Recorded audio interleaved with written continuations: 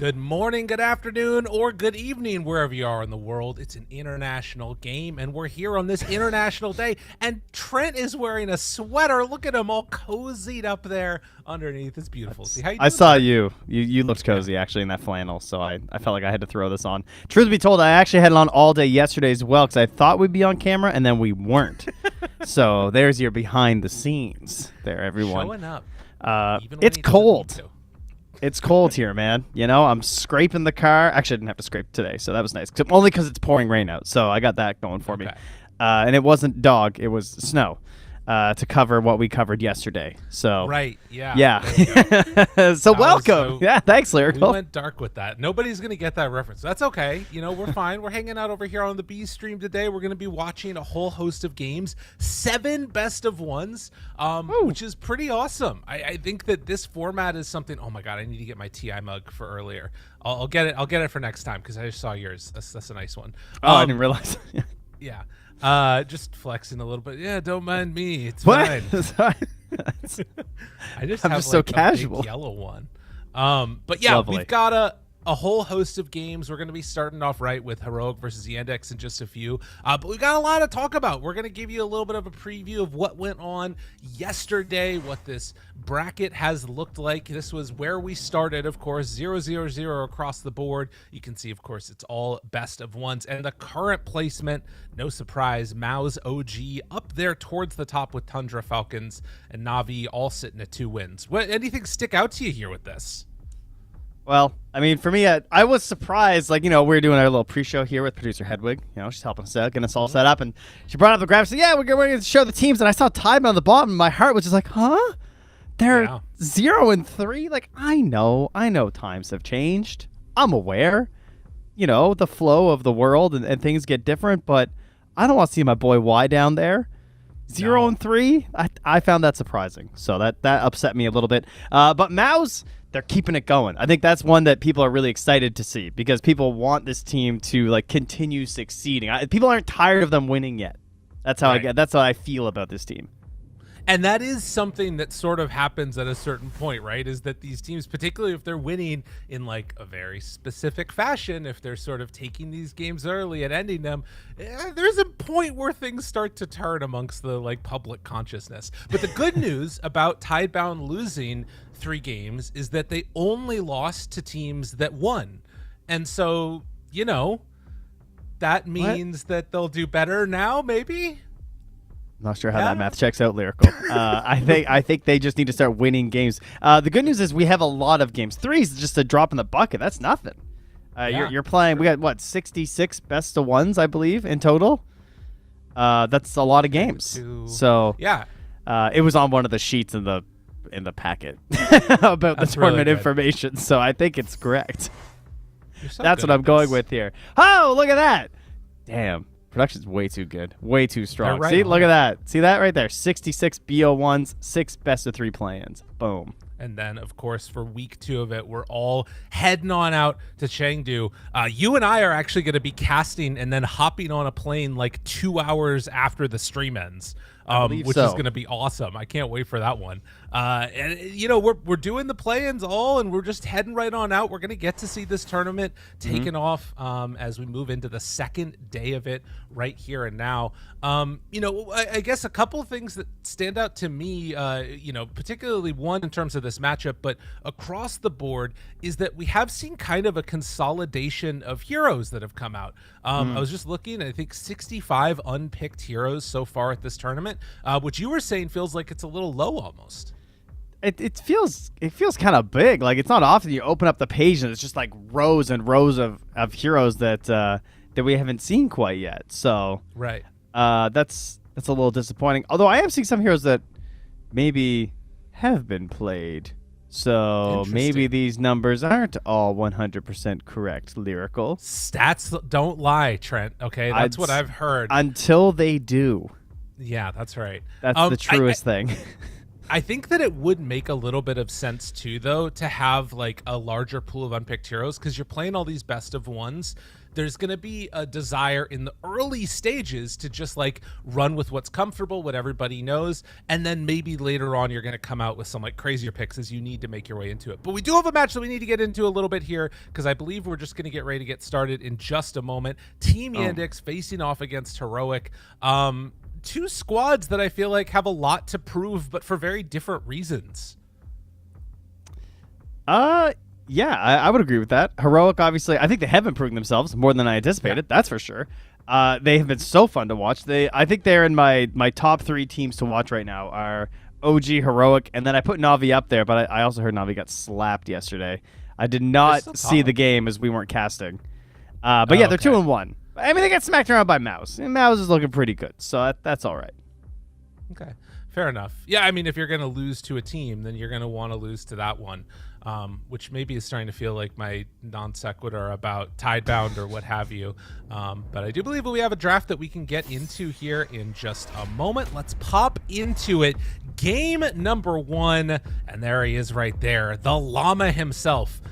You know, we talk a lot about our kids when you and I cast together, and the Llama Mrs. Mama books or Llama Red Pajama books, they're really good. Yeah, Llama Red Pajama is one of my favorites, actually. It's a goated book. Do you know? Okay, what's your favorite book, though? As if we can have a dad moment here. Yeah, what's your favorite book to read to the kids? I mean, Go Dog Go is pretty great.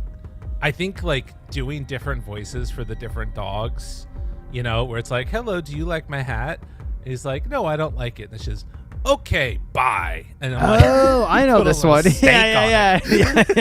Okay. Oh, yeah. I read this in the library before. We don't have this book. Really? Yeah, no, we don't have this one. But I've read it at the library before. That is sacrilege. Mine is Library Lion. I think that is one of my absolute favorites. If you've never read Library Lion, that's a 10 out of 10. Anyone, if you need a gift out there for Christmas, folks, just hit up Library Lion for the young children in your family. No. Can I tell you another gift that's amazing? Okay. I don't know if it goes to I don't know if it goes to Canada or not, but you can we get most things. Well, the reason is because you can sign up for Dolly Parton's Imagination Library. Oh no, she doesn't fuck with Canada.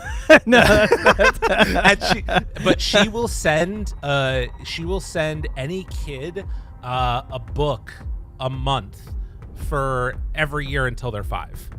That's pretty amazing. In the mail. Isn't that awesome? That's a great gift because, you know, then it's free. Yeah, exactly. But that's really, look what I signed you up for. And, you know, as we look at Schofield here, just makes you really think, shout outs to Dolly Parton as we get into this game number 1. Team Yandex facing off against Heroic. And what do we have if not 2 big bruisers right in front of us? Dragon Knight and Centaur. Love to see it. Yes, and, you know, there's only one rule about this Dragon Knight, of course, Lyrical. Oh, yeah. Tell him. Don't you put this thing mid. Don't you hurt me like that. You Stick put him in the safe lane. Before mid. That's right. I'd rather see Devi on this thing. That would be pretty hype. I do notice that Chen is still in, and so that is my main concern right now. Is I always like Chen DK. I feel like it's got a lot to do. The only downside of Chen DK is then if you get greedy and you go Chen mid, that I don't like as much. Because Chen mid. You go DK mid because then Chen is not a great support for ganking with DK Chen mid either. It's probably not great either, but. Oh man, this is what I mean. Like, if you're in a best of 1, you have like 2 options. One is play like the safest strat possible, never go high ground, try and buy as much time as possible, or you go the other route, which is like you do some super duper cheese thing, which we don't see that often. We did see Heroic make that move yesterday in the game that they ended up losing, but they got off to a great start against Nothing to Say on the mid, where they just bullied his Shadow Fiend. I'd love to see that from Heroic again. Yeah, that was a gross start. I would not be surprised if they did that again. Because why not, right? Give Whisper some help. I would like to see Whisper on some of his sneak heroes, but they've already banned out that mid Enigma, so that does make me a little upset. Can't have everything. No. Question here is, do you want to go for the Tusk? It's been a really popular hero. They obviously have great Tusk players in either Schofield or KJ. I'm sure are very capable at playing him even versus this slightly annoying hero in the Jakiro. But Tusk has just been ridiculous. He pairs up pretty nicely with the Dragon Knight. But then we start going to the other Schofield heroes, like that Clockwork, perhaps. Yeah, I would like to see the clock. Although I will say, the way that it felt cool to see the Tusk get played yesterday was when paired together with the Shadow Fiend. Those were some of the best Tusk moments that I felt like I saw, where you could, oh, they're doing it. Maybe they do Skywrath Clock. That's what they did yesterday. They did indeed, yeah. In their match, I think, against XG? Yeah, I think it was the same game. Yeah. And the Schofield playing the Clockwork. Sorry, Schofield playing this guy over the Clockwork, which was a surprise in a lot of ways.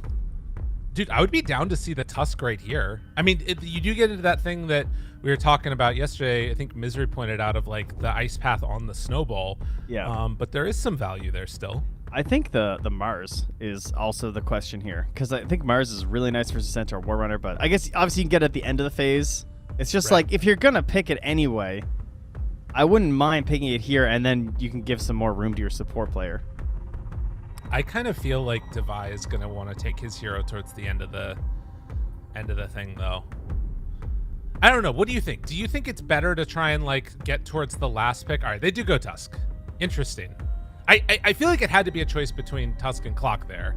Yeah, I think unless they're worried about Mars not getting back. I guess they shouldn't be, right? Because there's no way Yandex are going to take the Mars. It's very unlikely that. I don't think Chiro Jr. is going to play it mid. So if they really want it, they can grab it and they can adjust based on how good it looks. Yada yada yada. It just makes sense. There's a reason supports have to pick their heroes first, and I just need to live with that. There's like a little tinge of bitterness I hear. No, there is. Yeah. All pick forays. Yeah, no, it's all these games we've been playing lately, and every game, like, the timer's ticking down, and it's just like, well, I'm just going to slap a hero, and I pick some hero, and then my support just feels so bad. And it just, like, limits the pool that you can play in pubs happily. Like, you must pick a support hero that can clear camps and farm, or you will be upset, because you can't, like, counterpick with a good Venge game. Man, she's asset farming. I'm still salty about that, and that's why we won't see her here today. Just build a Battle Fury. It'll get you through it. True. Well, the Tusk does get taken, which has looked incredibly strong. It feels weaker against Jakiro than the Clockwork is, but when you get to that Blink Dagger, like that initial jump that you get is pretty solid. The unfortunate part is you can't snowball save from Batrider Lasso, so that is going to be annoying to deal with. That is correct, Amundo. Yes, that Lasso, Chronosphere, and Black Hole are the three spells you may not pull someone out of with a snowball, folks. So keep that in mind when you attempt your Tusk counterpicks. Well, they're not going to be counterpicking because they're supports, right? That's right. Good point. The Gyrocopter will get scooped up here. Maybe the number one, position one, it feels like these days, with Marcy being banned all the time. Otherwise, maybe she'd be up there. But Gyro, I mean, yesterday was Terrorblade. My goodness, we had Terrorblade in, I think, like 3 or 4 games. Right. Yeah, it was all over the place. I think that was because Gyro tended to get banned out. They're going to take the Whisper Quap here. Makes sense since they don't have the last pick counter pick overall. Does mean that, I mean, Mars Gyro is always that weird dynamic. It feels like it becomes a very central hero, right? With the big arena down to block the flak, but then your laning stage might be a little bit scary. I don't know. I kind of feel like that was a pretty good opportunity for a Mars. Yeah. Versus Stampede and versus Gyrocopter. I mean, they had some issues versus Jakiro. I'm honestly not even opposed to them giving this as a 3 DK. I know it's a little out there, but I think like 3 DK pick Morphling could be kind of cool here. But I'm sure we won't get that. I am imagining a future, though, where this Tusk blinks on top of the Gyro, Walrus Punch, and then, like, Sonic Wave, and maybe even, like, a refresher Sonic Wave again, and this Gyrocopter might just be dead. But, yeah, obviously they take the Mars out right away. It feels like that was a deliberate choice that Heroic took of saying, we find the Queen of Pain more important than the Mars. We'll see if it's the right decision or not as this game plays out. And it is a little bit sensible simply because they really want this to be a position 1 DK, presumably. And then Queen of Pain is just someone who you just can't counter mid.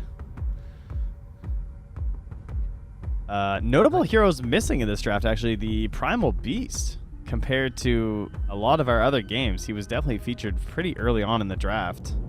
Right. But with the Queen of Pain, I mean, obviously there's some players who would just run it mid versus Queen, and maybe into Whisper you don't mind so much. Right. Well, that's also an interesting question is like, what do you think Heroic need out of their last offlaner since they're going to pick first? Like, Mars obviously mitigates damage, helps to deal with Centaur Stampede away. Are you looking for Killer? Are you looking for Aura bots? Are you looking for like another hero to scale that Devi can play? I kind of like the idea of just like Aura-y frontliner to pair alongside the DK. I think that looks pretty good. A little bit of initiation would be nice. Some like jump stun wouldn't hurt, because ideally I prefer when my DK doesn't have to buy blink. I think the less you rely on the blink dagger as the carry DK, the stronger he becomes. He can still function with blink, and sometimes you just have to get it. But I think the least, the less that you need it, the more powerful the hero becomes, because you just get an earlier Daedalus. So I'd like some jump. Are we seeing then just like a axe with a 30-minute blink dagger after like 4 Aura items? Is that what we're going to get out of Heroic here? I mean, it's either that or it's going to be like some Yuma Meepo or something. I mean, I noticed they did actually eventually try it yesterday. And I was thinking in my head, is there any way they're setting up for it here? But probably not, right? Looks pretty rough against like Jakiro. I always think of as one of the better heroes to deal with Meepo. I guess less so now with Mega Meepo. It's not as big of a deal. Yeah, I've kind of given up on finding what the counters is, because I feel like if people don't ban Meepo versus them, they just want to shove it in whenever they can. Yeah. Well, it's open if they want it, and an offlane DK like we talked about. You know who else is open? It's Huskar. Speaking of heroes that were banned all day yesterday. Ooh. I think we might, if it gets let through in some of these games, I think we might end up seeing some of these like offlane Huskar nuisances. But they're going to keep it simple with the offlane Tide. Interesting. Well, Axe was available. So the decision for the Tidehunter, I guess it's a harder answer for the Stampede than you would get out of an Axe, because you can like deaden the water and keep somebody there. Yeah, and you can't get lassoed and comboed down very easily. Right. With like Kraken, and I think just overall it's a really solid pick. Boom has been showing the power of this hero. He has been the Tide guy, and I think everyone's looking at it and being like, yeah, I think Tide might just be good. It does feel a little bit bad not being able to like buy a Crimson, but that is right. It is open. Yeah. You called it. Yeah, that's a surprise. That hero has been banned first phase. I want to say in like 6, maybe all of our games yesterday, I think he was banned. Jeez. Okay, how good of a Huskar game is it? I mean, every game is a good Huskar game. This hero is one of the most broken heroes in Dota right now, which is why he's banned so much. This cauterized facet. So I was actually I was casting a game. I was doing like a pro game replay thing, and I had my chatters there, and they're all watching. And someone in my chat said, how come why isn't Huskar broken? Because and they were like, why is this cauterized thing? Doesn't it just make him broken or something? Because we're watching the Huskar game. This was before he started being picked and banned every game. And I actually said the words, well, the reason why he's not broken is that the cooldown is so long. If the cooldown was lower, the hero would be insanely broken. Well, it turns out the tooltip doesn't actually show it, but the cooldown does get down lower. As you level up, it just changes. And I was like, I actually said the words, if it went down to like 20 seconds, yeah, that would be broken, because it says 40 or something in the early game. Right. Yeah, it does go down to 20 seconds. They've since updated the tooltip now to show that it does actually go down to 20 seconds. And yeah, it's really broken. It's crazy.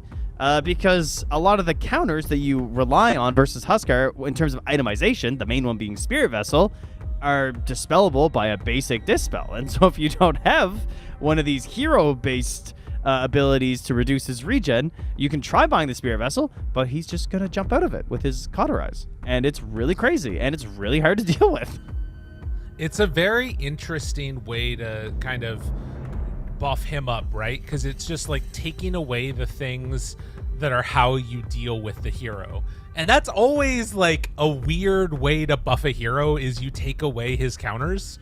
I don't even know if it's necessarily considered buffing it. Oh my god, Maladich is a level 1 hunter. Do you see that? What the hell is that? I'm even a higher level hunter.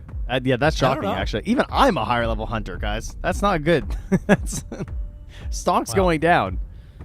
regardless, we're getting into this game number 1 of a best of 1, first game of the day. Heroic facing off against Yandex. And like you talked about, the hero that at the end of the draft has now been the thing that we're going to look at for the rest of the game, Huskar. He's in. All right, well, I figured out why Melody's not playing more games. It's because his match MVPs is currently at 420, so he must be playing on an all. You know, he doesn't want it to go up. Sense. Yeah, because he's like, man, if I play one more game, you know that's going up because I'm MVP every game. Right. That's probably Absolutely. what he's thinking. That's how I think, too. You know? Yeah. That's how I think on my Phoenix, too. We are hearing a lot of big voices being used in the spam of the chat wheel, and Devi is using a lot of little emotes over there. Not sure what all is going on.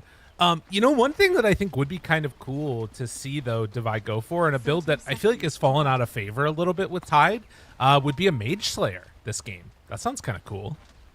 Yeah. Yeah, it definitely has a lot of value here, actually.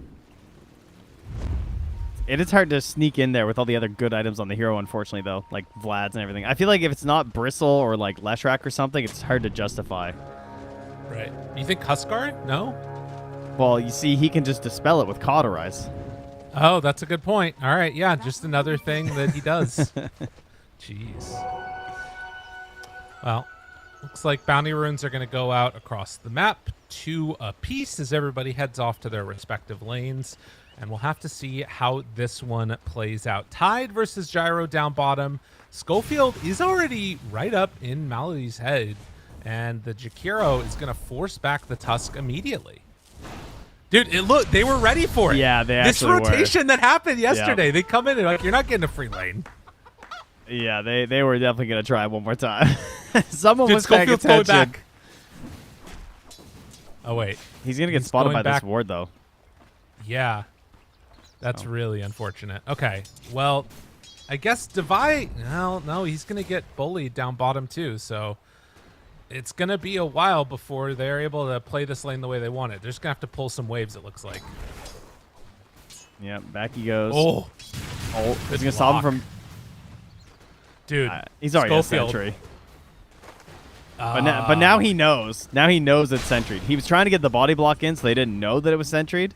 But now Melody's going to be like, hey, that didn't spawn. Yeah, and he finds it. Big brain Melody. That was crazy. That was such an awesome body block in that tree line to stop that. Very cool. Smart brain Melody.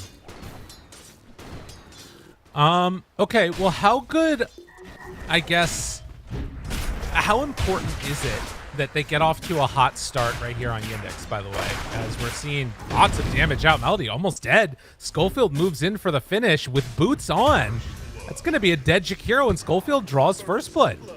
Okay, just raw? That's kind of crazy. Not one you see too often. You know, he traded with the Tide a little bit and then didn't think that Schofield would be able to finish him off. And now he's even going to body block the... Oh, no. Yes? Yeah. Oh, my God. He's such a gamer. Yeah, he's going to body block the camp. Oh, he's so good. Wow, big kill. Really good.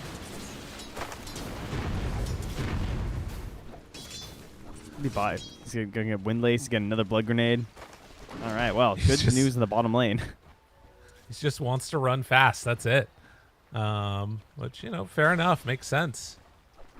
So, for obvious reasons, the Queen of Pain Dagger, not great versus Huskar for a number of reasons. You know, slowly taking his HP down, does kind of nothing. Has the Dispel in case he needs it, so you obviously are not going to be going Dagger in any lane versus a Huskar, so Whisper is going to be building up these screams. But the good news is, of course, that does aid your rotations. You know, you got some pretty big moves. He also had this ward placed down way earlier to keep an eye on the potential helpers, maybe, for this Huskar, Okay. and it does make it easier to do these pulls, but of course, you do know when the creeps are going to be there anyway. Dude, there is some shenanigans going on over here on the bottom lane.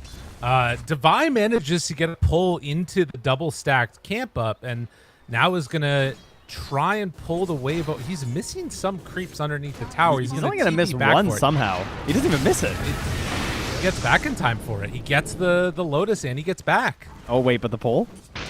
This is a mess down here. It's really weird. Gyro killing the wave under tower actually kind of screwed things up a little bit for Heroic here. And now he's under tower, but does manage to get a couple of denies here and there. Still, a strange couple of minutes with Devi getting some pressure on him here. Whisper is doing great, though, I would say. Like, I would not be upset about this at all. If my Queen of Pain has 10 last hits and full HP in this situation. This is fantastic. Field taking some more hits underneath tower there. They do manage to get one deny onto it. But yeah, I mean, sure, they're doing what they need to do. Whisper level 4. Again, she has a lot of heroes too that can rotate as the game gets a little bit later on here. Yeah, I'm curious to see how they make use of this KJ Skywrath Mage this time, though, as they do put a little harass onto Yuma. But they don't have the best setup. Like, the two supports will have to roam together. So it's right. all on Schofield, because presumably Yuma's going to be farming for a long time. Yuma even thinking about going straight for a Mjolnir, which is pretty gangster here. He does have the Frost Dragon, which makes a lot of sense. Obviously, very viable build, and there's a Huskar. Nice little dodge away there from the Stomp, but isn't going to be able to stop the damage onto Saksa. So Devi is going to take a beating for this, but they are starting to make some more moves, and you know he's getting something. He doesn't have a TP right now, so he's going to try and go for a deny, and he gets it off Devi Llama. Wait, how? I that was don't know. 4 That was HP. cool. That was so sick. How much Kraken? Like, he's got a point in Kraken Shell. I didn't even know you could deny yourself to these guys with Kraken Shell. Goodness. Well, wow. I mean, yeah, things going very well for Heroic right now. And you can see KJ is actually hanging out down bottom, waiting for Devi to respawn, and they're going to make a go of Watson. I think because of the extended respawn timer, it's going to be hard to get this kill, but maybe Watson plays a little bit too far forward. Yeah, I think KJ is still hidden. Oh, yeah, and he goes for it. Snowball there onto Melody. He's going to die, and now the turn onto Gyrocopter. Schofield realizing he's going to die if he sticks around. Watson maybe just a little bit too big. The gush is there. Can they whittle him down bit by bit? Does still have a rocket barrage, and Watson trying to make something happen, but he's going to be forced underneath tower. They can't get the kill, and is going to force out the south. That was wise of them to go for the Jakiro because of the afterburner. Like, if they tried to turn on to Watson, he had 81 bonus movement speed. Like, there was just no way you're going to catch him at this point in the game. So, just focusing on the Jakiro was definitely the play.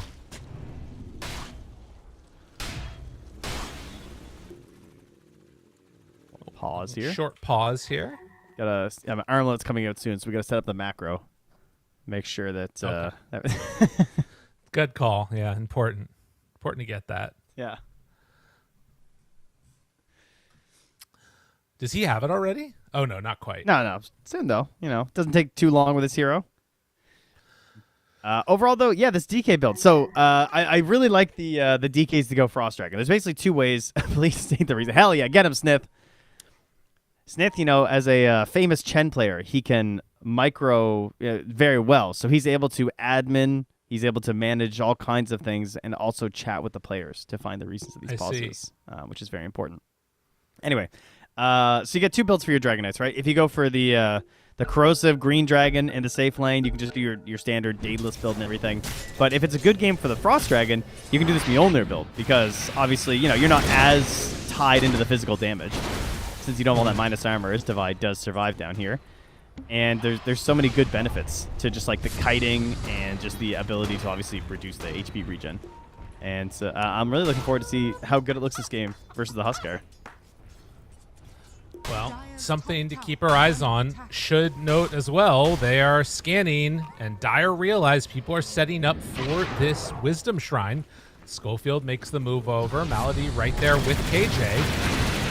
If he snowballs, he's going to lose it, though. That's the one dangerous part about this. KJ does go down. Can they do anything else here? Snowball in, they're losing it, but they come back out. As they plane around the rocket barrage, it looks like they're going to be able to finish both of them off. Schofield does die, but Whisper gets the double kill. So coming in to clean up there. Yeah, I mean, Well you done. win that if the queen doesn't rotate, but why wouldn't she? Like, Yeah. you know what I mean? I guess they were hoping that you could just win it fast enough that there wouldn't be a quick enough response from Whisper. It wouldn't end up being worth it. Because, I mean, that is a terrifying gyrocopter, right? He's got 3 points in Rocket Barrage. Maybe he was hoping he'd get into the ulti in time, but it didn't happen. Right.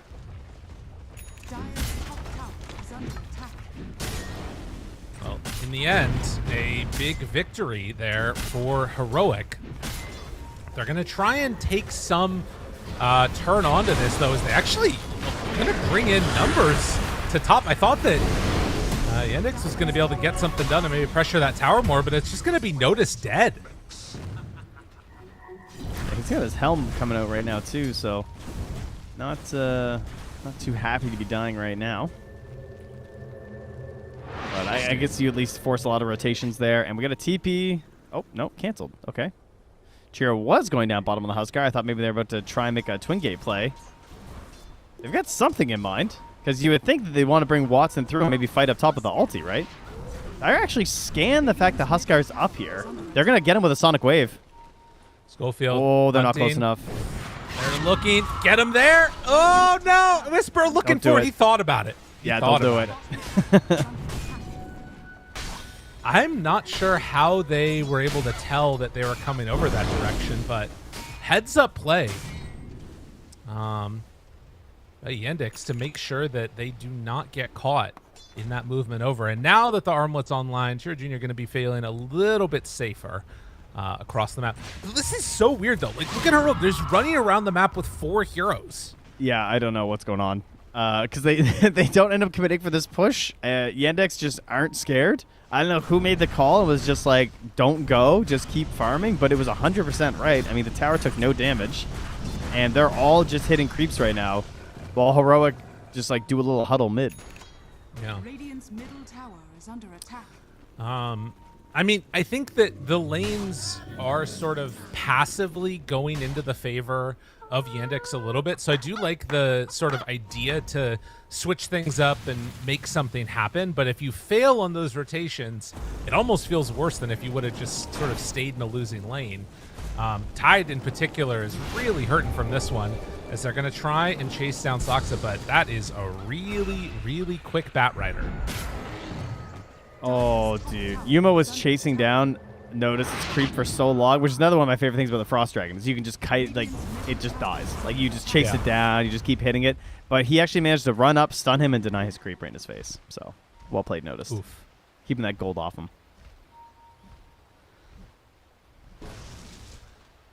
Well, Huskar getting ready to do Huskar things here. Whisper does have a shield rune bottled, so can play around a little bit more aggressively if they want to. And in the meantime, trying to get Tidehunter to a point where he can feel survivable in this game, which honestly is going to be kind of tough for him. I think that, you know, the mixture of like Huskar and, you know, even just a Stampede, getting those other heroes in, maxing magic damage, it's going to be a problem for Devi this game. Yeah, he's not a hero that likes to be at the bottom of the board. Tide is a hero that really wants to have that big net worth lead. He wants to be like up near the top, just holding a lane for himself for a long time, but that is one of the issues with the gyrocopter. I mean, they knew it coming into it, that heavy magic damage can give you a rough time. Kraken Shell not going to help you too much. I think, I mean, it's obviously an extremely good pipe game for the Dire. That is some good news. But I'm trying to think, like, they don't really have an answer for this Huskar outside of Sonic Wave. That's like their only play. Yeah. No, it's true. And it leaves you sort of feeling pretty bad, I think, on Heroic when you're playing with like Ravage, Sonic Wave. We haven't seen either of them get used at 12 minutes. Like, no towers have been really pressured in a substantial way. I guess mid a little bit, but like, yeah, I don't know. If I was Heroic, I'd be feeling kind of rough about the way this game has gone so far. You just have to make sure that Yuma's able to get his Frost Dragon on there, I guess. So we'll see if he can get that. He's going to take it away from Whisper there. That Arcane Rune would have been so nice. Dire structures are fortified. Okay. Radiant Yeah, 12 minutes in, still no Sonic Wave, right? Dire's Yeah. top tower is under attack. So in terms of the Maelstrom DK with this Frost Dragon style, like how hard does it carry, or what should we be looking to see from it as this game goes later? I'd say it's basically the same as your Daedalus version. It's a little less single targety, obviously, in terms of just like that raw big crits that you're gonna hit right away. But he does farm up faster, which is nice. The problem is you have to go for it with the because it's just not as impactful, obviously, if you don't have all the minus armor. So this version just works better, I think, with the Frost Dragon. It won't be that big punchy style, but the hero is still ridiculous. It's still lots of damage in the fights, and obviously the main goal is just we're going to be watching to see how he's able to impact the Huskar. Okay. Because we want to just remove him from the fight right away, make him uncomfortable so that he doesn't get to play, and then the gyrocopter gets exposed. That's what we're looking for, I guess, right? Okay. I can dig that. A jump maybe onto Natus, it looks like. Or they're just going to go for his creep. Oh, getting him away. But they will manage to kill off his creep. It's the type of ganks we're seeing in 2025, Trent. Look out, world. Yeah, we're getting those health creeps. Smoke Up, Saksa, Cheer Jr. running together, trying to make a play for the Wisdom Rune. Yuma here in ulti form, and they're going to look to chase this down. Just be careful with movement. Oh, the Ice Path connection! Lasso dead. 4 heroes suddenly there. Schofield, block off the way. Get it. You can get it. No, Saksa can just jump on in. And just like that, Schofield is going to fall, and not going to be a chance for a Wisdom Rune. Although maybe you can get there. KJ's on his way. He's not going to get there in time. They're not. Although, actually, Saksa doesn't have much mana. A dream? Neither does KJ, though. Oh! Get him! Get him! He got him! And KJ gets it. Jeez. What a savior. He got down to the dregs of his mana on that. It's like, I heard mangoes. I heard everything being used there for KJ to pump those out. Whisper. Don't do that. Just doing silly stuff. All right, well, Yuma just got exploded. That was really bad. Cheer Jr. has finished up the Sange, is working into the BKB, so trying to offset a little bit of those issues that are going to come from this Frost DK with the Sange. I'd love to see the Ags this game. Obviously, very, very strong. I think that's the way that Huskar can scale so nicely into the later parts of the game, especially when you have a big hard carry like a gyro. Like, you just get the Ags, and you're just like such a nuisance. This is a nice kill for them, though, and what they were hoping to get, I'm sure. Whisper takes that kill, an important one, because they are down 4,000 net worth right now. Yeah, and that's while holding Ravage too, so. Easy. Natus, after getting Blade Mail and Helm, is just completed a Blink Dagger. He is incredibly farmed on this Centaur. Yeah, once Sox has the Blink Dagger too, they are going to be just picking everybody off on this map. And you're going to have the confidence in the backup of the Stampede. You're going to start roaming around. They've got the damage too. I mean, between Stoked and Centaur and a Jakiro, I think they'll still be able to bring down most of these heroes, even Yuma, because I just don't think he'll be that tanky by the time they have all this burst damage. So we're going to have to be watching for Schofield to be helping him out here. But they've got some really good wards down here, scouting exactly where Schofield's running at the moment. Sox is still going to go. Stampede. Stampede is pretty good. Snowball not going to save him for now, but does pull Yuma in. And actually, with the Ravage turnaround, it's enough. Just at the end of that lasso. Nice. Wow. He kind of followed along next to the lasso, so when it ended, he's just mashing it and is able to scoop him inside. And yeah, exactly. Divide being there to back him up was big. Interesting. That was a really greedy play considering they had that ward. Yeah. Like, they saw the fact that the snowball was going to be there, that Tusk would be able to back him up. They see him running in the river above, and they're just like, it's going to work. And you can see the instant it ends, he scooped in the snowball. And they get the D ward here now, KJ, finding it. Interesting. Yeah, I mean, these little, like, kind of half-measure plays are finding a way for Heroic to make some moves. Because, like, you can't really, on the side of Heroic, make a jump at this point without a misplay from Yandex, right? Like, it doesn't really happen, I don't think. No. And we might just see another one here in a moment, depending upon what Natus does. Natus jumps in, spots one. Now Schofield could think about chasing, but decides not to as the rest of the squad shows up. Schofield is there. Snowball save for the moment, but it likely just means that both of these supports are going to die. KJ backing out. Soxa goes for the harder kill to find in Schofield.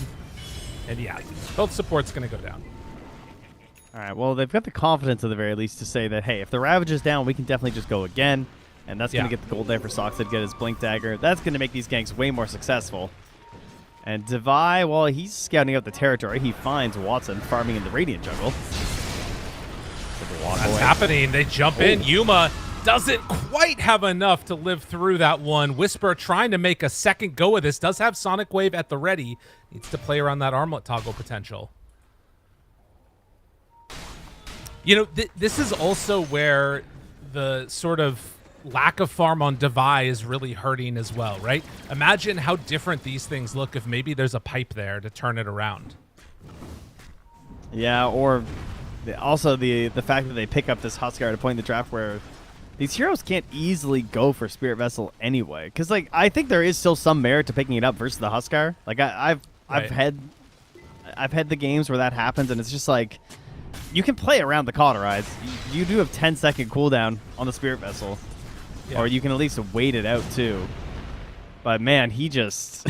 I mean, it's really frustrating. His health just shoots back up to the point where this damage from the Sonic Wave just isn't enough to cover it. 530 pure damage does not cover the HP boost and healing that he gets from this Berserker's Blood and Cauterize facet.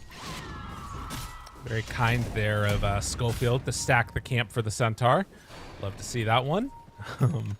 We are also seeing the Mjolnir completed on DK and one component, actually a second component about to be completed of the BKB, which feels like a window here. Maybe around like Quap and DK's BKB with pipe being done for Devi.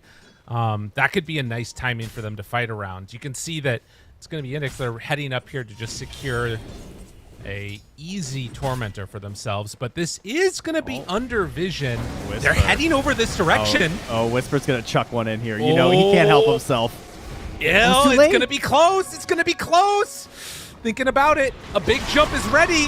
Sonic Wave already out. They didn't connect onto the Gyrocopter, but Chira Jr. in some trouble. Will they have enough damage? Yes. 2 down, not bad, and Watson actually still in range here.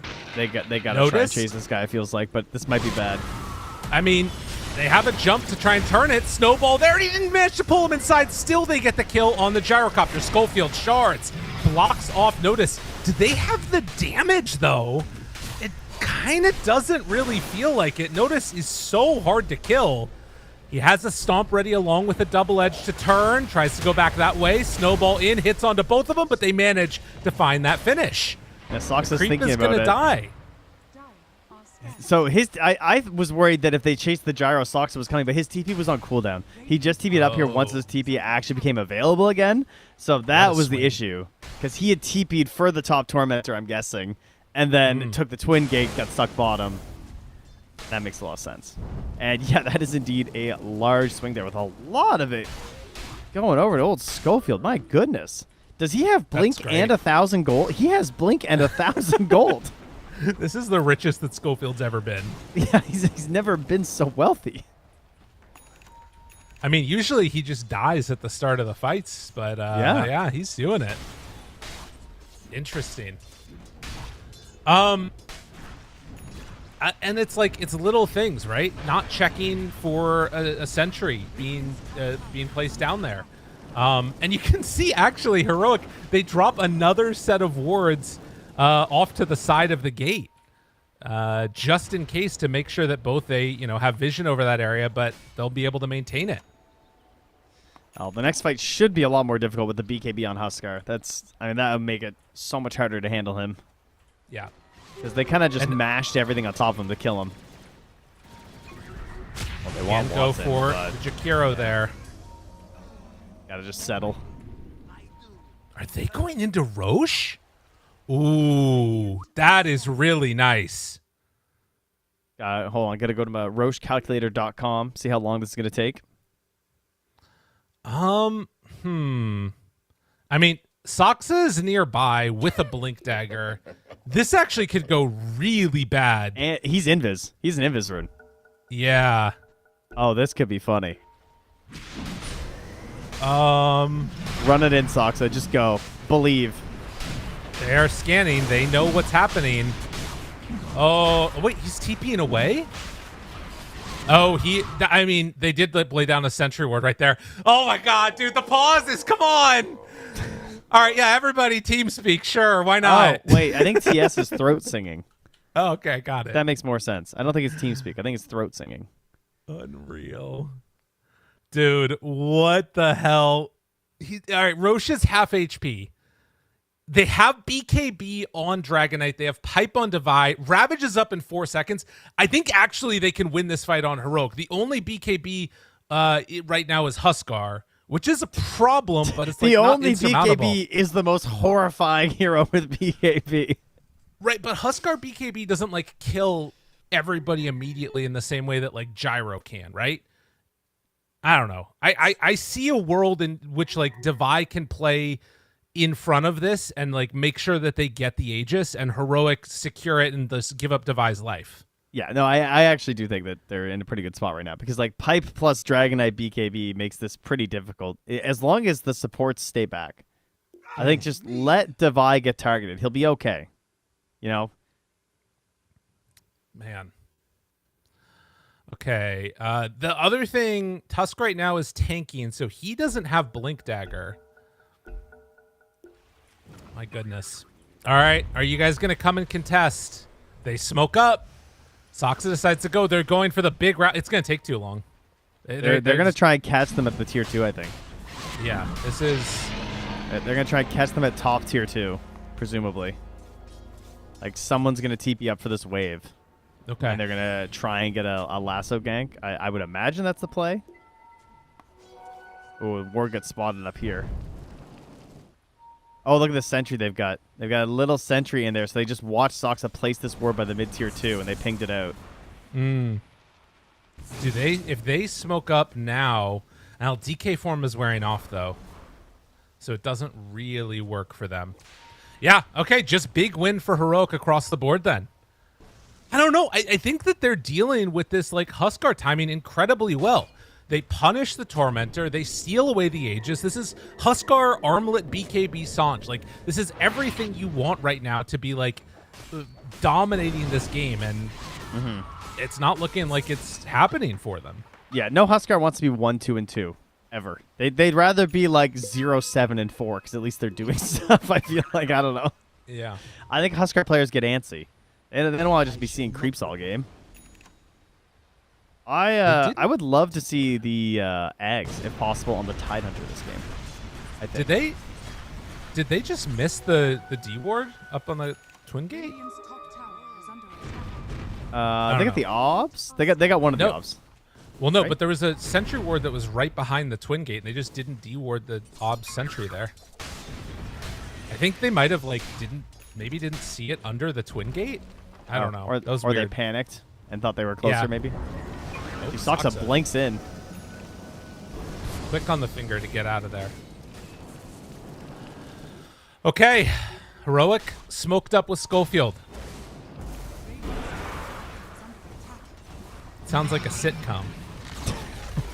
Radiant's top tower is falling. Jump, punch, sonic wave, done. Radiant's Courier, dead. And the rest of the team is Dude, just what? running away. Look at this. They're owning. Oh, we love a carry DK. Put it right into my veins every game. I'm not tired of this hero yet. Because you know why? He doesn't annoy me. He's like Juggernaut. Because okay, let me be clear. Actually, DK is a little more annoying because it is slightly harder to play around DK because he doesn't really have that many flaws. You know, Juggernaut has flaws, which is why, as pointed out on the subreddit, nobody cares that he's a high win rate because, like, you know, there's counterplay. Dragon Knight might just be a little kind of broken. I think the thing about DK is that it's like it is one of the most honest heroes in Dota. The only thing that's like slightly dishonest is when you see him played like mid in the breathe fire like damage reduction. Oh my god, Saksa dead again? Nah, he's gonna get out of there. I think currently his most dishonest thing is splash attack on his ulti. I think that the numbers are a little high. It creates this like hyper farmer situation that we've got. But that's just like about his greatness. It's not about like making it annoying for other people, right? Like that's to me the thing that sucks about a dishonest hero is when it like it's like a tinker, right? Where you just can't do anything. Yeah. Like you can't do anything against DK, but like you kind of see it coming, and he's more like a giant boulder going down a hill than he is somebody stopping you from moving forward. Another one. More throat singing, please. Oh, Door? Oh, food must have arrived. That's good. What do you, Doors, what'd you get to is eat, door a Devi? valid pause reason?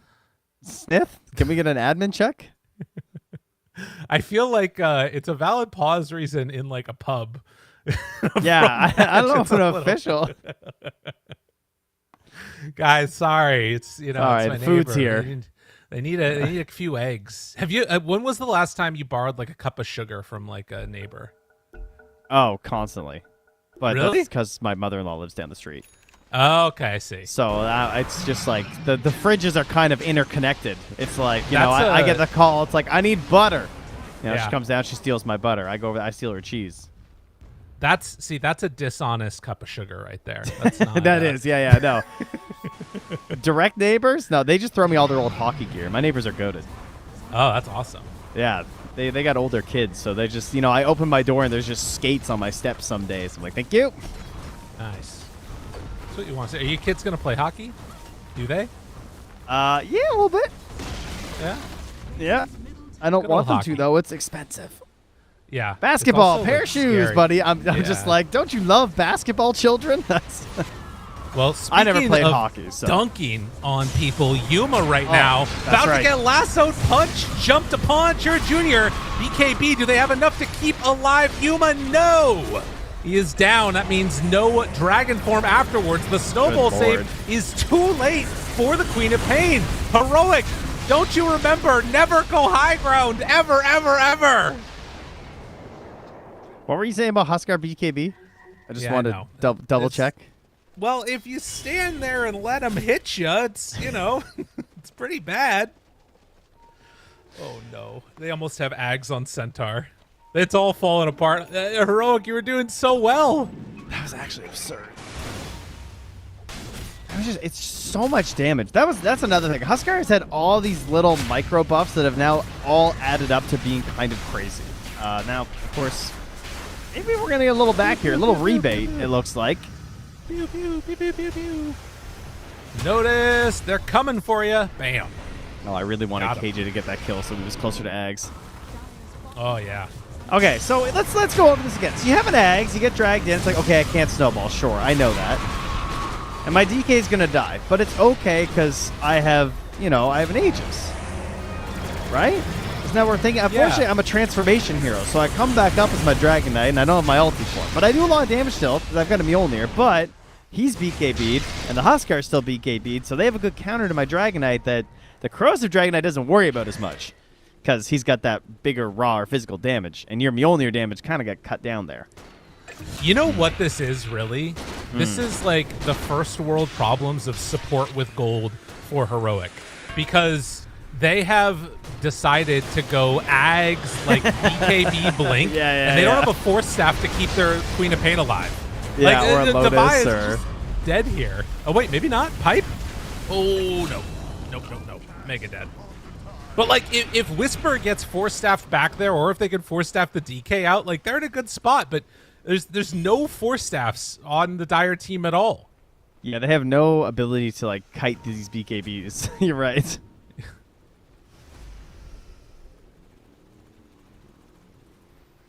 All right, well, maybe things will be a little bit easier when it's not the 9 seconders. Oh, KJ, don't die, buddy. I want to see your Ags. He's thinking about it. I feel like KJ is the type of guy that like is gonna just drop a Mystic Flare and try and run away for no reason. You know, he wants to get into the opponent's head.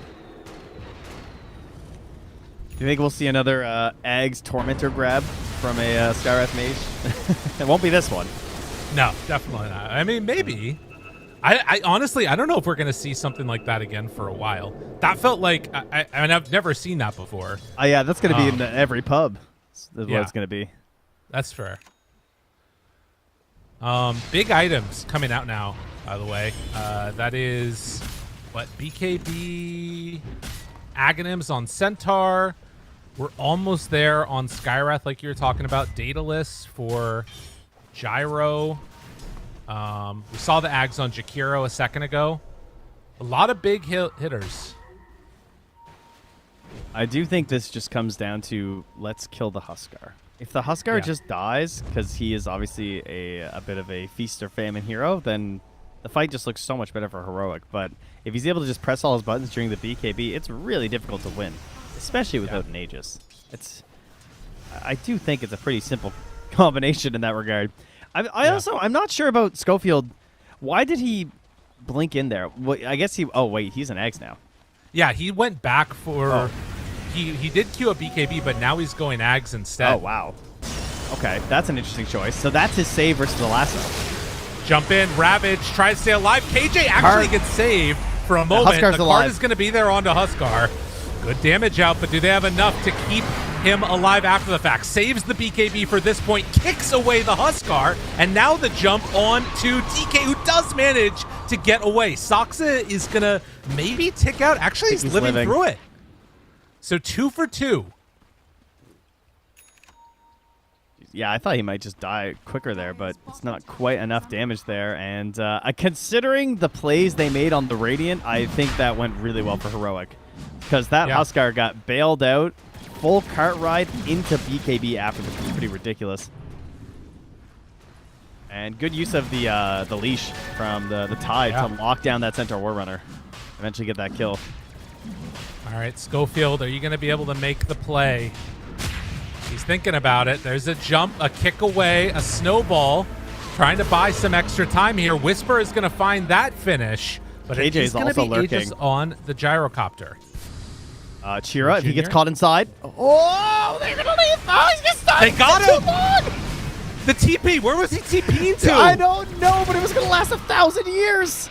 And now they're just getting picked off one by one. They kick Watson back into the rest of the team. He's BKB'd at like no HP, so he's not going to have a BKB for afterwards. Yuma is going to die to Watson, but they will manage to burn through the Aegis. Unreal moment. He must have been TPing to the tier 2 down bottom alongside someone else. That was it was so long. It was such a long TP. I guess he felt like, all right, my gyrocopter is going to get caught, so I need to get out of this position, but get to the rest of the team. But then he just gets like caught in an even worse position. Yeah. Let's see this replay. Also, Yuma took 3,700 damage from gyrocopter there.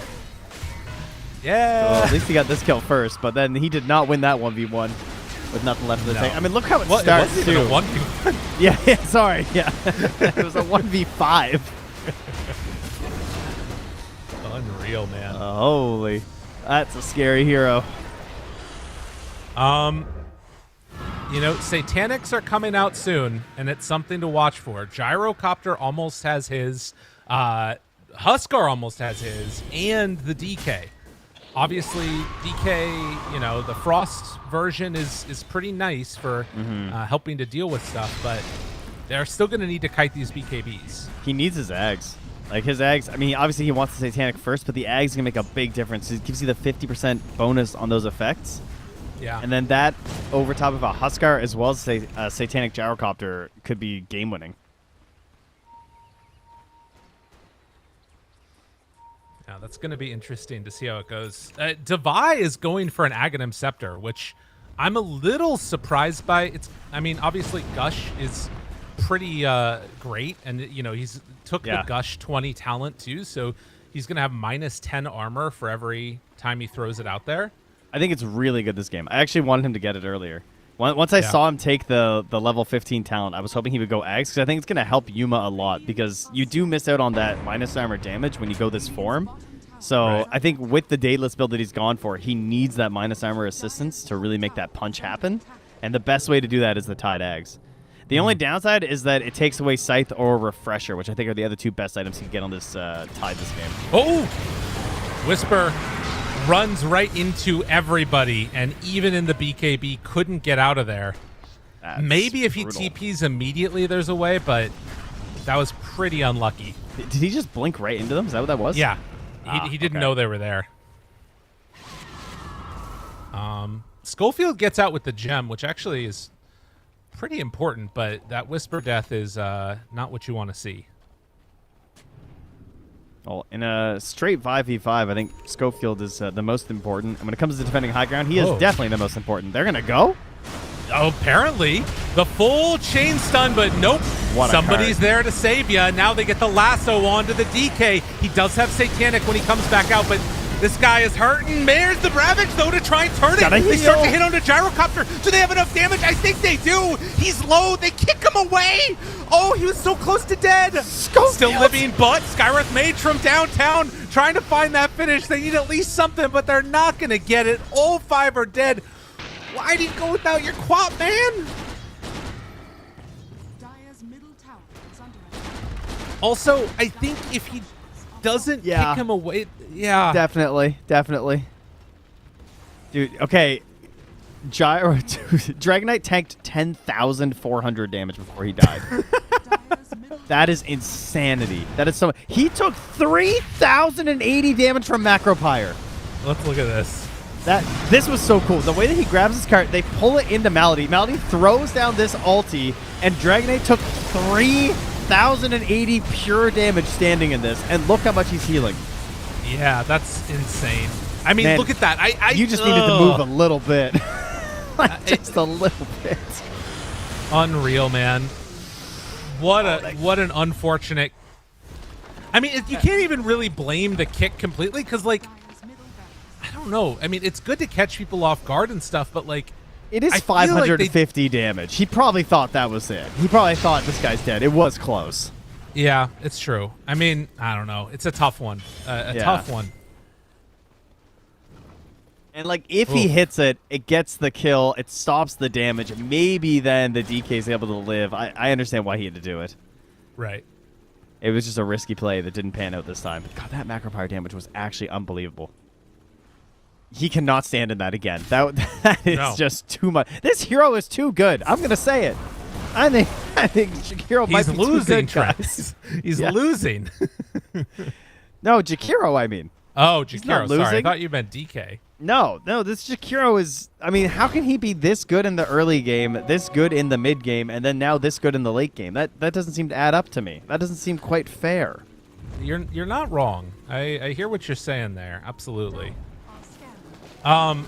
Another issue that we're seeing is this 17k Nice. gold lead as Tusk is about to get brought down is an issue, because now we've turned into a gyrocopter with butterfly. Yuma's queued up the rapier after Moonshard, but oh man, he's got really bad neutrals too on the Dragon Knight. Oh, did he? Are scanning. Oh. Yeah. I mean, he got gun... I mean, he can just upgrade his gunpowder, which I assume he has to. Oh, Right. wait, actually, the monocle might be good. Honestly, I think he takes monocle. Yeah. Monocle's good. Okay. Because you could see it. The reason why, when we rewatched that fight, he couldn't leave the Macropyre and still hit his target. Fair. So that little bit might help. Devi hurting. Has to regen now. But Watson, very hard to kill. DK form back up in 6 seconds. Can they chase these guys down here? Devi does have Blink Dagger at the ready. Jump in. Ravage connects. Gone. Whoa. Watson didn't stand a chance. They didn't get there in time for the save. But now Gyrocopter might be able to try for a cleanup. Can he survive against Yuma? Yuma standing in the Macropyre. Does not appear to care. They don't have a Satanic for the Huskar. So Yuma actually is going to live for a very long time. But Notice. Good jump in from Noticed. But still, a big win as they manage to... Is he going to get him too? Oh, my God. If he got Whisper there as well, that would have been insane. But they get the full set of racks. I think he saved them massively by killing that DK, though. Because then they just run down and get a full lane. I don't even know if they're not going to get a lane now. Yeah. I mean, I think they could have gotten a lane or at least forced a bad buyback here. But I don't think they can without the DK. What did Watch this Gyro's gyrocopter. Gone. It's all magic. Yeah, absolutely all gone. Just total magic damage burst down with this gyrocopter, courtesy of the Skywrath Mage and the Queen of Pain. You know what's crazy? She didn't even get hit by a sonic wave. That is interesting. 3 screams from the eggs. I mean, the screams were earlier, I guess. So it was really, in that moment, it was just Mystic Flare and Ravage. Right. Schofield finding Saksa, kicking him over towards the direction of Whisper, who will find him now and manage to bring down the Batrider. So, again, this is the thing that's like that jump mid to try and kill the Huskar. Part of the reason I felt like so bad about it is because I didn't feel like they needed it necessarily in that moment, right? Like they're fighting really well against Yandex in these moments when it's like a straight on fight, and they keep on finding these pickoffs. I mean, again, though, they didn't get a Rax after all that. True. Stampede away. Don't decide to go anymore. Oh, Schofield, big item purchase. He does not go for the BKB. He skips right past it. He's got the full scythe now as they head to the Roche pit. Wow. And this is not going to roar because they didn't get the last one. They're coming, though. Won't be able to get there in time. Full Aegis Refresher Cheese. Okay, but the Dire have no buybacks. Yeah. Yeah, they're all bought out for this. I mean, they're hitting an incredibly strong timing, though, right? Like, and Yuma is about to get Moonshard, too, which he can eat and keep his boots. Really interesting he didn't go for the axe. Yeah, that's... Man, he is just all in, huh? Yeah. What's his attack range in this form? Okay, it's pretty big, actually. He's got 750 attack range. Yeah, okay. Okay. How does this play out now? We're 42 minutes in. Yuma is incredibly farmed. Doesn't have an MKB to deal with Watson. But with how quickly he's attacking, maybe it doesn't matter. It basically, it comes down to Natus. Like, Natus is going to have to be throwing the Lotus on Watson to help deal with the scythes a little bit. But, I mean, obviously, Schofield's not going to care if he gets scythed. And then it's just about him getting the jump cart. Right. I think that's all it comes down to, is Natus is just going to have to clutch up. Also, have to be worried about this jump from Tusk, right? You know, the snowball, kick, punch, hex. I mean, it's all going to come into play. Chances are Sox is just going to find Schofield before it all fight. It happens and he'll just die. If the rest of the game's been any indication. That's fair. That has tended to be what's happened. Oh, they're going to go for Tormentor instead of trying to go high ground, which I think is, again, the right move. Like, they have a lot of room to grow. They still have buybacks that they need to farm into on these heroes. Like, the buyback status across the board is pretty limited. Dire have 2 of them. Radiant only have 1.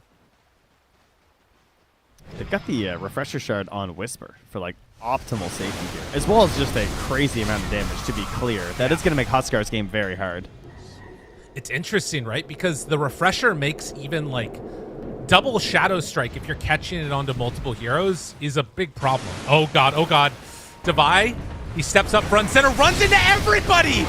He's going to get taunted, but now the damage starts going on to Chira Jr. How much damage do they have? Sonic Wave, second salvo. Yuma down low. He does have that Aegis still, but won't have a Refresher for another form. They're in trouble. They're in a lot of trouble. Whisper needs to get the hell out of here, and Yuma is already going to die. Oh, no. That taunt, dude. That Huskar taunt. They have no answer to bail out their Tide. And they don't have buybacks right now either. So they can just run down the top lane, and I think this should be mega creeps. I mean, maybe they're anticipating that they have buybacks, so they're going to play it a little bit safer. Whisper needs to get up there and start shoving out these waves, like, immediately. Let's see. He's 1,000 gold away from having buyback. Oh, wait, but they got buyback on Tide. Okay, those bounty runes got it to him. All right, then get the hell out. Yeah. just live. Oh, he was almost in life break range. I know. Dude, Whisper, do you really need to hit that camp, brother? Please. Always. Always. My core players. All right, I think they're actually okay now. It's still 50 with no DK, but they're going to have Ravage this time. And I think that you're going to be playing it safe a little bit on Radiant. I mean, the only hero they don't have buyback on, I guess, is Centaur. Yeah, and you got to be worried about Tusk shenanigans, too. That's true, yeah. We've got a nice one here. Yeah. We're going the distance. You think so? I do, actually. I mean, I don't know. Maybe it obviously could fall apart, but Uh-oh. we're at least going to get a good fight. Schofield, the channeling is not worth your life. Get out of there, buddy. They stampede to try and get down there quicker, but Schofield is going to get caught. All right, space, I guess. I don't know. You really want to get the top half of that map.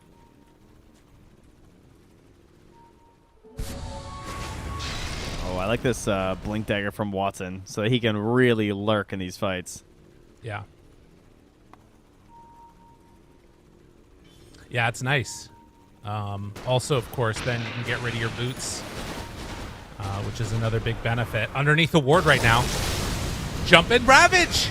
Weirdly early, but still it's going to end up being enough. Watson starting to die, but look at it. The BKB Satanic with the butterfly. Yuma in no man's land. Does he have enough damage? No. No, he does not. Why do you keep taking these fights like this, man? You don't even have buyback. Oh, my God. And now Skyrim the Mage is dead. I don't know what's going on anymore, Trent. Shira Jr., well, he's going to have another life break soon. The snowball pulls him in a little bit deeper now, and, well, we'll have a kickback in a moment if they want it. They get the life break onto the Skywrath Mage, but it's a silent. Schofield cheeses up to try and survive. Now, wait, he killed him! Oh my God, he died! The Pyrrhic Cloak, he killed himself. Genius. But will it matter, Lyrical? No, it's not going to matter. I mean, I guess that they're just feeling like the later and later this goes, they have to make some type of a big play, but I mean, again, so close to enough. If Schofield is there for a punch, that gyrocopter is dead, you know? Punch kick, he's gone. Yeah. And, like, you know, you're dealing with, like, trying to find this play versus the cart save, versus the Huskar taunts, versus macro pyres and ice paths coming into cover, so he saw a moment, he went for it, and unfortunately, then it just was not the winning moment that Divide was hoping for. Oh, Yandex comes away with the victory, 48 minutes in, and a banger of a match. I think a really nasty last pick Huskar that set the tone for what the rest of this game was going to be about. And even though he didn't dominate early, even though he didn't like sort of, you know, have the same type of central performance that we've seen at times from these Huskars, he created enough problems that Heroic couldn't execute their strategy. And that is why Huskar's crazy these days, because he doesn't need to dominate the game anymore and still be a relevant hero. That's what's so frightening about him. And a lot of that is the changes to BKB, obviously, which has been done for a long time. But so many of these fights you're seeing, he's BKB'd and his opponent can be BKB'd, but the magical damage of a Huskar is just so overwhelming that 60% resistance doesn't really matter. Yeah. No, it's crazy. Oh, man, what a way to wake up in the morning. Yeah, that'll get the blood pumping. I do feel for Heroic there on that high ground attempt where they kind of wiped. Yeah. That was pretty brutal. They definitely got outperformed there in terms of the positioning and the attempts for how they wanted to put this DK forward and then save him. It did not pan out the way they'd hoped. It was a very heroic game in a lot of ways, right? It's this team that's going to go balls to the wall and like try all this crazy stuff, and then, you know, sometimes it works, sometimes it doesn't. And I think for Yandex, they took really good advantage, played like a very safe Dota in a lot of ways, and ended up being able to run away with it. Trent, that's our first game of the day. You ready for more? I sure am. We should have a break and then maybe do some more. What do you think? That sounds like a great idea, everybody. We'll be back in a few for our second series of the day. Stay tuned. We'll see you in a bit.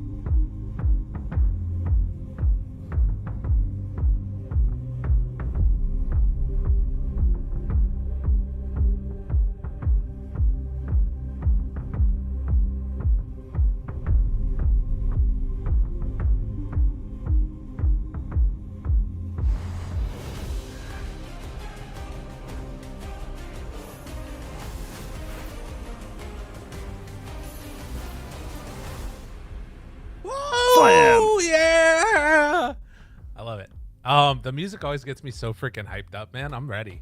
I'm loving it. This is what we came for. How you feeling, right. Trent? I'm feeling great. I do want to let you guys know behind the scenes here, the cheats are turned off for the lobby. Oh, good. Took a look there. It says cheats no. You know, So- we do the in-houses over on my stream on Thursdays and Fridays. And there's been a couple of times where I left cheats on. And nobody noticed, which was great. Oh, but that's good. You know, I always made me think like you just do like dash gold, and suddenly you know you're in good position. You could have spawned a Roche on them. That would have been sick. I would have Yeah, liked that. just drop it in the mid lane. Now that Maybe would I be should interesting. Do that for one. That would Yeah, be an we should interesting way to we do should it. experiment with some balance patches. What was that mode that we held the tournament for, where like people could just randomly drop stuff all over the map? You know what I'm talking about? I mean, there was one you could Elimination? purchase. Yeah, for like some of the Elimination mode. Midas modes. I think it was a Midas Or- mode 3. They could like make stuff appear. No, there. I think Ti had like a elimination mode. Oh, or something. Yeah, what was that called? I think it was elimination. I have mode. the Anyways, we have a t-shirt. draft which we can get into now, everybody. As we are already into it, our second game of the day, and it is going to be Execration versus Tidebound. I mean, it wasn't elimination mode. That was where we had picked the bands. It was something. It had a different name, Okay. but I forget what it was called. Oh, mutation mode. That's what it was. Mutation mode. That's it. Nicely done. I knew it sounded similar. Yeah. Good work. So current status, we looked at the standings from all of this group stage earlier, and we did see the Tidebound was on the bottom. Execration, they were one game away from joining them there at 0 wins, but they did manage to take one game earlier off of, who was it? I'm just looking real quickly. Was that? I mean, we watched one of their games. With, Tearlaments. yeah, that makes sense. Yeah. Yeah. Which is the other Chinese team. So Execration, 1 win. We'll see if they can continue that success. They didn't look bad in the games that we watched from them yesterday, if I remember correctly. Yeah, they played versus OG, and it was fairly crazy. That was with the Palos Terrorblade and Bob on his Yeah. Void Spirit, and the game ended up going. It was, to be honest, it was mostly a sloppy game from OG. I think would be fair to say. Right. But then Yopaj turned up on the Ember and cleaned up that game. It's weird how that happens. Yeah, that was Yeah. that moment Again where and like, again. the Terrorblade almost like ended the game, and then Yopaj somehow managed to kill him like through BKB with the whole rest of his team dead. That was such an insane play. Well, we do have a different draft available for everybody now.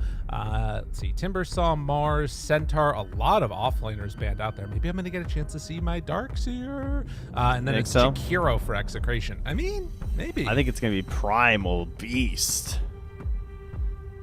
I could see that. I think Primal Beast, and then they use their one ban, or they pick Shadow Demon. Oh, I didn't mean right now. I meant like later in the draft. No, there's no way we're seeing Darkseer in an early phase. This is Oh gonna no, be no, like I understood. Yes. yeah, I gotcha. But no, I think MOUZ a really good primal, but they're going to skip over it. They want that DK instead, so fair enough. Instant Chen Band into Slardar, so hey, they still get Primal Beast here, which is great. Yeah. Or at least have an option for it. Do you think if they it's good with DK? Primal? Yeah. Yeah, I think it's fantastic with DK. I think it gives you that initiation that you want. Unfortunately, there's so many other high-value heroes that I think they're going to get greedy and want to take it later. Aha, okay, so this is how we're setting up. We're going to take the Shadow Demon. All right, this is the play. So we're going to get a Primal Beast, but we're going to steal the Shadow Demon so that they can't pick it. Otherwise, Primal Beast is unplayable. You've given up the Tusk, though, is the one downside. So they could, like, Tusk Gyro if they wanted to, would be an option here for Execration. I mean, we did see that. Oh my God, they have a bow and arrow behind them. Did you see that? I did not. Maybe Look that's in a his sign. hand. They did pick a Wind Do you see Ranger. it? Look at that. Oh, yeah, they Oh my do. God, they're gonna do a Wind Ranger. Look at, they have a bow and arrow. It's meant to be. They picked it yesterday for Shanks, I think, right? If I That sounds recall correctly. And he played the Wind Ranger, but he built that Meteor Hammer first, and it was, Oh God. yeah, that you know, was really rough. but it's Gyro Tusk. Shocking. Yeah. I know, guys. Makes I've seen some sense. Dota games before. Not bad. But- not bad. Now Primal. I mean, Primal's still okay, I think. But Oh. Bristleback, another good hero. And they are going to take the Wind Ranger away for the My Meteor God, Hammer. what They're is like, happening? Oh, shucks. They got it from us, guys. What now? All right, interesting. I didn't know Tidebound were into this hero, but I guess they are also, not doing so great. So maybe that's what they have in common. The Bristleback is an interesting one. I feel like you are losing like a lot of control and taking full advantage of that now with the Storm Spirit. You do have like DK Wind Ranger that can kind of pair together to control the storm maybe a little bit, but if he ever gets like a Lincoln's, it's over. Yeah, they're gonna have to really layer their disables here and work pretty hard to lock him down. But ignoring the Storm Spirit is also an option depending on just how strong your own lineup is in terms of like your pressure in this early game. Yeah. But man, yeah. I mean, the more I look at Execration's lineup, I'm just like, oh, that's a lot of heroes I like. And they have a lot of options for where they could go with this. They could go back for their offlane Viper that we've seen from Execration. This would actually be kind of a hype game for it. It would if they hadn't just banned it. Oh no! All right, well that explains that. Yeah. I mean, Well, you're Primal. I think that's the other one you got to take out then. But for Execration, let them just play the Primal Beast. Well, I'm saying I think Tidebound needed to take it out there. I'd be more worried about a Primal right now. Yeah, no, I agree. I see what you're saying. I mean, they can't really play it on Execration though because you have Shadow Demon. That is the power of Shadow Demon. Ah, I see. Okay. Unplayable. I know you mostly know, but chatters and viewers, Right. if you are ulted as Primal Beast, you cannot onslaught, which is brutal. So you can't move. You just get stuck and locked down. And then of course you are a single target save versus pulverize. So Shadow Demon just completely shuts down that hero. So hear me out. Okay. What about if you're mainly just using it for the Ags and you have two heroes to break that are already great for it? Is there any way you could think about still fitting it in? Couldn't you just find a break somewhere else I don't instead know. of having to buy an Aghanims on a Primal Beast? Maybe.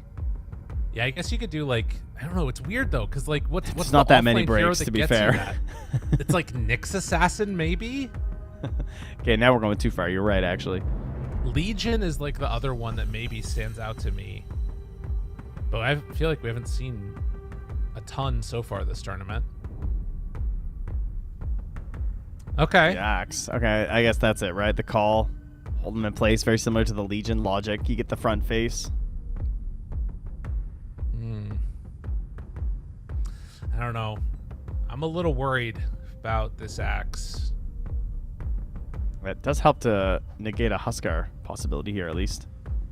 But also, like, I mean, I guess axe is different in that, like, you have a hero that, like, wants to sort...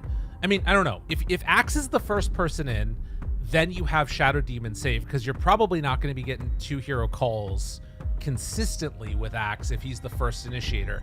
If he's the second initiator, that means your Storm Spirit's going in first, and then you, like, probably need BKB to survive Storm being the first person into the fight. I'm not sure. I guess this is just the power of Shadow Demon, like you're talking about. Yeah. And what are they going to pick for a 1 year? TA? Okay, so... I was going to say Dusa, and then I was just like, I don't know. They don't really play that much Dusa lately. They haven't been rocking it. I'd lost my faith. Should have just been convicted. Should have just believed in the power. I mean, this was the hero they used in Dream League. They played some Dusa there when they won Division 2. So I don't know if you want to be convicted, Trent, but or at least the so. I should. Yeah, I'm sure there's something. Should have followed my conviction. Yeah, I mean, there's obviously the issue of, get a little bit of health, right? The pro players don't actually just die to dunk as Dusa guys, Right. just so you know. He'll be okay. Sure enough.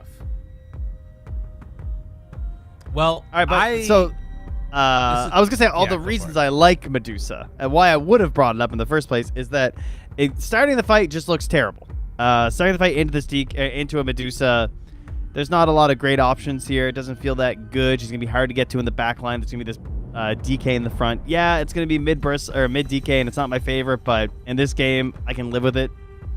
And then the bristleback is going to be there too. So the bodies are mega annoying for Tidebound. The downside for Medusa is that I don't really see how Tidebound does anything in the first 20 minutes of this game other than farm. Because I don't believe in DK, Shadow Demon, Wind Ranger making moves across this map.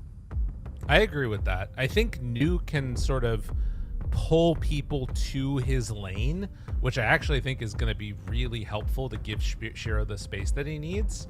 But I agree with you that I guess my thing is, like, do Execration have the lineup to make moves to kill them in that time and, like, punish the fact that Tidebound can't make moves? You get what I mean there?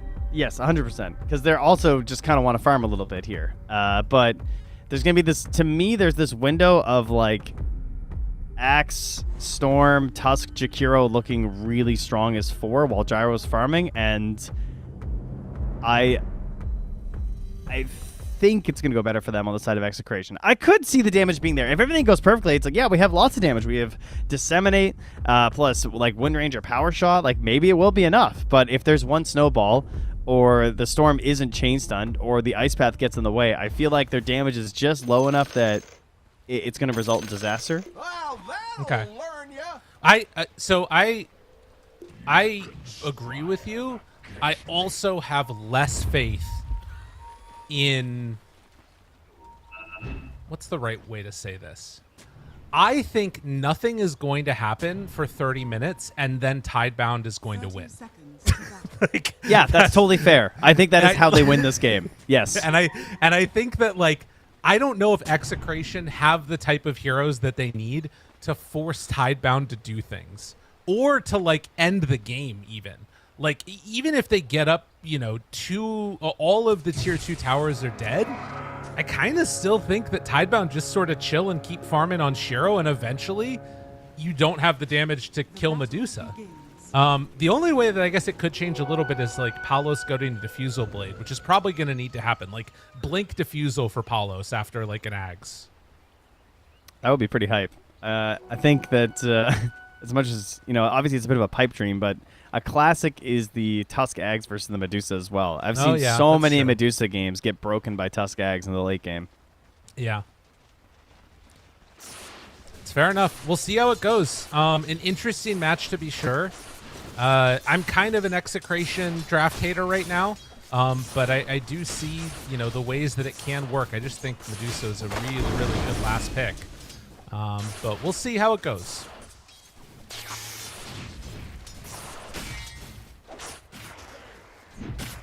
Oh, why? Taking a beating up top here from Shanks, and assuming we're just going to see the normal shenanigans trying to pull, but guess what? Y has a play he can do. Sure does. Took that level 1 disruption, already used it to harass a little bit. Yeah. And, yeah, Bane and Shadow Demon, the 2 heroes that say no. Oh, no. Radiant's courier. That is not what that's you a- want to see. Bit of a bristle classic, isn't it? That's true. Can they keep this out from under the tower? Yeah, they're going to be able to. Planet is going to take a few hits along the way, though. Yikes. That's an expensive hold on the wave there. Yeah. CML's going to get the pull, too. Oh, no. All right, well, maybe Execration are just the greatest. Maybe that's all we need. I'm choosing to believe in Execration. I think as long as they don't do the 30 minutes nothing, then I think this game goes well for them. Okay. But I that can dig it. that comes down to the fact that generally the team that has to do less has a better time in Dota. Isn't that Tidebound, though? Yes. They have to do nothing. Okay, I see. Yes, I see. no, exactly. That's what I'm saying. That's why Okay. I can see there's a reason why Tidebound might win this game. Yeah. But I think with just You have like more faith a in little bit of Execration. effort, I'm believing in Execration right now. Okay, I can dig it. Like, I just need them to apply themselves a little bit. You sound like my middle school teacher right now. That's how I feel watching a lot of Execration games. Yeah.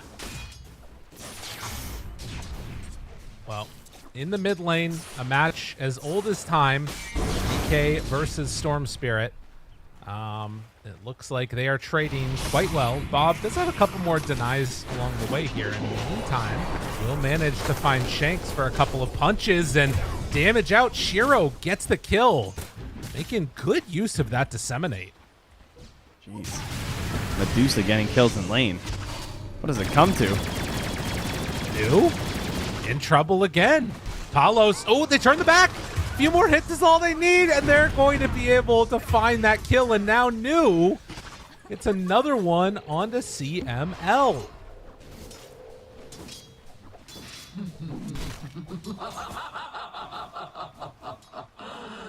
Oh, the Falcon Blade's already coming out for the Medusa as well. Such a ridiculous item on this hero. You see the replay. I mean, it's a lot of damage out from Palos, but as that rocket barrage wears out, there just wasn't enough left in the tank, and managed to take down the Jakiro. It is a secondary strikes gyrocopter as well, so a little bit weaker in this laning stage, even with the 2 points in the rocket barrage. But it does mean that his rotation is ideally just going to be like very impactful when he goes to this Medusa's lane, presumably at like level 6 or 7. I would think that is the plan here, as Shanks is desperate to make a play, but he is just spending a lot of... Oh, no. Bid, they're looking for Bob. Oh, does he hit this? 3... power shot. Ooh. Radiant's middle tower is under attack. They brought multiple heroes bottom to try and punish the Bristle, and they're not going to end up getting him. As Echoes runs into the Jakiro, they're going to block off. This DK is just going to TP out and no snowball. Nice. Spotted the levels. Yeah, good quick read on that one. And then Planet sneaks in behind and grabs their bounty rune from them. So has a little laugh there. They're mangoing up. They're going to try and get Planet here. There's 3 of them and 1 wind run. Very easy to get that one done. And Tino in the top side wasn't going to be under that much pressure from Y. So he is out of there perfectly fine. I mean, they're definitely on Execration already trying to sort of run around and make some moves and try and find some punish where they can, because, I mean, Axe is not having a good time up top. Tino is really struggling here, and in fact, he's going to get caught again. Doesn't manage to get grasped by the Gorgon, but still punished and pushed back by Shiro. I hate getting grasped by the Gorgon. Yeah, exactly. It's one of my least favorite things to happen. Ooh, instant D-ward there by Planet. That one hurts. Thanks for the gold there, friend. I feel like you're not a Medusa player. Is that a fair statement? No, I would never, ever. Okay. Just 0% chance. I kind of like playing Medusa every now and then, particularly recently. The Gorgon Grasp has been fun to get. I don't think I've ever played a game of Medusa. Apparently, I've played 2 and I won 2. Maybe I should play more Medusa. There you go. It's a good hero. Is under attack.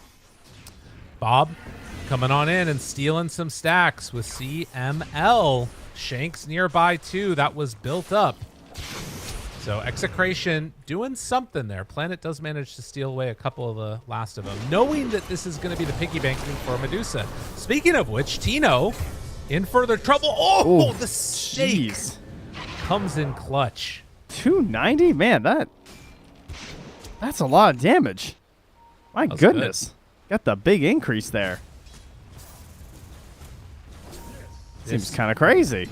Movement down bottom is fully scouted by that ward in the river that was over there. And so New is playing this very safe, not looking to get caught. Is already stepping over to come and contest this, building up stacks of the Quill Spray. Oh, big Get power the power shot out. Can they get him out in time? And, well, they turn their back, start to hit. New still in trouble. They're going to bring in more. Bob wants to get away from this as Echoes has showed up to boot. They managed to get the kill onto Bob. The power shot coming from Planet. Oh, nice. Good snipe. And they will show up with CML. Planet starting to die, has a stick, but it's going to be enough to take down that Wind Ranger. And they also did get the shrine onto Palos and all that chaos, so pretty good. Yeah. Mainly, of course, going to be hurting those supports. Although, with the way that the lanes went, it's actually not that huge of an XP difference.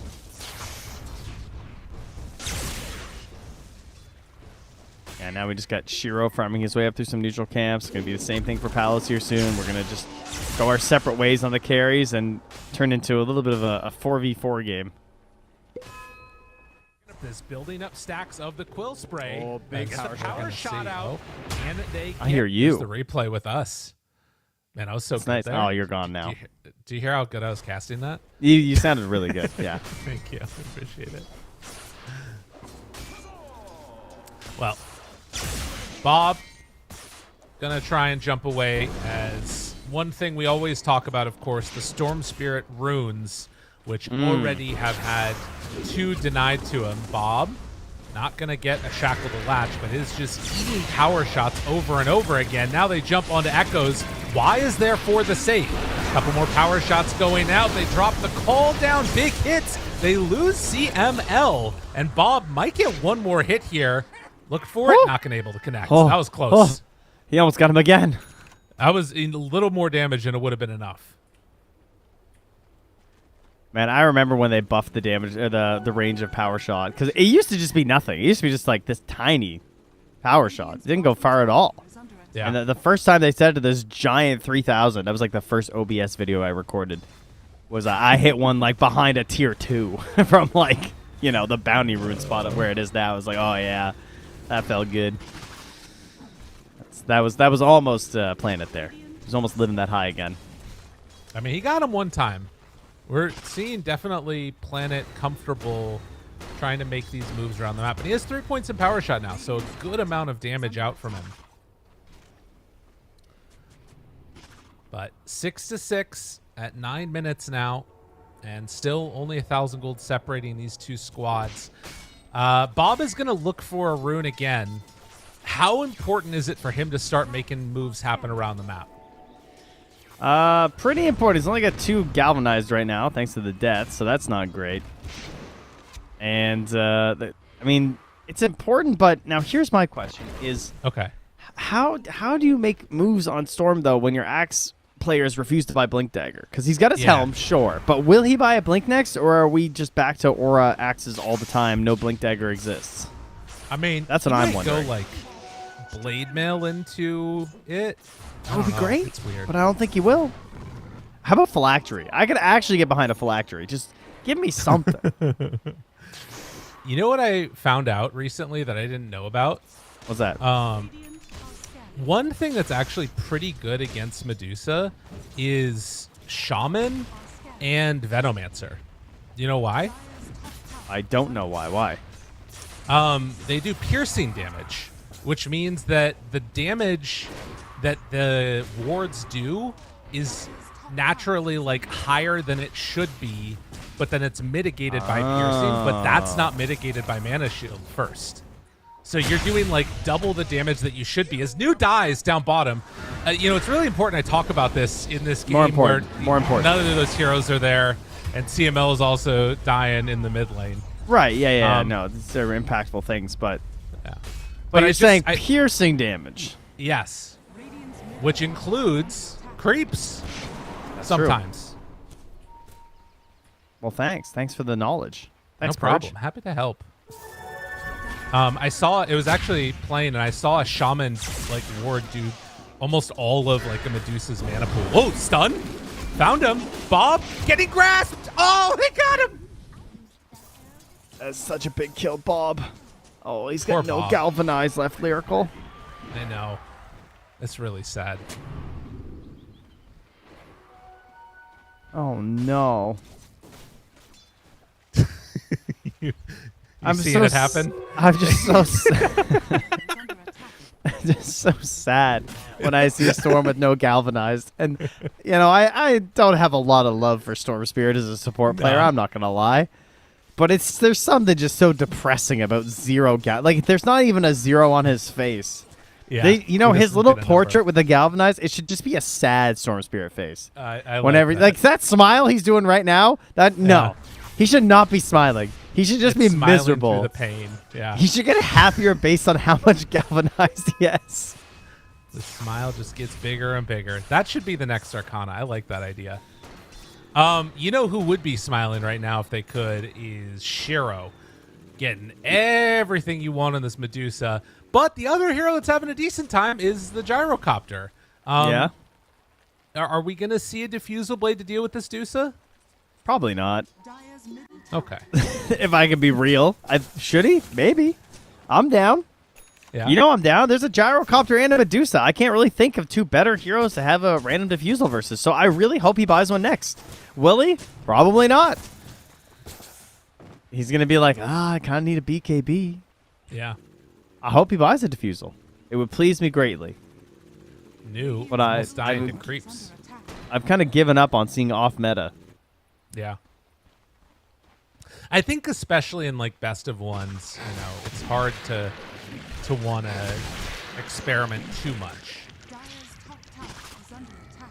Tino running in with his creep up on the top side and having the Jakiro nearby will get some good damage in, take down the tower. It's going to come at the cost of his life, though, as they manage to find a Shackle Planet making the moves. Man, I tell you, this Wind Ranger is looking very good.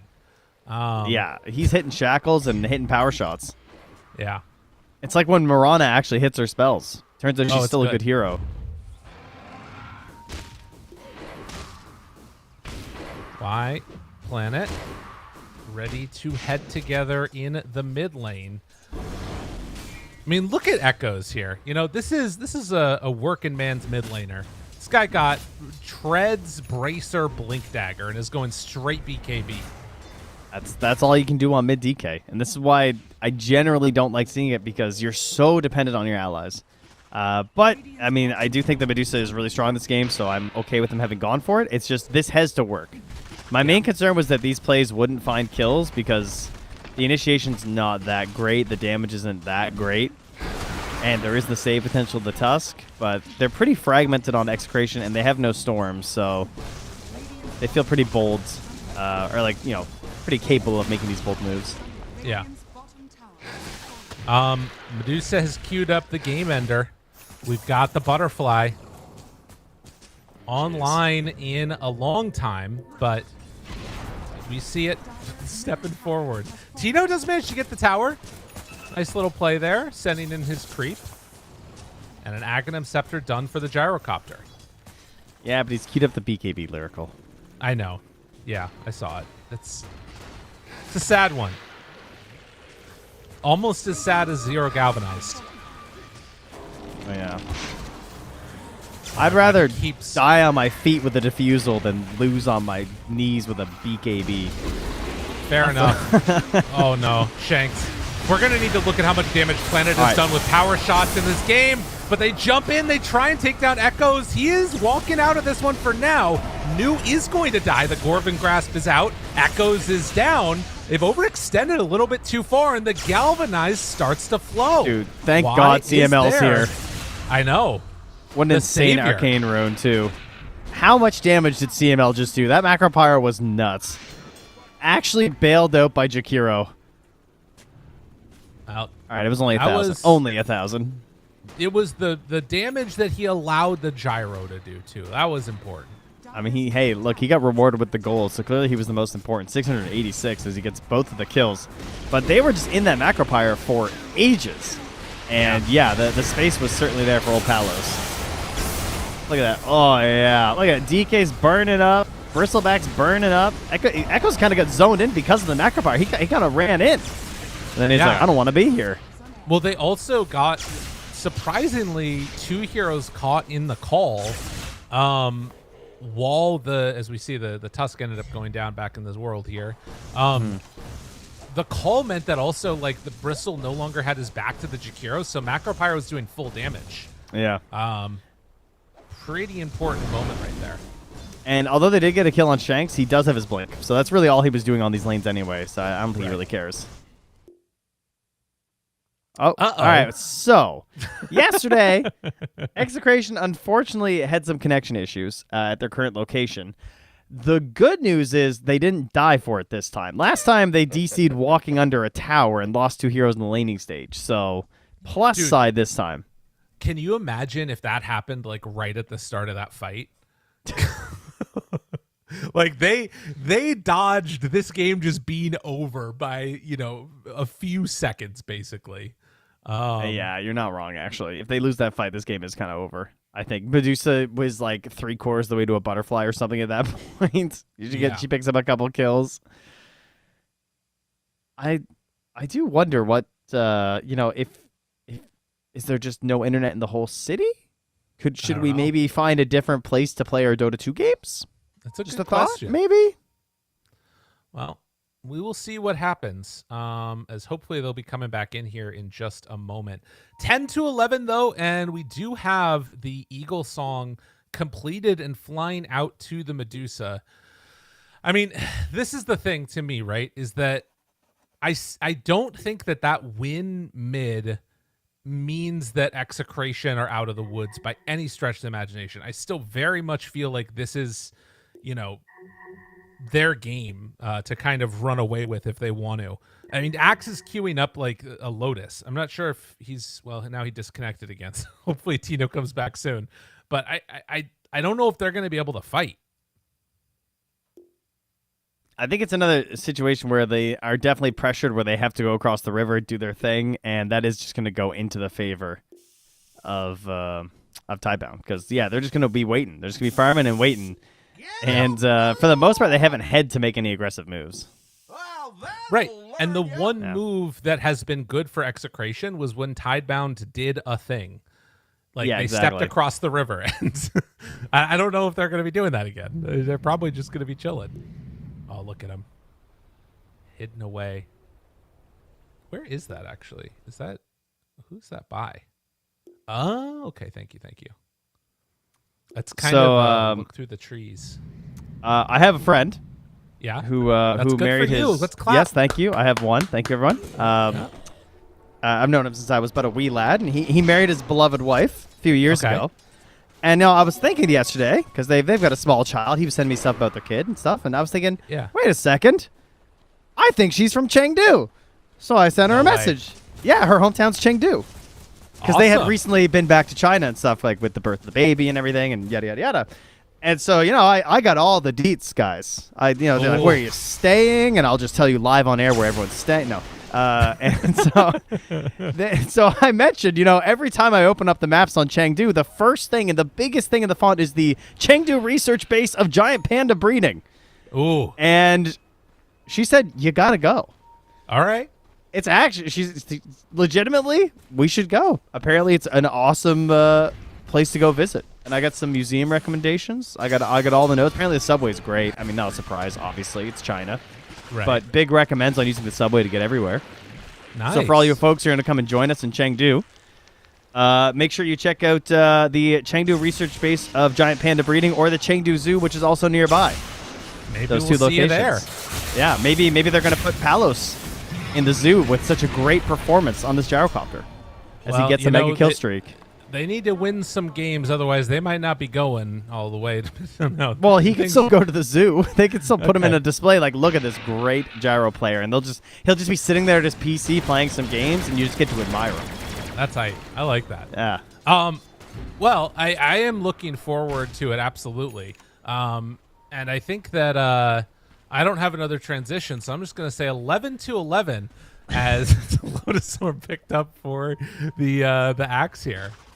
That's exciting, though. I'm excited to see what museums are going to be recommended. I'm not going to lie to you, though. I'm probably just going to want to try and play some China pubs. Oh, yeah, 100%. If we can do that, I'm down. But I do think we have to at least go to the panda place.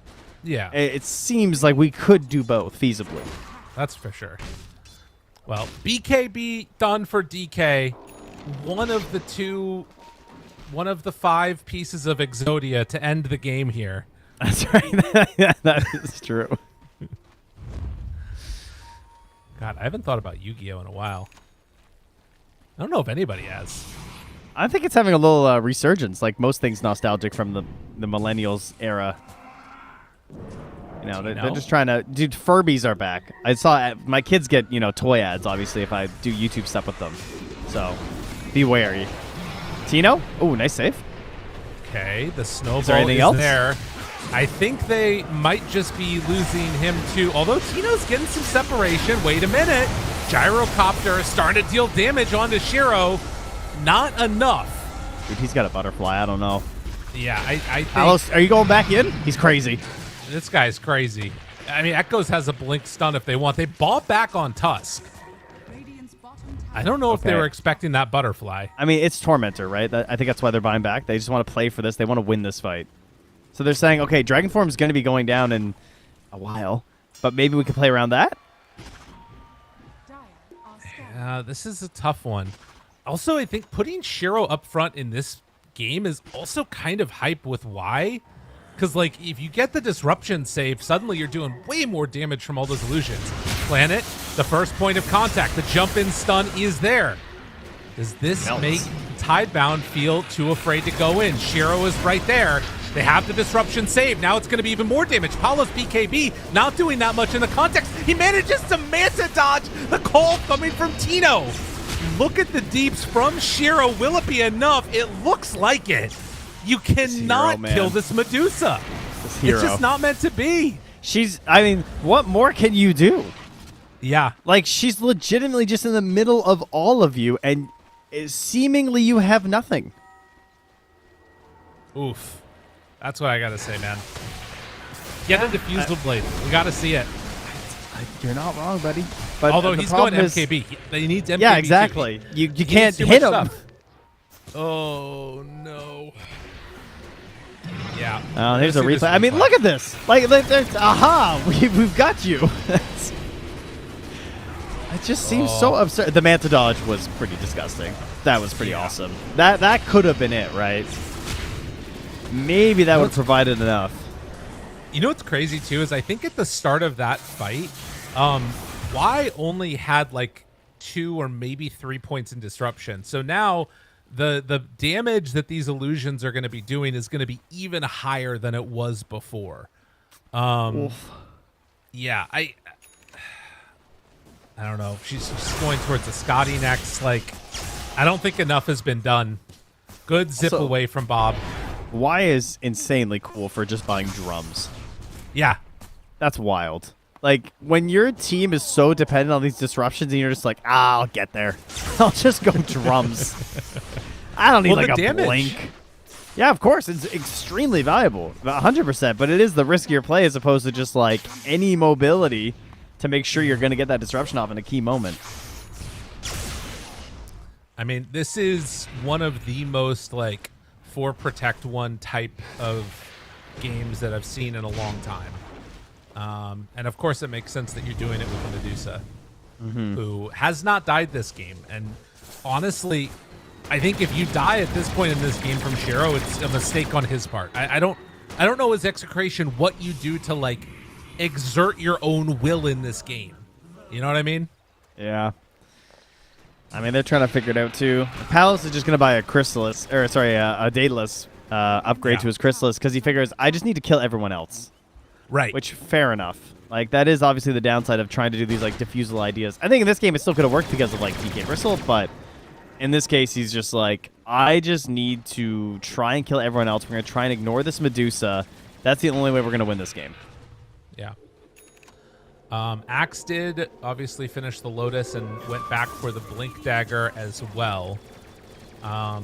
Gotta push later and later, because you mentioned there are these like other avenues that you have from Execration to play the late game. You've got things like the Tuskagnum Scepter, which Shanks has already queued up. Yeah. Does have the greedy neutral item as well, so this is like, it's the window where you basically have to push for like super late game, it feels like. Yep. Yeah, you're not winning it right now, that's for sure.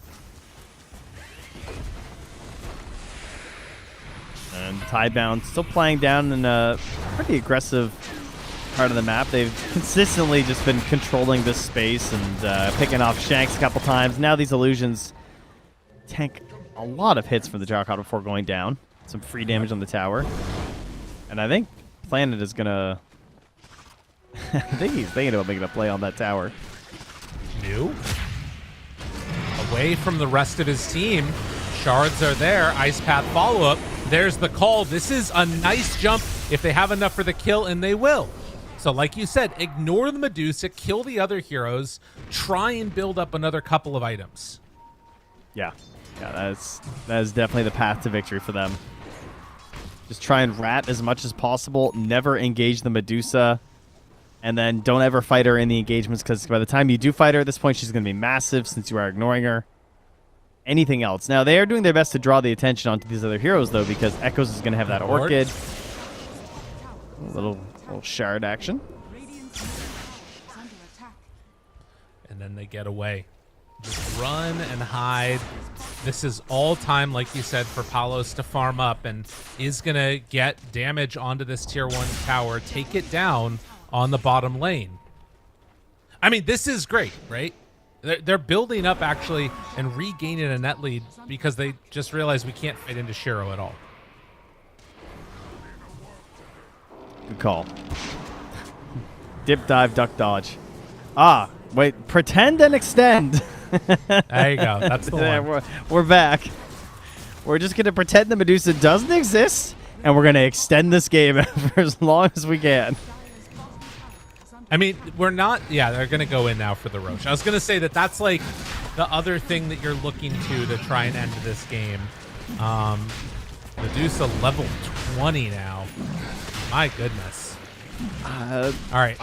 Do you even give it to her? I mean, I guess you do. She has a full slot.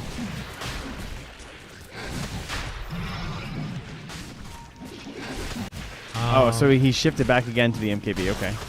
Well, he did the chop shop, so yeah, did the swap around and has the Chrysalis, because he did finish the Daedalus. Oh, yeah, understood. Yeah, you can just, like, buy, sell, fair. Yeah. So has Chrysalis, has MKB. They're still going to try and, like, push out these lanes as much as possible. Are they really going to try and fight right now? I mean, I guess MKB might be enough. But, like, he just used flat I think they cannon. don't have a choice. I think they know they're coming high ground. Okay. I guess it's going to be back up. I thought they were going to run right away, but they're going for the big wraparound. Tino's pulling the wave. Okay. They have no creeps. Planet they're going to run to the creep. Very get a free kill. That's nice. Yeah. I mean, Execration doing everything you can in this moment. Wait, Planet. Oh. And then the zip away. Shiro TP'd for this. But now they're getting wrapped Medusa around the map. Now drops down the macro pyre, tries to get away. Echoes is there, hitting on to New. Snowball to try and save this. Now the jump in, Palos, big damage. Wait a minute, Medusa down low, and the shards for the block off. Palos has to get away. He's going to pop that BKB and TP out of here. Doesn't have anything to break that. Whew. Good stuff from Execration. The best you could hope for. How did Tino get out? I thought he was dead for sure. I actually have no idea how he survived.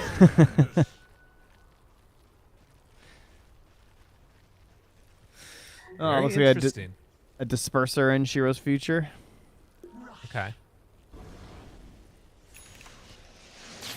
Yeah, I'm not... I guess it's, again, like you talk about, just go mass damage for Palos, opting for the Daedalus now. I do kind of wonder at what point he's going to be thinking about just going straight for a rapier as well. It could be this, to be honest, I think. I think this might get changed to a rapier for sure. Yeah.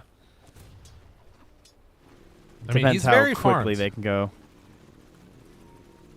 So's Tino. I mean, the fact that he lived in the last fight and he's clearing up this top half of the map and his helm creep has been doing work up top. The fact that they have really picked up this tricore of themselves and scooped themselves right over in you and Echoes is very well done. The only gold lead is basically just wrapped up in Medusa. Yeah.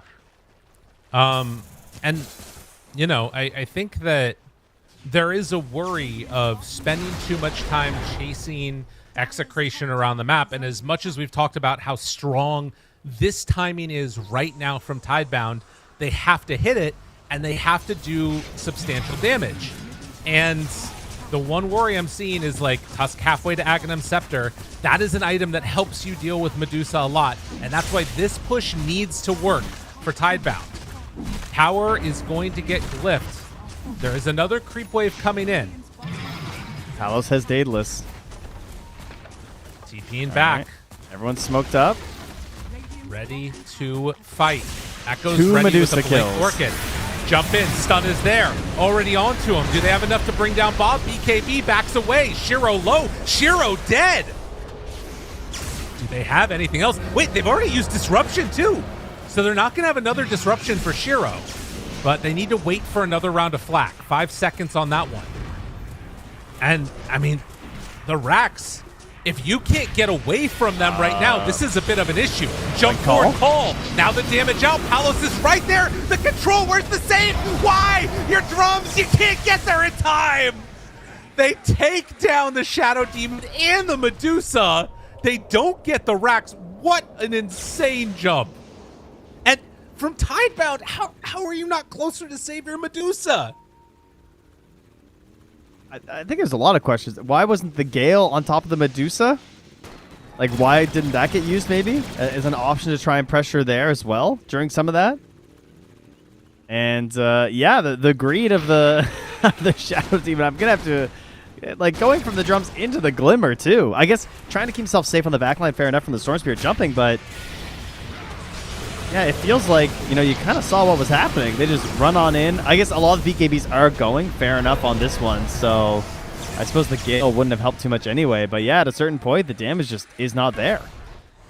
Wow. But the Medusa does not have that same massive edge that she had previously in the game in terms of just the overwhelming physical damage she was able to provide. They've kind of grown past that, getting some armor, getting some assistance from their allies here to actually weather that storm. And now Shanks, he is a real shot at that Aghanims. And that's where her game is just kind of over. Yeah. I mean, again, it depends upon outplay, I guess, as well in that instance, right? Because, like, I don't know. I sometimes see these Tusks, like, make the mistake of, you know, kicking away when there's an opportunity to kill. No shade, Schofield. No, that never happens. Or you know, or sometimes, like, kicking back in and then she just kills your entire team or something like that. I still think Medusa has room to grow, but we'll see how it goes. It's definitely going to be an interesting one, though. I feel like we've progressed past this point where Execration just has to worry about the game just being over, because that's where I thought we were. I was fully convinced that this was about to just be like it. I think with a well-timed disruption there, it certainly could have been. And now Y does have the Blink Dagger. It's just a little bit too late. Yeah. Part of it was they didn't get much value out of Echoes that fight either. He, like, blinked in. He orchided a Storm Spirit who just instantly BKB'd. Yeah. So there was just not a whole lot that you were getting out of that one. Obviously, there's a lot of reasons for that. I mean, there's a BKB and a Lotus on the Axe. So there's not really any great Orchid targets. Also, going into high ground versus a Jakiro is obviously always an issue, as CML again just did a ton of work in that fight. It is the dream place to fight.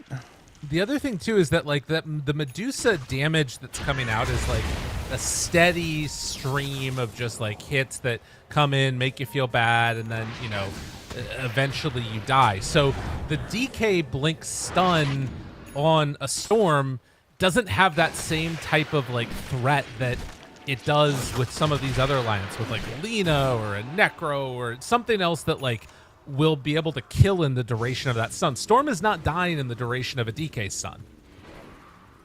Yeah, and the only way to really change that would be the eggs on the Medusa. Yeah. It could certainly have a pretty impressive impact. Smoke on smoke. Time to party. And Roche capable of respawning in 23 seconds. Will they find anybody? Right now, it's not looking like it based upon the positioning. Shiro playing over nearby. They see Tino's creep. Ooh, DK gets an AC. That's nice. Tino, my MVP this game so far, I think. I think his helm creep has completely Shiro? saved this game. Oh, wow. Shiro? And, and that. Oh, why can't get there? He's too He's far there, away. he's there, Again, he's he gets there. the disruption. It's such low HP, though, still, or mana, rather. Shiro trying to get out in time. Palos is low. Palos starting to die, but they jump in with Bob, and they get the finish. Now the TP away from there. They will lose Tino 2. So it ends up working out for Tidebound. They just need... Honestly, they need Lotuses. Like, if they have Lotuses on this Medusa, this game is so hard for the Yeah. Radiant. If she can replace that Falcon Blade with just a greater healing Lotus, 900 mana is just GG in that situation. Oh, Shanks playing it. Again, a kick for no reason, and then the TP out, which is pretty hype. Ding, ding, ding. Well, that looked like what we were more expecting, right? You get this call. It comes in just a second too late. The damage is pumping up. The mana's getting low. There's the disruption. And watch Palos as he moves over to this Medusa. He's Yeah. BKB'd, and he's just dying to those illusions. Yeah, Is that really just illusions? it's really insane how much God. damage it does. It's so... I mean, a lot of it was the DK too, I suppose. He did like half of it, but... Yeah, Jeez, man. Oh, he also took 700 damage from Blade Mail. Okay. right. He hit a big one there. No, it's a problem. I mean, this is where the AC comes into play too, right? Like, that's the reveal of it in a way. And every bit of damage that was coming in on the gyrocopter was physical. Yeah, that's true. Yeah. Oh my God, Axe is building Conda. You called it. Hey, I mean, the Phylactery is really good on this hero anyway. I thought he might go for it early on since it would be good later this game because of the DK and the Bristle. Right. But the way that the Phylactery works and the reason why you guys will sometimes see it in your pubs is that it does hit before the Culling Blade. Right. So it does extend the range of your Culling Blade. It's kind of cool. Should also mention in that last fight, you saw Bob go in also onto the Medusa, and then immediately as the disruption came out, jumped for the Shadow Demon. I wouldn't be surprised if we see Bob jumping for where he thinks the Shadow Demon is going to be going forward. And that's part of the reason why he has this gem on him. Yes, 'Cause 100%. if he can stop the Shadow Demon from disrupting, Shiro will die. Yeah, and then they also just lose a ton of their damage from these disrupted illusions too. Yeah.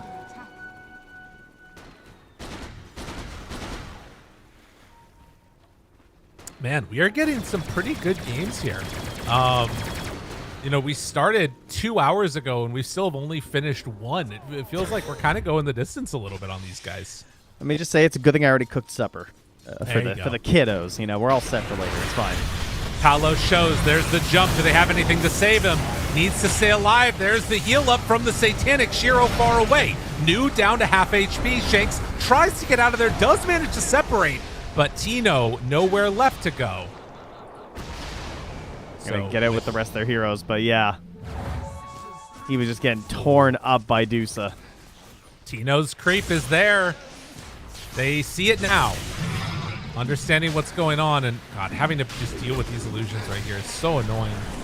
So it is going to be another Aegis into the hands of Shiro.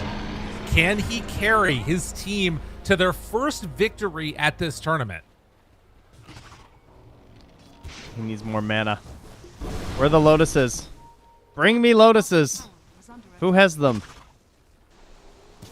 Dude, I'm not gonna lie. I think if Tidebound don't win this, I don't think they move on in this tournament. This is one where it feels like they should be ahead, they should be winning, and it would be such a demoralizing loss.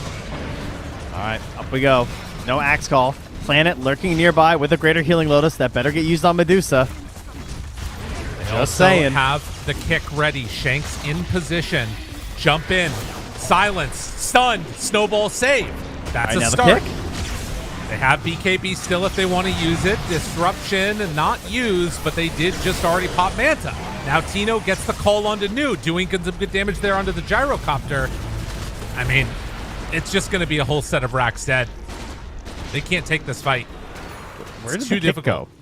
Did you see the kick? I don't think he used it. He did. It was on cooldown. No, then I don't know. He maybe kicked an illusion? I could not figure it out. Either way. Yeah, without the kick on the Medusa, it's doesn't work. I mean, to be fair, Manta I dodge the kick. I have no idea. I don't think so. I don't think you wanted to kick in the Aegis in that moment anyway without an axe. So maybe Yeah. maybe it's for the best.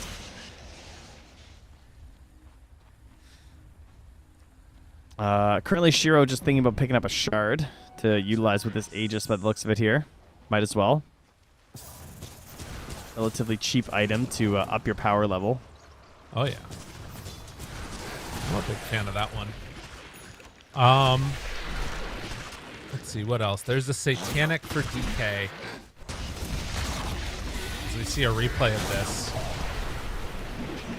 Yeah, I'm not sure what it was, where the kick went out at. Oh, there it is. Bristle Oh, I yeah, totally missed that. All right, there it is. Yeah. And you just runs out because he's a bristle. I was so Yeah. hyper focused on the Medusa. It's like, who to kick? I mean, yeah, New with the heart now on top of Sanj and Yasha. Another hero you have to ignore. At some point, you have to fight Ooh. somebody. That's a rough BKB. That is Yeah. not where you want to BKB. No. Okay, they get rid of boots on Gyrocopter, and now he has a Swift Blink. The Palos runaway is happening. And jump back in if he wants to. Now damage onto DK. DK dead. All right, something going their way. Still has Satanic on Palos, but without Black Cannon, he can't use it. And he doesn't have buyback, and that might be enough. Did you see Did not pop Satanic in time. the knockback resistance on Bristleback from the neutral? Yeah. So he doesn't go anywhere on the kick. Looks so funny. I mean, that's pretty rough. Not gonna lie. Level 25 now on New, and Tidebound are just way too big to deal with. This game is going to be over as they run on down for tier 4 towers and have all the save in the world that they could possibly need. Execration hoping to find somebody. They'll jump in, try and kill this Shadow Demon. He goes E-Blade out, and another one bites the dust. Planet might die here, but the disruption save is there. Bob, where are you going, buddy? Nowhere left to go. Out of mana, out of chances. With a few more hits, Execration are going to be out of this game. God, New. Seeing red. Get in there. Get in there, buddy. This was just a great Medusa pick. That's really what this game comes down to, I think. It's just a Oh, yeah. classic Dusa win. Oh, he can't even kick him into the fountain. GG. He's like, here, I'll help you. I'll go in. Dun, dun, dun, dun, dun, dun, dun. And with that, Nice. Tidebound get their first victory. And they're thrilled. Unfazed. Hey, look at him. He's happy. There we go. There's some happiness. Let's go. That's nice. There you go. Nicely done. Good pick. Not good play, good pick. That's what you get from Trent today. Yep. That's what you get. When you pick Medusa like that, that's all I'm going to give you. That's I don't fair. like you for it, but that's the game. Don't hate the drafter. Hate the balanced team. Medusa. what? Another win. One thing I will say is that I was impressed with Planet's Wind Ranger. Yeah. After what we saw yesterday, I'm looking at the breakdowns right now. She did 2,800 damage to Storm Spirit with power shots. And so much of that came in the early game, just like harassing him in the laning stage, making that lane just a little bit worse, which again, those rotations shutting down him getting runes meant that it was a free game for Shiro. Yeah, that's very true, actually. Like those early game power shots where he's kind of like in the fight and then he loses a third of his health. And he's like, oh, I can't like risk plays now. And that's also partially why he went so low on the Galvanized. And it slowed down their attempts to play that earlier part of the mid game. Tino, I think, deserves a ton of credit for keeping this game going on the Axe. Like, this is why Helm of the Dominator is still so valuable on so many heroes, because if you have one on your team, you can delay and extend a game like this. They played so well around that ridiculous butterfly timing on the Medusa. They dragged out this game to the point where they actually had a chance to win it, but they couldn't clutch up, unfortunately, when it really mattered most, and why, after just a little misstep there on the Shadow Demon, was able to get that Blink Dagger and make sure that Shiro didn't die again. Right. As much as, you know, those losses hurt you a lot as a team for Tidebound, it's also a pretty easy fix. Don't let Medusa die. Shadow Demon Disruption, and like the game just becomes a little bit more simple from there. But that's going to do it for our second game. We're going to go a quick break. When we come back, we're going to have our third series of the day. See y'all then.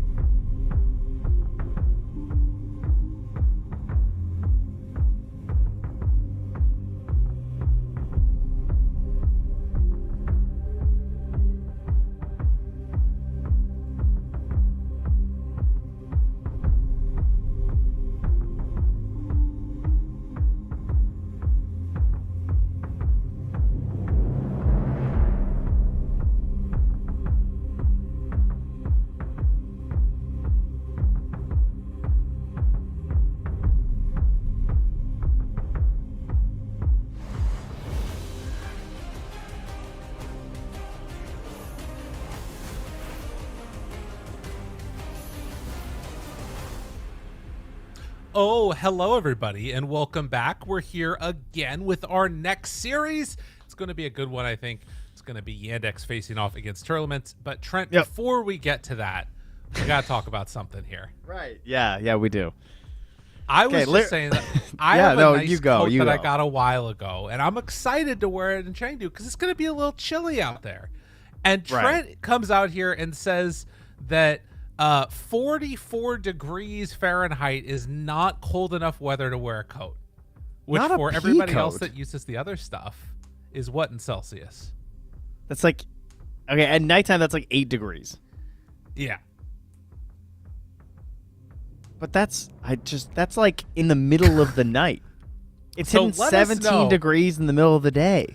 Let us know, everybody out there, if you think that amount of weather in Twitch chat, just put a 1 in there if I'm correct, and put like a I'm crazy and Trent is correct if Trent is correct. Just write that otherwise. I mean, I'm picturing like a wintry pea coat. Is that what we're talking here?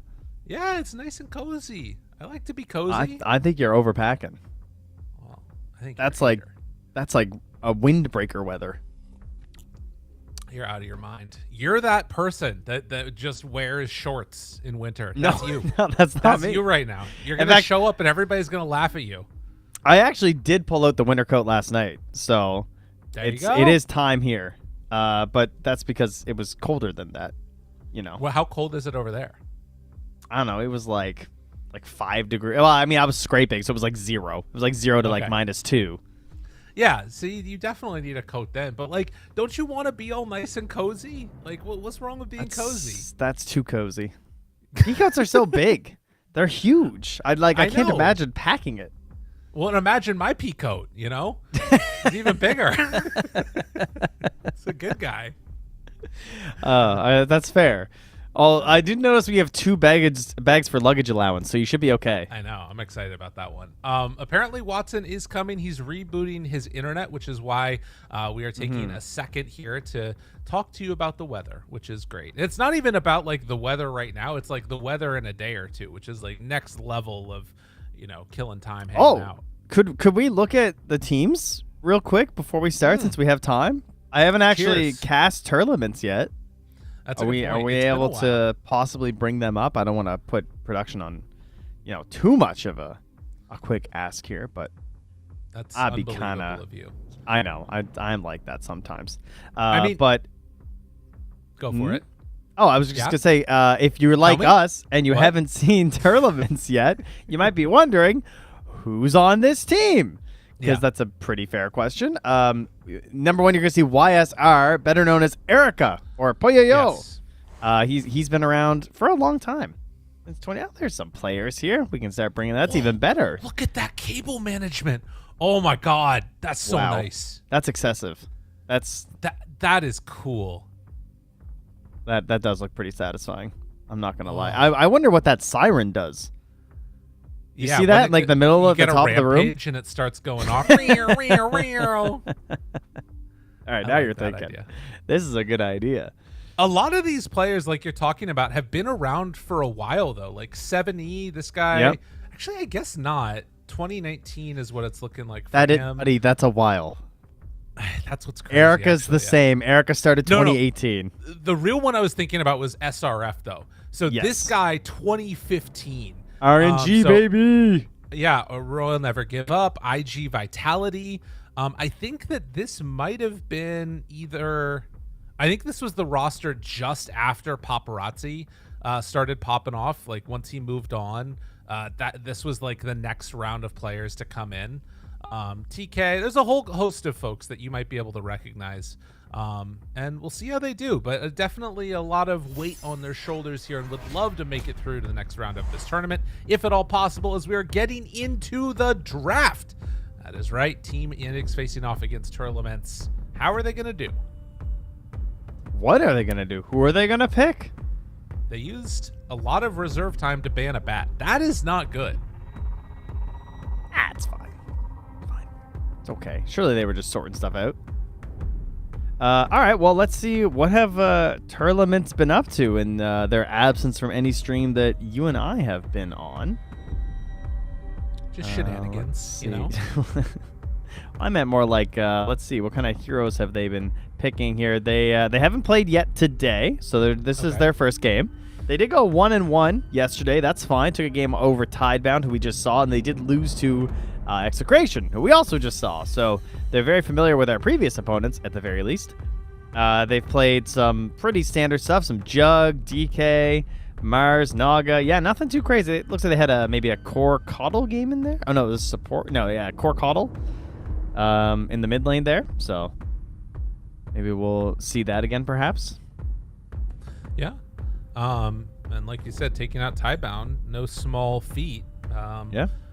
And I think that this is also, not to like go back to it too much, but part of the reason why I feel like Tidebound really needed that win there. I think that they were on the verge of getting eliminated. And I think that if something bad happens all in one day, you can sort of write it off and be like, all right, we're going to come back stronger now. And I think that that's probably also a little bit how Team Yandex was feeling. You know, this is another team that I think has had some pretty good results by and large. Only ended up being able to come away with one win yesterday against Heroic, lost to Na'Vi, lost to Tundra, and time will tell how they end up doing in this one. But I think both teams feeling like they need a win to feel comfortable going forward in this tournament and not get dropped into that bottom four. I'm also wondering, you know, surely we won't get a Huskar again here for Yandex late, right?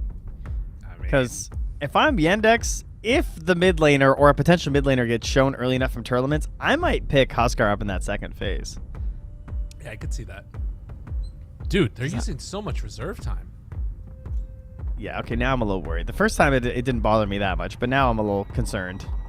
Slardar. Okay. So they will get Jakiro. And they really must not care about the Tusk counter, I guess. Yeah. Which, fair enough. I think Slark for Yandex here is what I would pick, right? With the Batrider being banned and into Jakiro, I think you pick the Socks of Slark early. I like that. It does kind of give you... I think it's a little bit weird into Jakiro in a way, like the magical AoE damage around you. Yeah. Still being able to pierce through the shard, but they take the Shadow Demon instead, which is another one of those heroes that I feel like is really freaking good right now. So I'm happy with this if I'm Yandex. Yeah, and I think Tearlaments also could probably say the same thing because it's the same issue with the Tusk that Shadow Demon has, where it's like, oh, I have a save, but depending on the positioning and the timing of Ice Path and other Jakiro spells, like the save might be pretty bad. Right. Yeah, it's true. Are we just gonna get another Shadow Demon Medusa? No, surely not. I mean, that is definitely a Watson style hero, though. Yeah. It's like Medusa, Naga Siren, Terrorblade. Yeah, any hard carry. Take your pick. Yeah. I just noticed that Timbersaw has been banned, I think... everywhere. Every game, it looks like. Yeah. At least as of this morning, he was. Yeah, he's been banned in all 18 games so far. So, not happening. I mean, as far as Yandex is concerned with a lot of their drafts, I think the majority of this is looking pretty much the same. They're taking a lot of the similar heroes out. They did decide to take out the Centaur this time. But this is the first Shadow Demon that we've seen them get. And immediately decide to go towards a Sand King with it. Interesting. That makes me like position 4 Shadow Demon a lot. Radiant side with a Sand King. That feels pretty good. Obviously, this could end up being mid for Chira Jr., but I'm still eyeing up that Huskar. Nothing is dissuading me from that right now. Yeah.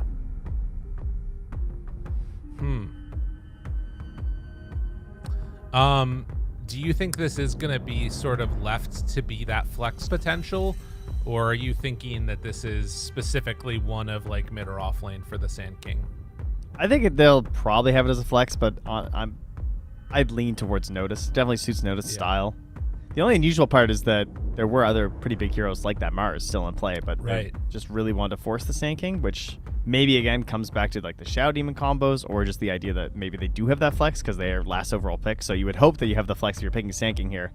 I like the Hoodwink because Tusk is still in the pool here, but I think with the Jakiro and the MOUZ, I know we had, who was it that just picked that trio like 3 times? I forget. But we did cast both of their games. They just picked Jakiro, MOUZ. I think it was OG, maybe. Yeah.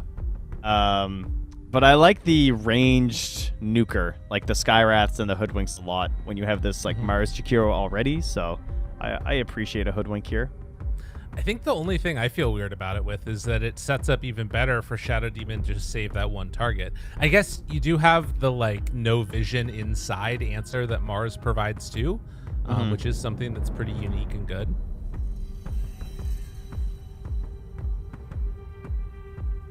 It's also enough to, I think, dissuade me from picking Huskar in this phase. A little bit of a break from the Hoodwink, big damage nuke. I don't feel the need to commit. I'll keep it as an option later if it still looks good at the end, but likely going to get banned by Tearlaments, I would think. Yandex did run a Kez in one of their early matchups, which they lost with against Na'Vi. But I kind of feel like Kez fits the tempo of Sand King. Also with Chen, too, this like early pressure strat. Yeah, if you go like Deso style. Yeah. But no. What else? They're going to grab a DK. I mean, there was also Gyro, and then there was also concerns of, hey, should we be worried about this arena at all? But yeah. No, we're just going to fight in it. We're just going to tank up. We're going to heal. I love Chen DK. Abba was already banned, which was good. Mass flex going into the last pick for Yandex, you know? This could be DK or Sand King mid. It could be safe lane DK also. Lots of potential. And Tearlament's got to figure it out now, though, and decide what's the most valuable thing here. And they will grab that Juggernaut, which was one of the heroes that I think they won with, if I remember. Yeah, that was their first game win. Was Jakiro, Hoodwink, Jug. They had a Sand King, and then they picked up a Primal after. Which, they're probably not going to pick this game with the Shadow Demon on the other side. You know what I want out of this last pick from Tearlaments? What's that? Just mass damage.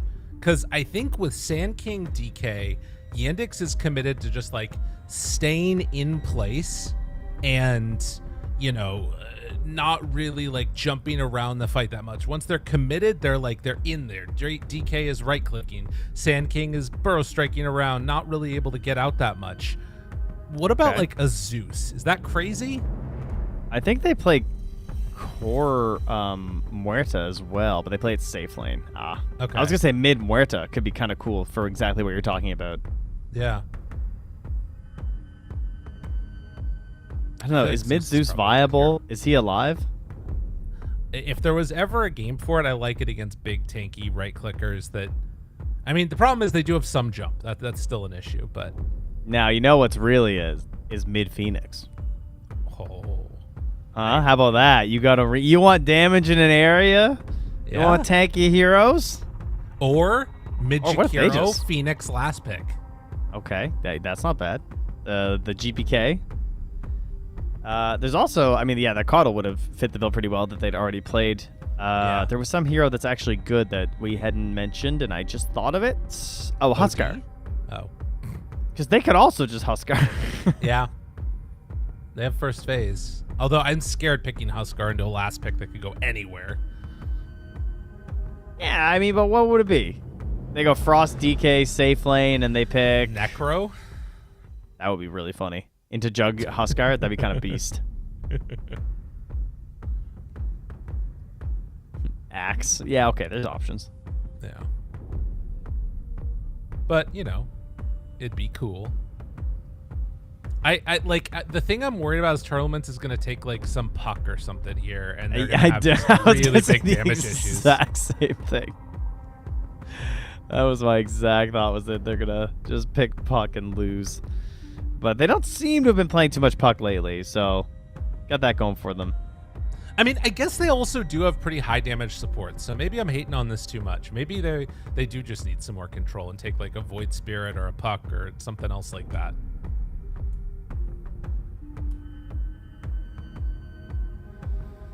Yeah, their lineup's pretty balanced. It's true, it is actually. God. That is pointing to Puck. Oh, Mid Mars, perhaps? Or Mid Underlord, perhaps? That is cool. I like this. This is pretty cool. I'm trying to see if they've played Underlord lately. They have not, so this is pretty spicy. All right. And great, like, you know, AoE, max HP damage based ability. Yeah. Huh. Okay, but now could they just Huskar? Yes. Because, like, it's only Hoodwink now at this point. I mean, there is Omni Slash, which I've seen it kind of beats the Huskar before, but, like, you just want his Huskar. He also... Chira's got a nice Invoker, right? That could also be kind of cool with Burrow Strike and DK Stun. I think it's pretty annoying for Underlord, too. Ooh, we're going with the Bear in the mid DK, though. Because the Underlord got picked, but it's Underlord mid, right? No, it's not. It's Mars mid. Underlord is going off lane. I thought maybe they would just swap it, and at least you'd have Mars versus the Bear, right? Yeah. I feel like that lane's not as bad. You just fear the Bear if he ever commits. Well, the one thing that is going to be interesting about this is, like, can you whittle down the Ursa, or is the Chen regen going to be enough to make his life? Chira's taking the Sanka. They're putting the DK in the offlane, actually. Okay. All right. Wow, we're actually going to offlane DK. I have not seen this in so long. Obviously, we've even mentioned it as like a possibility, but it's kind of just been a very out there one. I'm really surprised to see someone actually do it. Is it an answer enough to Juggernaut? Like, no, I don't know. I don't think it really does anything. I mean, I think you both farm in that sense, but I think everyone just kind of farms versus Jug. Like, I don't view Jug as a lane killer anymore. I kind of feel like there's some potential too with Jakiro, particularly on Saksa, right? Like, if that Shadow Demon steps too far forward, he will get punished. But we'll see. It's an interesting match, that's for sure. A lot riding on it for both of these squads, trying to build up a little something. I'm not sure who... I would have liked the Underlord mid more. Like, it's higher highs but lower lows, but I kind of feel like that's what Tearlaments needs in this game. I like it. Both teams have opportunities here, but I don't think it's super clear cut. I think a lot of it's going to come down to the gameplay as opposed to just the draft. That's what you love to see as we fly on into this third game of the day here on the Boogie. Look at him. Look at the Boogie. He's so cute. This makes me think of the start of Ocarina of Time, when Navi's flying around the village and then she flies into your room, you know? Can I tell you something? Scripts just zoom in. I haven't beaten the game. You know what? I missed Majora's Mask. Oh, that actually is exactly what she does. She flies us down. I just missed Majora's Mask. I rented it a few times as a kid because we used to rent games, guys. Yeah. Shout out Gamezilla. That was my local rental place. I never played Majora's Mask, so maybe you played that. Did you? Nope. Okay. Oh, big burrow. Is it going to be enough damage, though? They didn't quite get the Jug. Jug lives, but ZZQ maybe not so lucky. Need more punches is all they need. How is getting away? He's getting out of there. Oh, that dual breath. Look at the damage stacking up. In the end, Sox are going to take the first blood. Everybody's dying here. They're all dead. Oh. They're all dead. I'm channeling LD. Is it going to be enough? Oh. Another breathe fire. He's dead. YSR. He's got a fairy fire still. Dude, what are these bounties going to look like? That's the real question. No one knows. 3-2. He's looking. Erica's going to get it.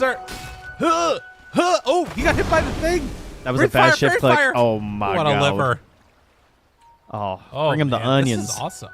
I like that. Okay. K-Class gets... How many is that? Look at the damage. What the hell? Damage done. That was like 8,000 damage done. What the? That's sick. I like that. That is on. That's the most damage that I've ever seen at the start of a game. K-Class got 3 bounty runes, and then the Jug got the other one. So that's 4 bounty runes to start this. Wow, that is a. That's quite the hoodwink. Some And serious Natus scurrying. Goes down level 1. Oh man, that's not good. Did he didn't TP out for that? No. No, he stuck around because just through regen. That's why he only had like 600 HP when that started. Oh my goodness, dude. Everything is like becoming so chaotic in this game already. Disruption off to the side. It's easy. Q takes some more hits. Jeez. Crumblegate looking a little scary there with the disseminate. Oh yeah. Okay, let's try and take stock of where we're at. I'm not sure exactly how these things are supposed to go, but it is going to be a lot of harassment onto Watson here. Natus is just trying to keep his Juggernaut fully topped off in terms of farm, while ZZQ taking some more hits. They do manage to get that healing ward. Nice. Okay, so the other issue, though, was that Watson got a double kill at the start, including the first blood, I believe. So, oh, sorry, he did not get first blood. Never mind. That's good. But he did get a double kill, which means that he already has boots in a lane versus an Underlord. And we've seen Boom just forcing the Tide. They don't care. They'll play Tidehunter into Ursa. Historically, Underlords have not felt the same. As, man, this is a long battle, huh? Saksa is just dead, I think, unless he can do some real crazy stuff. He's gonna have to TP back home. Okay, never mind. Will do. Wow. Also, nice play there by the Jakiro to immediately get that D ward. Look at onto the Chira. small camp, which He we has saw. Chira has pulled the wave into the dire triangle What the and is hell? farming the camp. Okay, nicely done. That's pretty unusual. It's the Malrine. Yeah. You know what I mean? It's true. Can't beat this guy in lane. He's just gonna grab the next one. Like, see ya. Yeah. Bye. Why not? Absolutely. Gotta block Okay, your this own looks camp pretty out. good. All right, Mars Yeah. is going to try and bring it over. Meantime, bottom, big battle going on. Maladich gets away. Watson looks for a finish. Needs a few more hits. Is going to get the kill there on the Hoodwink. Yeah. think- Oh, he gets it. I mean, he has a 15 stick too, so Yeah, he ain't scared. But there's a salve on Ursa. Ooh, that's painful. yeah. Stun up top onto Jug, who does have spin as well as a healing Lotus.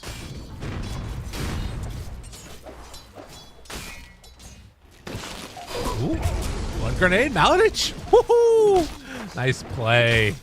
K-Class to get out of there.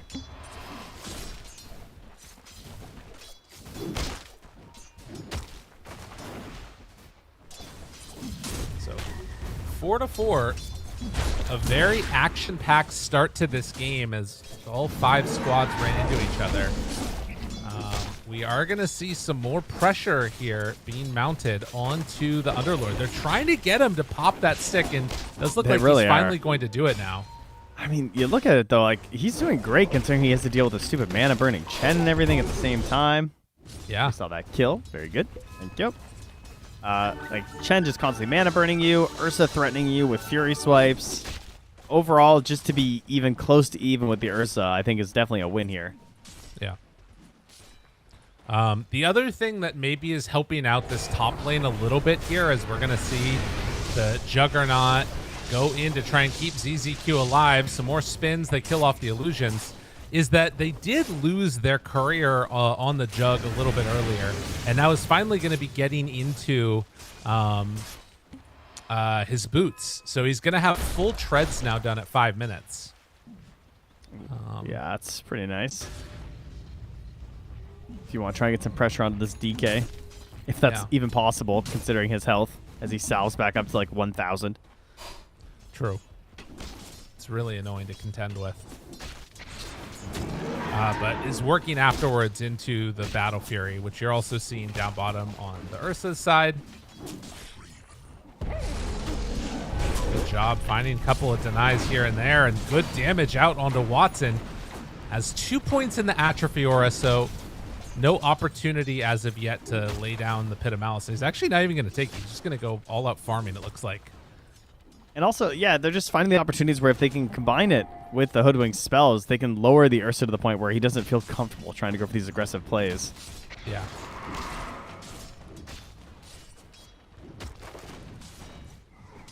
Mid lane, we do have level 6 on both of these heroes here, so certainly some thoughts of rotations depending on if this rune gets grabbed by anyone, but it's going to spawn up top. It's just a shield rune anyway. Soxa will try and hold back the Jakiro. He might, he's got no burrow left, so he'll just die for it. Okay. Ends up paying the price for that. Does mean that you can't feel completely comfortable on Sand King, not having a ton of resources available to him. As Mars, nice little deny there. Both of them getting a range creep taken away from the other. But yeah, Jug having a good game. Great laning stage so far. Still has spin at the ready if he wants to go on him. But need to find a good opportunity to do that. And offlane DK basically just going to play like a mid DK. He really, really needs every last hit, though. That's the main problem with the offlane DK, and even though we've been mentioning it, the reason why I think we haven't seen it is that, mid you just get all the farm because you're so good in the 1v1s. But in these 2v1 situations, as we've had a lot of rotations from Soxa, he's just not getting the creeps that he needs. Look at this. 7E making the move over, wanting to find Natus, who is hiding away, and as the gank does not work, they're still sticking around here, trying to secure some good damage onto this tower, it looks like. That's an with expensive the healing move, ward though. Going. I mean, they're bringing over K-Cost. What are we doing? They're really trying to pressure this tower. They're going to force out the glyph, but this healing ward, I mean, this is something that I think people should do more often with Jug, but is it going to end up working? Oh, somehow it doesn't crazy. latch. Spin, though. Still good damage. Arena down. Now Watson shows up. Needs to back away from this one. Good damage onto Soxa. He's going to die. Can they get out with the rest? The TP away. They get out of there for a moment, and, well, the tower actually still dying. I think they get this. This is a very interesting and cool move coming out. Perlmans. It was expensive, though, man. Yeah. I guess the other thing is that it was always backed up with the possibility of the Underlord ult, too. Yeah. The downside is that you have to contest these stacks. If you're going to put all of those heroes into taking that top tower, I would hope that you're able to do something about Sand King doing this. Like, at least try and leech the XP somehow. They got a little bit, but not a ton. Instead, they're just going to run together mid?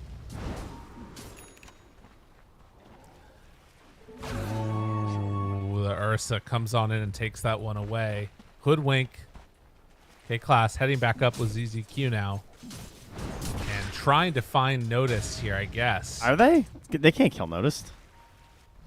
Well, they're going up here. Oh, they're going to Underlord. That makes way more sense. I was like trying to figure out what the heck this play was.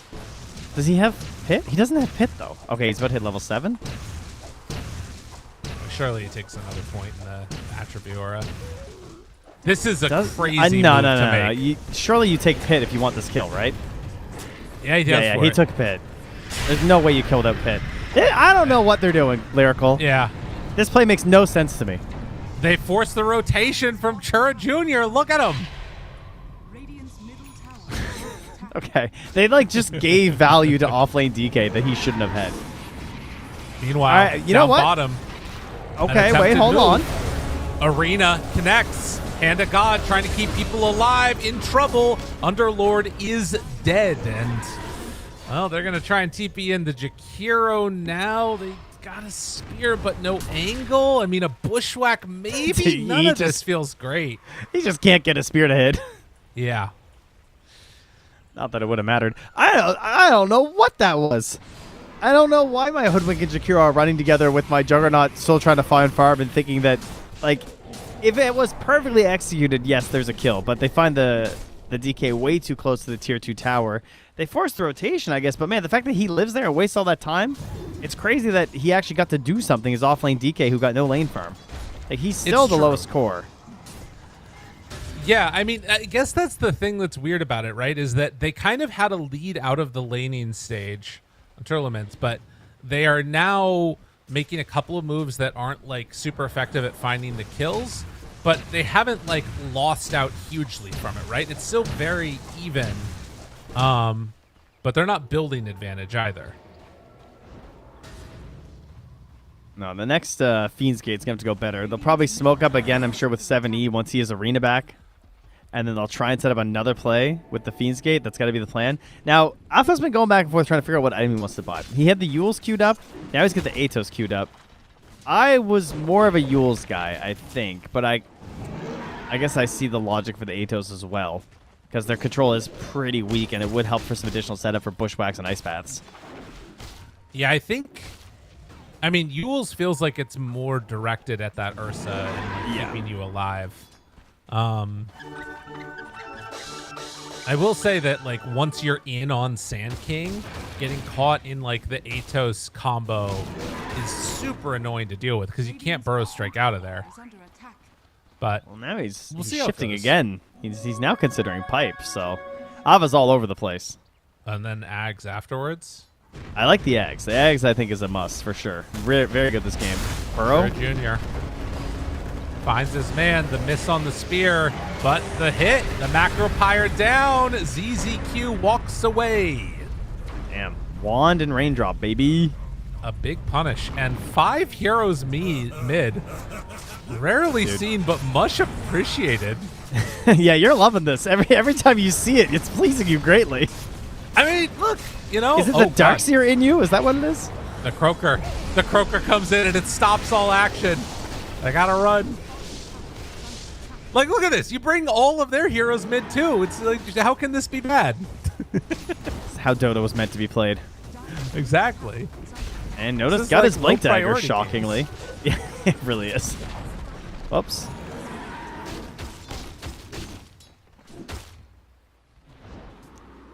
I mean, it does sort of create this problem. Oh no, he just spun. Oh. God. I think. Oh, yeah, there is a Blink Burrow Strike, he said. Oh, jeez. That's not great. You hate to see it. Boy, Okay. oh boy. 2K gold lead. And Watson playing a hero that is very good against Juggernaut. Yeah. Yeah, it can go very well for you. It's true. You know, you got you enraged to deal with the Omni Slash. You hit really hard. Top lane, they're gonna start something here. Oh no. He's He no doesn't Ice have a Path. Ice Path. He has 2 in dual breath. I mean, that whatever, it's fine. We're It's haters. fine. We got our hater energy on right now, and I know, I'm not gonna apologize for it. I won't. It's fair. Yeah. I think that, you know what it is? It's that, like, we see so many opportunities for greatness, and it's just, like, that little bit away from being there. And so you're sad to see the moment pass. Just be happy that it happens, Trent. No, I want forethought. That's all I'm Okay. asking for. Okay. I feel like there's a lack of communication or a lack of like common idea in this team. I feel like they're all just playing their heroes. The closest thing I saw to a teamwork is that the Underlord unqueued the Atos and Hoodwink's buying one. Okay. And now my Mars is just dying mid. Well, he got Where that there's rune, no though. tower and no vision. Why are we here? He got the rune, Trent. Dire's bottom Okay. tower It's an invis. But It's he important. has Arena Yeah. and 39 mana. Why are we not? I mean, he's got a soul ring, you know. We're moving. We're grooving. He's probably looking at his Jakiro like, well, my Jakiro didn't have Ice Path, so how am I supposed to make moves? But now we got there. Level 8 All right. Jakiro. They're ready. I mean, this is definitely starting to feel good for Unix. They're kind of killing it right now. tower has Yeah, Oh, they got man. a Chen lineup doing its thing. Their Ursa DK just is got a blink dagger. growing up. Man, Watson has just been living the life down here bottom. Oh, you know what happened last night? Actually, Tell me. my friends. This is Ursa related. My friend's cabin got broken into by a bear. Really? Yeah, yeah. I can send you the picture. That's awesome. What kind It's of bear pretty was it? wild. Oh, it's a black bear. That's the only bear we have. It kind of looked like this. It's like that was the wall of his cabin, and then and then the bear just had these there's big claw marks in his insulation. Oh no, not the insulation. That's the worst. Yeah, I know. Yeah, you feel the pain. That's so. I mean, annoying. poor bear. Actually, it looks like he It might have doesn't taken a even paw do right anything out of for it. the bear. No, but you see, he had left out a bunch of bait apples because he's a hunter. Okay. So, he's got trail cams out and All right, bait so it's apples his for the fault. deer. Yeah, it's his fault. Burrow strike misses completely. Angry bear is right there, and well, Oh, get they're that gonna bait be able to apple. do what they need to. Yeah, this is exactly what it looked like. The bait apple. Oh, more bait apple just sitting there. Yeah, that bear right there. Thank you, production. My God, I love the bear. Yeah, and so he basically got a triple kill on his giant pile of apples that were sitting out there. Actually, so yeah. Oh no. Is this another one? YSR. No, run away. They're waiting for the hoof stomp. Huh, no. Woo, Oh, the kick blast. bushwhack. Nicely played. What a save. The squirrels needed to help him. That was the problem. That's what we needed the whole time. Just more squirrels. Yeah, so the bear ate all the bait apples, vomited them up, because he just sat there and gorged stuff on apples for like a day, and then he puked them everywhere. And then I guess he wanted more apples to make him puke after he ate them all, so then he broke into his cabin. That's He awesome. just left. Yeah, I know. But, you know, the bear's defending the deer. Because, like, where's the honor of throwing a bunch of bait apples for a deer, right? That's true. You should come will across say- your deer honorably. But here's the thing, you know, you don't always respect everybody that shows up at your house for dinner, right? Like, sometimes you have a social engagement that's just meant to be like, you know, what it is. It's a way to see people during the day or whatever. And You don't should respect treat a people house you guest brought better. for dinner? It's not always my choice that they came over to dinner, okay? Oh, my goodness. Okay. Just gotta be honest. Listen, sometimes there's social engagements that just have to happen. You put on your I won't fake tell her. laugh. Ah, you know what I mean? It's bad Right. jokes. You move on. Is it just people who play Blue and Magic? Is that who we're talking Exactly. about? Yeah, well, okay, that makes sense. I do play Blue as well, but Yeah, same. regardless, the thing I was gonna say is we see the bear come on in and get the kill onto the Juggernaut. Is that you don't vomit up their bait apples because you gotta No. be a good house guest. That's Jump fair. in. Up top, they're not getting anybody here. And in fact, it's going to be a dead DK. Did they go through the gate that he laid down and then kill the other person on the other end of it? That's not that a what good I house just saw? guest. That's what that is. Oh my God. I don't even know what I'm seeing anymore. They're just all dying. I see Hey, Watson class. just got a BKB. My God, dude, he is huge. He's eating so many bait apples. Oh, he is a big old bear. You know, another one, this is actually pretty hype. When Amanda and I first started dating 17 years ago, I got Right. her a stuffed animal from Albertsons, and it was a giant bear. And now it's Callie's favorite stuffed animal that she doesn't sleep Aw. with. That's good, right? Speaking of good bears, that's Ursa right here. Watson having a great game. He's a good bear. That's right. Oh, and he's about to eat some more. Gobble, gobble, gobble, gobble, gobble. It's like a turkey. Do you guys have turkeys up there?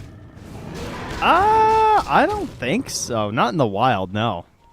Like, we have them at, like, wildlife, like, zones and stuff, like, you know, wildlife parks and stuff as a display, but no. We do not have wild turkeys. He just said, you got to send that You get picture the to picture? production. Yeah, I'm gonna the send one it where right he's now. sitting down. Oh Yeah. my God, we got to bring this up on stream. It's so good. Living my best bear life. That's what we were calling it.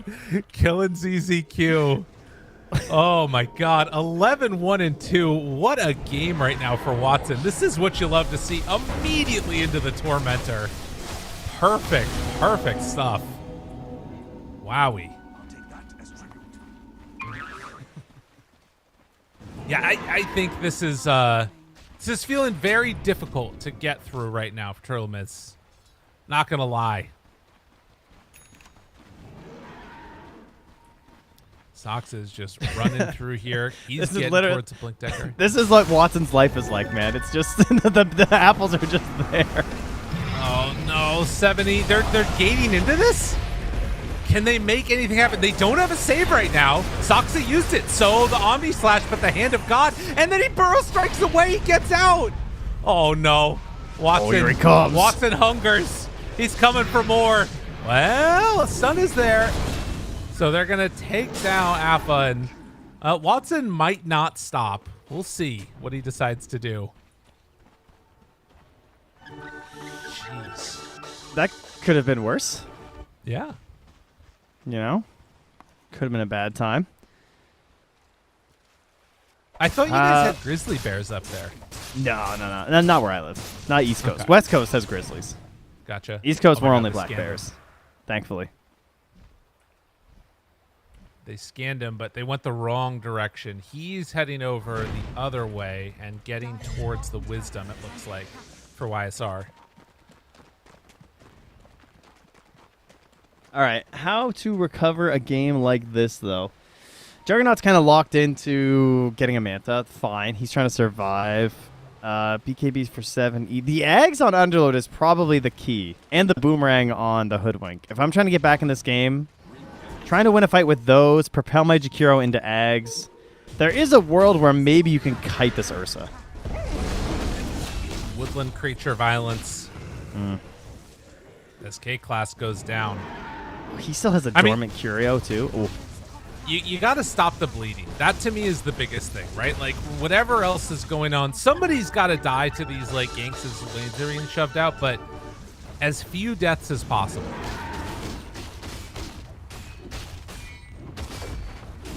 We're back to extend and pretend again, huh? Oh yeah. No helm creep to help, though. But, I mean, Underlord obviously quite good at it. Top tower has fallen. I mean, There's even a Blink Dagger on Soxta, though. Attack. he really needs to just have some me time on Alpha to try and get towards this Aghanim Scepter. Yeah, it's their best Holy shot. moly. Okay, what if we Firestorm Shard the Juggernaut while he's Omni Slashing? Okay. Yeah, and buy a Radiance too while we're at it. Yeah. You know? As they I'm take down. down 70 down bottom. Gets caught with a burrow. Tries the TPO, but Blink banished by the Shadow Demon. And yeah, I mean, we talked about the woodland creature violence. Now it's dragons killing dragons. Very, very rough. Everywhere you go, there's just somebody getting taken down. I mean, Melody is actually almost above the Juggernaut. This game is completely fallen off the rails. yeah, it's gone. That is classic Chen, I guess, isn't it? Where you manage yeah. to just scale right past their cores. Oofda. Big oofta. Well, noticed. Having a good old time. Sure Jr. Pro strikes again. Misses everybody, but the jump in is there. Oh, YSR he didn't get Omni Slash off. Alpha is Big dead. bash. They're going to call it's over. Okay. They called it. They knew. Woo! That is a good read on the game to call GG right there, as Watson is going to end that one in very good fashion. 14-1-4. Thanks, bud. No problem. Yes, he was unbearable. You're not wrong. I'm glad you appreciated it. Yeah, 14-1-4, I believe. Yeah, that's what he ended on. So that's pretty good. Pretty good performance there. Tearlaments not able to find a great answer, unfortunately. That ultimate flex that you were saying during the draft, that's what it was. Like the DK offlane was great because it gave them this Ursa. And they thought like, we can get away with the Underlord and stuff. But even outside of the raw Underlord to Ursa matchup, the Ursa was just so strong this game. There's just nothing that stops him. He's going to have a good time, and he did. Well, building up some momentum here is going to be Yandex, and this is the time to do it, you know? You didn't have exactly what you wanted out of the first round of games yesterday, ending 1-2. They're able to pick up this first win here for themselves. Second win, excuse me, if I'm not mistaken. Loving what we're seeing. And yeah, I mean, some of it is, I think, that flex potential that you've got. But also, I think this is a game that they were expected to win, if I had to say so. Yeah, I would say so as well. Not too much of a shock here. Definitely not any sort of an upset here. And Yandex, just trying to get on the right path because they were bouncing around a little bit. And we've seen them obviously have some pretty high highs. And so far today, looking great. Cheer up. Having a good day. Yeah. As well. Absolutely. Well, I love that game. It's always good to hear about the wilderness up there that we call Canada. And we got to see some solid action coming in. Yandex able to get the victory there. We're going to go to a quick break. When we come back, we're going to have our 4th series of the day. They're getting us back on track. See you on the other side. True.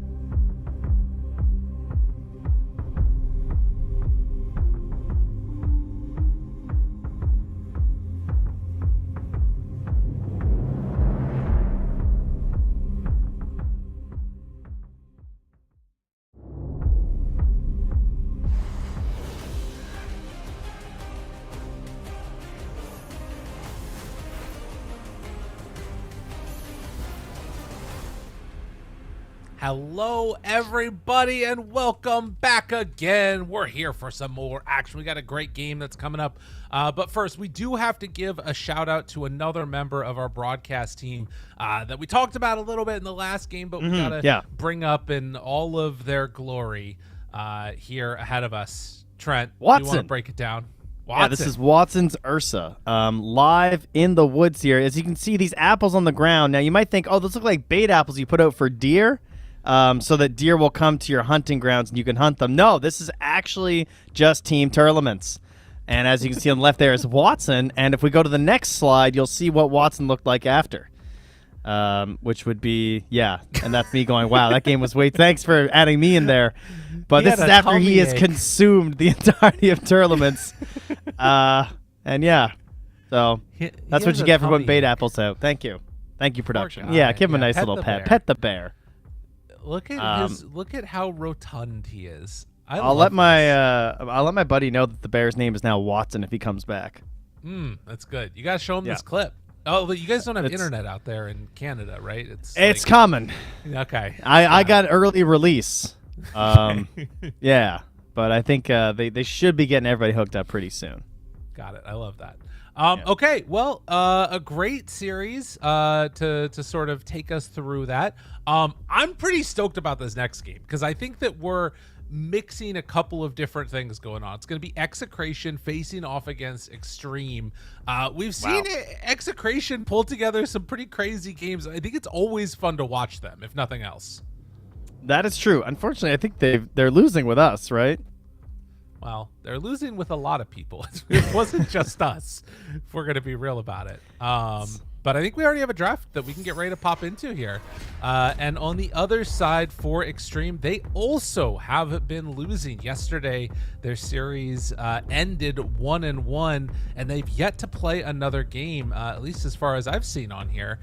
So looking to try and reclaim some of that lost glory.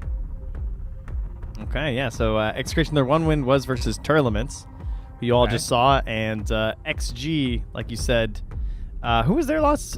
Oh no, their loss was to MOUZ. Yes, okay, got it. Wait, is that right? No. Yep. Yeah, you're right. Okay. What am I? We had the X Nova Phoenix, and then Chrysalis DK. Easy game. Look at Ame. Just see his eyes. That's all you need, and the hair, of course. Oh, look at that fan in the background. They're set. Nice and cooled down. It's on the oscillating mode. Nice left. Yeah. I don't like that. Are you down with that or no? I really hate oscillating fans. Yeah, same. It's just like because it just kind of like blows you and then it like a little it comes back, blows you again. Like let's just get a system going here. It does blow air onto you. Yes, it does. I don't like that. Yeah. Yeah. It's not great. Jakiro. surprise. And they decide to finally do it. You've been calling for this guy all day, and we're finally seeing him, the beast. Nice scream. That was good. Yeah. We want more Primal Beast. Jakiro must be the most picked hero, right? It was as of yesterday. I'm going to double check right now. That. It is indeed. It's only ahead of by 1 over Dragon Knight, though. Yeah. So I guess this will be game number 15. Dragon Knight currently at 13 at the moment, and also not banned right now. So good chance that we get there. Honestly, it falls off pretty fast. It's 14 games Jakiro, 13 games Dragon Knight, 9 games Centaur, and then instantly drops down to 7 on Tusk. Right. So, like, yeah, it's kind of crazy that Jakiro has twice as many games as the next highest support hero. But the interesting thing about that, too, is that of those lineups, it has tended to be Centaur that has like a below 50% win rate. The only one in the top picks that is down there, which is something to keep in mind. Like I want to watch and wait and see what happens as the meta evolves a little bit, because I think in like day 2 you're still sticking to like standard stuff. We're seeing it over and over and over again. But eventually the meta is going to start to shift as this tournament goes on. It's harder to shift, I think, in best of ones a little bit, because like you're less willing to take a risk in game in the game, because you don't have like a second game to catch back up afterwards. So that's something to watch for. Is it might take until like the play-in stage for us to actually see some big change-ups. Yeah, best of ones are weird. Yeah. God, I mean, I know it's because of the most picked supports, but we have just had so many Jakiro Tusk games. Yeah. And then Axe. Like Shadow Fiend maybe, although now you're playing against Warlocks, so maybe that's not great. I think that actually from Xtreme, this is a little bit different than what we have been seeing, which I'm kind of down for. Yeah, the Warlocks is certainly not mega common right now. Definitely a stand-in for like Malady. Standard hero for him, or whatever team Toby is standing in on. That's right. Generally where the Warlock comes out. True enough. Looking at some of the stats from this, it looks like both Primal and Warlock have 3 games with 33% win rate. So not the most success yet. And I mean, Execration to me are coming in as the underdog. This is going to be an interesting test of like how strong are these heroes, right? If you're taking a slightly more unorthodox approach on the side of Xtreme and they lose this game, this meta is just getting like pounded into everybody's brains at that point, it feels like. We might, speaking of this meta, we might be getting an ABBA game for the first time in a while. Yeah? Because he's been banned a lot, but he's actually available right now. That sounds hype for Execration. I was going to say for XG, I think it also looks really good versus Jakiro, Tusk, and Axe. Like, I think ABBA's just annoying for those 3 heroes to deal with. Yeah. I think the call, if you have like a break with it, then you can be screwed over a little bit still. Yeah, you could find something. They're going all over the place here. The puck. So this is the I have a really good puck player puck pick. Yeah. As a puck lover, this is the I see their 2 supports and they don't do much versus puck, so we're just gonna shove puck in here and give Ame a really good last pick. This is the complete opposite of what we saw last game in the draft from Yandex, where they kept things super flexible the whole time. XG have 0 flex. They have shown you what they are going to do, and they're just saying that we think these heroes and our players are good enough that it won't matter, and we're going to give Ame something crazy. So the answer for the puck is going to be the Void Spirit, as we've often seen, which just feels fake news. Good. Yeah. Fake news. Fake news? You don't think it's real? Fake news. No. I think when it's counter. When it's with Silencer, then it's good. Yeah, that's true. But I think that right now there is something to be said for it being a little bit rough. All right, what does Ame pick in this game? Sorry, what do you leave for Ame so that he picks it and they lose in this game? You leave him Huerta. Yeah, okay. Yeah. I don't know. Muerta kind of looks kind of fun. I feel like he's gonna play like Muerta or Klinks, but I mean he's got a Warlock, so. Oh, you know, I your would Spectre say maybe. Medusa, but you can't do it with Warlock. Well, you can, but like you lose a ton of value. Yeah, I like Spectre.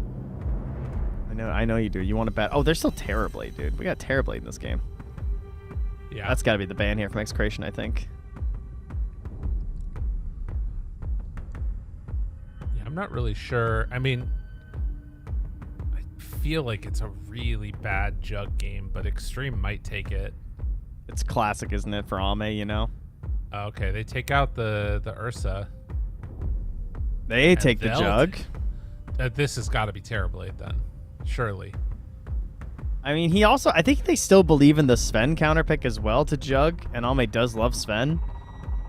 Everyone else is completely off that, which I think is probably true. Maybe they're off it now too, because it used to be like you get Warcry and you just live through it, but I think everyone's realized the damage is kind of too overwhelming from Jug, especially if there's any minus armor, which there actually isn't for once with the Jug, which is very unusual in this current day and age. So maybe it would be okay. You know, I actually think I like that more than the Terrorblade. Because I'm looking at like the Jakiro annoying stuff to deal with illusions. You've got like often Terrorblade is going to be, you know, sort of just standing there hitting. Oh, I kind of feel like they need to make some big combo happen. There's still just ABBA if you just want to wait. Yeah. Their damage would be kind of low, though. I mean, Ringmaster is a lot of damage. If you get the Fatal Bonds, it's a lot of damage. Oh! God, fucking Ame, dude. I love it. I love it because he's always going to pick something that is not just the top tier ones. Like, this is why they shove the puck. They shove the puck in this place because then he gets full knowledge and he finds something that he thinks is really good in this game. Not this meta. Yeah. In this specific game. That's why he plays his Clinkses and his Muertas and all that other bad hero shenanigans. This is like the original Medusa, right? yeah, it's true, actually. Yeah. Interesting. It's also, it's a hero that should be played more. I think much like Huskar, the fact that there are teams that don't ever play those heroes is just a sign that those teams either don't understand the hero or are not willing to understand the hero and put the time in to make it work. Because there's no doubt that there are games where wins get left on the table from not picking heroes like Lone Druid and Huskar. Right. It's an annoying one, that's for sure. There are a lot of ways to get on top of the Lone Druid. You have the Tusk, you have the Axe. The other thing that could be kind of hype is Shanks might be able to be one of the big game changers here, right? You get a fear back off of the Lone Druid, and all of a sudden a snowball back onto him, and he's not going to be able to get away. So there's things to watch for here for sure. Yeah, I don't really hate either lineup too much. Execration is extremely meta. This is like 5 of the most picked heroes right now in terms of their roles and stuff. And XG are a little more out there. Only barely though. They're mostly middle of the table heroes. Dude, plus we got another bear. Plus a Lone Druid. Oh my God, it was destined. That's why. It's from showing our bear photo. Listen, that's Ame, how we're we out. brought back another Lone Druid. We used all of our bear knowledge earlier. We can't do it again. That's why he's got to lose this time. This is when you get the stomach ache, right? That's the post game. Okay, yeah, that's true. After you eat all the bait apples and you vomit them everywhere. Well, another match ready for us as we hop into this one. Best of one, Xtreme versus Execration. Let's get into it and see if Juggernaut can find some redemption after that last game, which was pretty rough. Should note, that's the first Lone Druid also of the tournament so far. Oh, really? Yeah. The very first, eh? Well. Nothing to say. Nothing to say. There are people that don't know about that. Well, that's that weird. play Dota. How's that possible? That's what I'm saying, man. If you don't know, look it up. It's good. Nothing to say. It was one of the best voice now lines. You know. Yeah. Smoke up. See if they can find somebody here. 30 seconds to battle. Chug Paulus is all the way at the top of the map. Says, okay, I'm not going to play with my team. I'm just going to hang out over here. Same thing from Ame. Dude, what if they found Ame down here? Can you imagine? That would be bad news. No! Oh God, Execration. Not again, guys. At least it only happens like once last game. Oh, I love that. It's so Know how fast XXS paused the game? Shout outs. Good job. Good job. What a nice lad. Give him a sticker for that. Man. Well, this is what has happened for Execration every now and then. I'm not sure if there's like a cadence to it that we can anticipate. That would be funny if we could like time it exactly like an Aegis for when Execration are gonna DC. Now you're thinking. I also wanted to see this facet, the bear with me. Right, the shared armor is increase and then the attacks heal. So that's the one that we see more often than not. Yeah. This is definitely the go-to. I don't even remember if the other ones... Is there still 3? I think there are, right? Yeah. No, he only has 2 now. Oh, okay, it's only never mind. Bear and Necessities to bear with me. Okay. Okay. I can remember if they left the 3rd one. But we got rid of it. The smaller inventory is so weird. It's such a strange like thing to take. The bare necessities. Are you a fan of Jungle Book? I found it really scary as a kid, from what I remember. The scene where they're running in the fire from Shere Khan. I remember finding that quite frightening. The snake guy can be a little bit creepy if you think about it too much too. Oh yeah. Yeah. Yeah, he was kind of weird looking. I can picture him a little bit. I mean, I can definitely picture him with his eyes going to hypnotize. Yeah, that not my kind of movie. I will say it's one of the one of those movies where like the song is bigger than the movie. You know what I mean? Oh yeah. I think it definitely for at least for our generation. Right.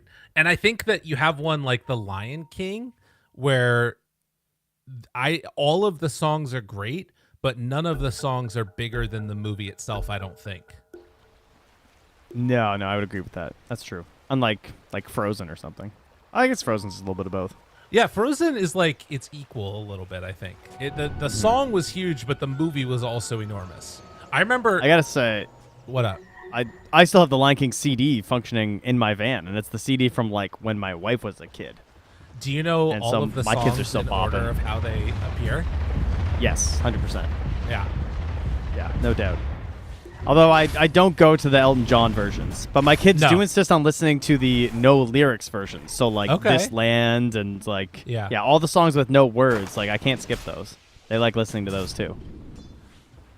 I am a big fan of both of those. I was gonna say that I remember when Frozen first came out, my niece was like, she was probably like 6 or something like that, maybe a little bit older, and she like had a younger sister, and like she kind of looked like Elsa, and the other one kind of looked like Anna.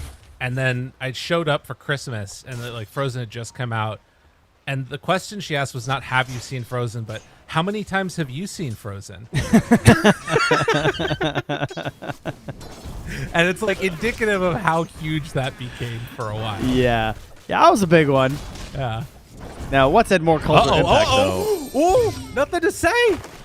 Get out of there. Nothing buddy. to say or Frozen? That's my question. I mean, clearly it's nothing to say. I mean, because how many voice lines does Frozen have? I don't know any, but we got nothing to say. You got whole songs, man.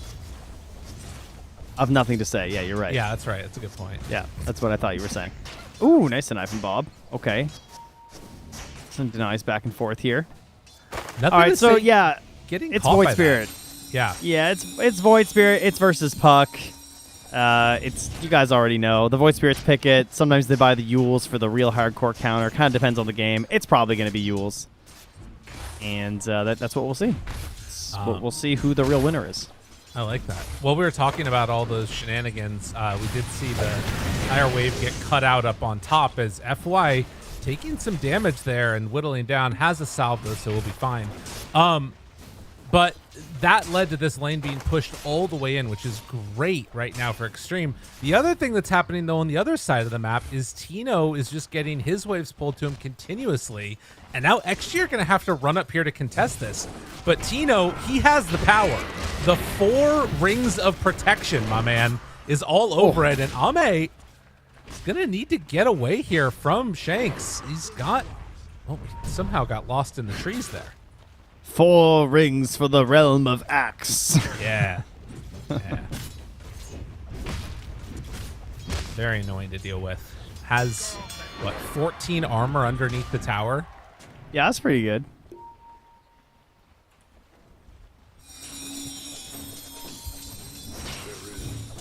So, a decent start, and as you would expect here in the mid lane, Bob having a good time of it. 15-8 versus the 10-2. Do you think Bob is the only palindrome? Oh, wait, I guess there's 3-3. That's a palindrome. Yeah. In terms of player names? Wait, does it count as a palindrome if it's just 2 letters? I guess it does. I think so. Man, I was about to say ice, ice, ice and just feel really dumb. I'm glad I did. Well, good. You saved yourself on that one. That was close. Onto XXS and they get out.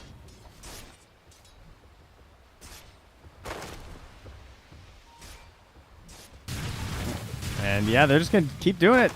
Tino's grabbing a wave down bottom. There is no honorable laning happening here except for mid. No. It's just what you would come to expect, though, and trying to get whatever pulls they can throughout the duration of this. Bob does get the bottle refill, and FY was able to build up at least one round of stacks. Nice deny there by X Nova. Yeah, he took a second to do that. Oh. Going for the bear here. It's a big bear. Can they do it? Well, it's tough, but this would be really nice if they can make it happen. The heal is there, though, so it's not going to work out for them. I was a little nervous. The heal came out kind of late. I thought that he was going to miss it. It's just baiting him into a worse and worse situation. It's good. Well Yeah, played. and then summons the fresh bear just to make sure that they don't get the big bounty there. Yeah. Nice lead from Bob right now, though, as he's got a solid 7 creep lead as the waves meet again. Yeah. Another round of stacks from FY, who knows what he needs to do. Just try and build up that piggy bank as much as possible. This is going to be really helpful for XXS here in this game. Who at least as of now has been able to get a pretty free-ish lane in terms of not dying, but hasn't been able to gain the CS he wants. 38 and 11 on the jug. Palos is having a good time. Dire's middle tower is under attack. Yeah, Palos cooking. Didn't even realize how well he was doing. I mean, I guess gold-wise, he's still just neck and neck with the lone druid, so... Gets level 6. On to nothing to say in the mid lane as they're battling up top as well. I'm going to say mana, it's going to though. live as they go on to XXS. More hits. The jump away barely gets out, but no. CML moves in and finishes them off. Man, Bob was so close to getting that kill. Like, he's just walking next to the puck, but doesn't have the mana for the last resonant pulse. He just gets able to walk away. Mm-hmm.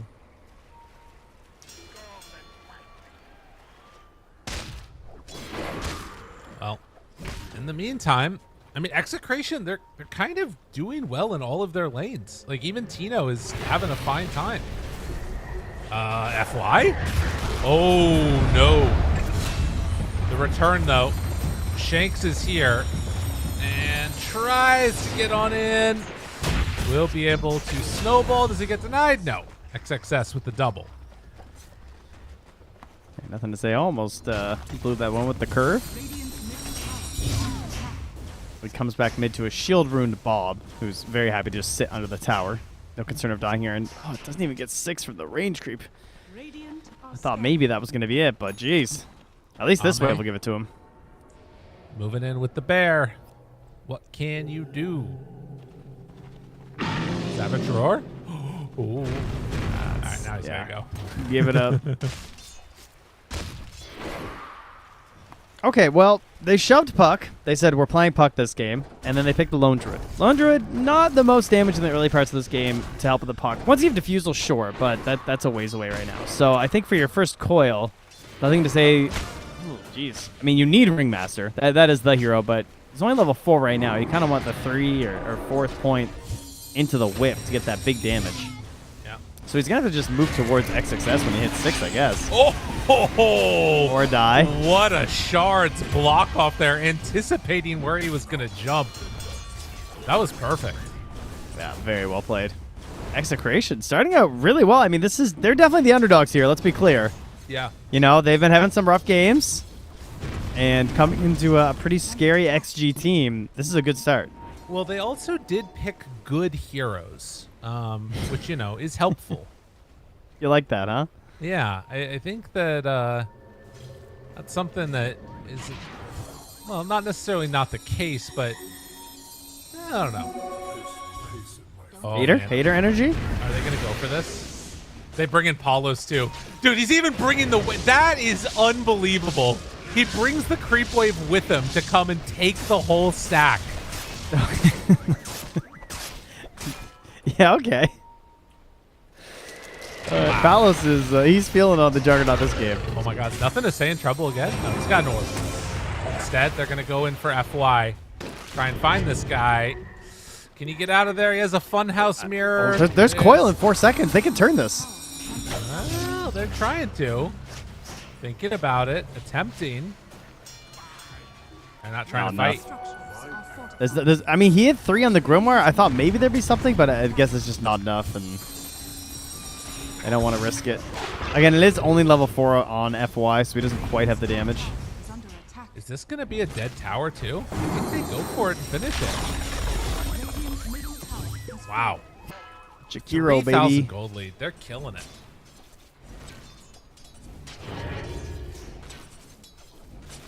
And yeah, Tino, I mean, he's got his helm creep too, so that's going to just keep on growing. As him and Shanks will fight the Ancients together, and they're going to smoke up and run towards Ame. Well, if there's one thing you know for sure, it's where Ame is going to be.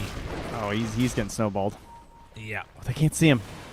Oh, they got him. Macro And pirate. what a- Oh, jeez. man. What a place to ice shards, man. Like, you are just not doing anything.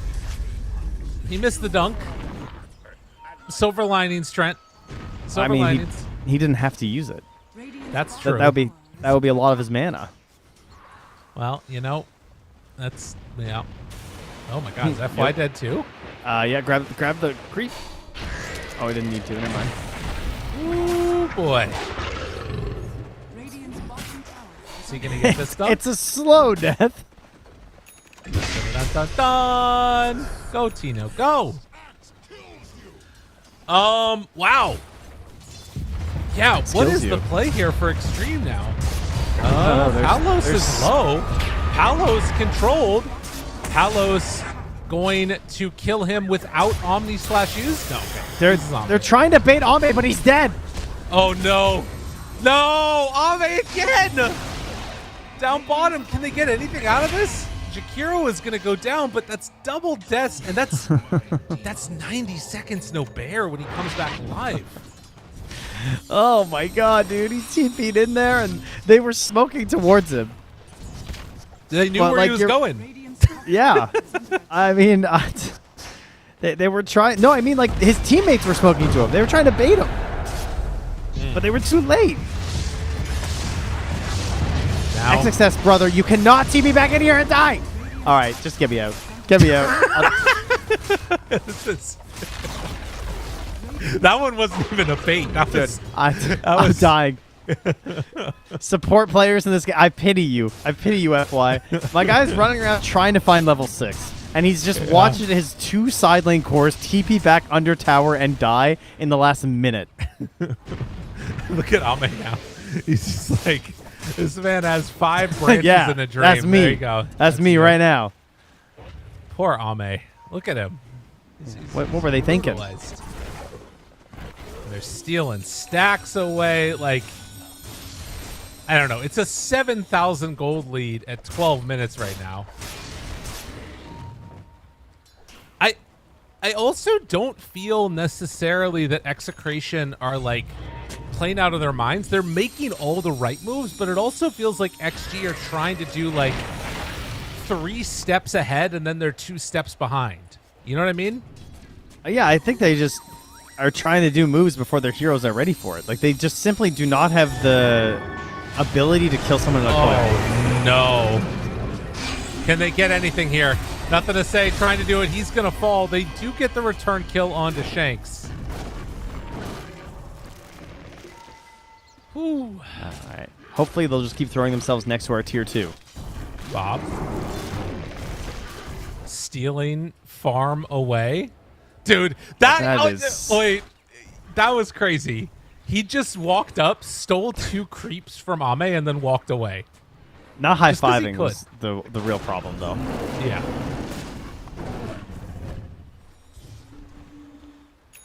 There's mind games Okay. going on. Serenity now. That's what we're just saying on the side of XG. It's going to be okay.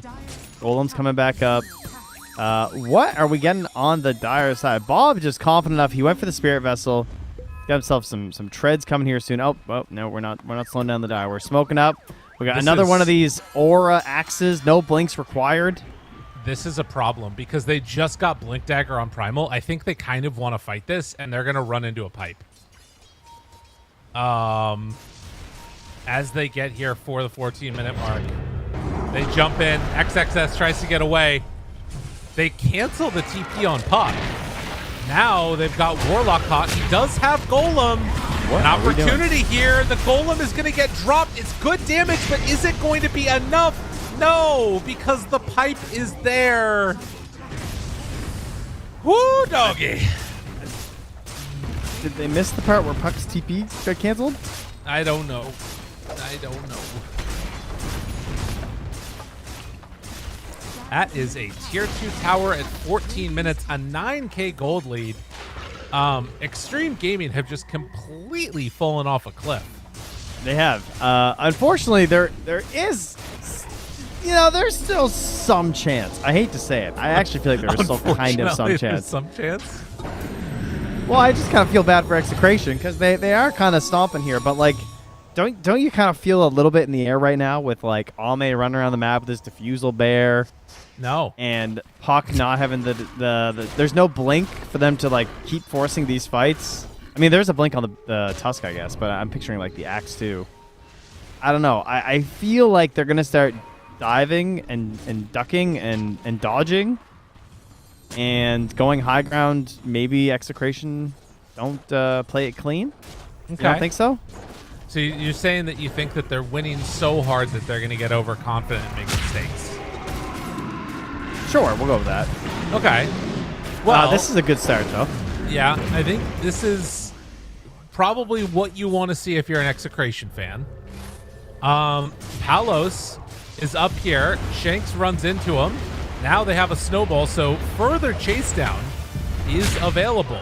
Walrus Punch is out. Now FY trying to do what he can, but that's just going to be a dead Ringmaster. TP. Nice enough. What? That's where you going. Oh, ooh, 3 bounties. That's where you're going. 4 bounties. Oh. Jeez, Well, you know what? what? Even if he dies here, I think it's worth it. There's a lot of gold, actually. Success. Breaking the Blink Dagger. Not able to catch him, though.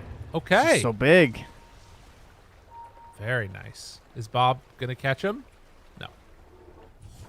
He's too fast down that river.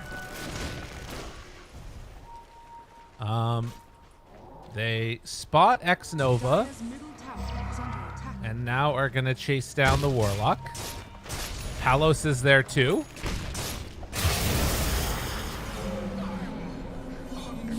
May be careful with where you wander.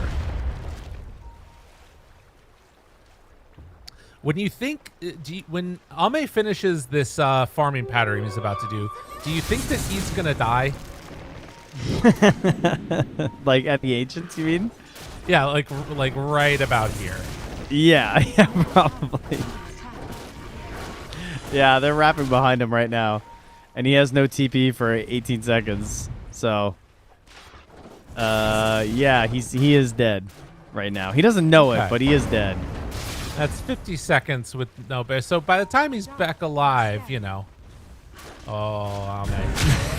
Oh, Ame. Dire's top tower is under attack. Wow, we can predict the future. We're very powerful. I'm so oh my god. Oh, wow. I'm back on Okay. schedule, baby. Yeah, we're ready to go. There we go. You were right. The bear vomited. Yeah. the apples were bad. The problem was they needed the black bear and they got the grizzly bear that time. Execration with the victory, just a clean execution of Xtreme. That was a devastating loss. That was a FY, why did I come out of retirement loss? Like that was everything wrong. Holy moly. I mean, everything went wrong. It's really that simple. Every lane went wrong. I think they won all 3 lanes. Like bottom was like kind of even between the Axe and the Lone Druid, but doesn't really matter That was once the Axe is moving like that. I think that might be like the fastest GG that we've had in like a year. It feels really quick. Like I know there's been some other games quicker, but at least for you and me, yeah, I think that might be. I can't remember a 17-minute GG that we've cast lately. Especially can't not with like remember straight up seeing tier 1 teams. or hearing one. You know, That's a quick one. I remember this team went pretty far at TI, right? Is this? Yeah, no, they did pretty good. Like, wow. What a performance. Execration just completely demolished there. And they did it playing the heroes that, you've come to expect to be good here. I don't know. We got some time now. Do you want to, anything else you want to talk about? We got a little. Wait, no, we got more games, brother. Oh, you're right. We don't pause. We don't stop. Well, The games keep on coming. We've got more action, so stick around. Our next series will be starting in just a few, hopefully. But we're going to go a quick break. When we come back, I'll have more Dota 2 action. See you then. Yakult versus...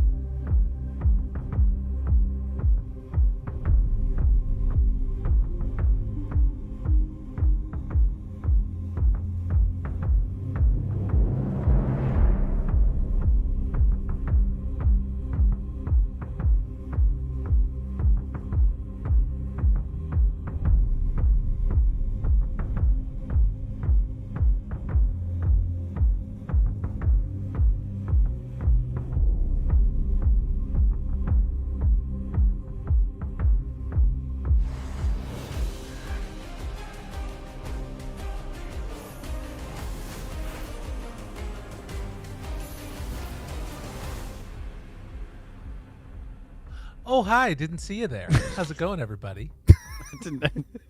I was trying to figure out what you were doing. Welcome Yeah, back. hi. We got a great matchup, everybody.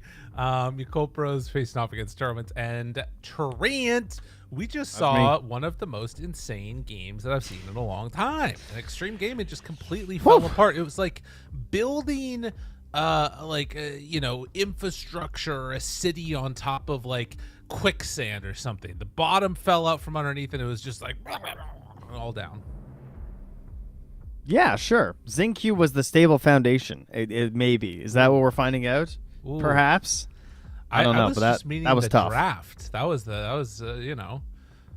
lost in the draft. Clearly, there was no play problems with what happened. You might actually be kind of right. Little bit of column A, a little bit of column B. I'll give you that one. I was lying, but yeah, I guess you're right. True. Okay. It's kind of true. Well, we've got a intra-regional matchup here. Well done. Thank you. It took me a second to You work got that there out of my brain. But one team that definitely has been looking a little bit better than the others. I think Tearlaments has been having a pretty tough time so far throughout the tournament. It seems like they're 1-2. Their one win was against Tidebound, if I'm not mistaken. During like a pretty big slump from them, where Tidebound looked better this morning. Yakult Bros though also struggling. Actually, I'm looking over at the stats right now, and three of our three Chinese teams are all at the bottom. Yeah, that's of not our good. Day one we had the China buff. Three of our Our opening game was Yakult versus Falcon, and Yakult won. Ooh. And we were like, oh man, here we go. It's China time. Yeah. And unfortunately, that has not carried through, especially with that last match. Yeah. Well, I can guarantee that a Chinese team is going to win this one. So we'll see how it goes as we get into this game. The draft is up and ready to get going. We'll see who's going to be able to come away with the victory here. Yes. Thank you for your patience, everyone. The game was so fast that our players were having some trouble getting all their stuff set up. Probably in some pubs, honestly. I'd be kind of mad because surely someone was in a pub in this party. Can we check? Can I check to see? Their profiles are probably private, I guess. No, they're all hidden now. Yeah. I can check on Shiver's game. She's rank 9 as AA. That's the only thing I can see right now with go. Owen. So good luck, Sheaves. Let's go. Get that W. I believe. Oh, and Slacks is what's level she playing? 18 as Witch Doctor.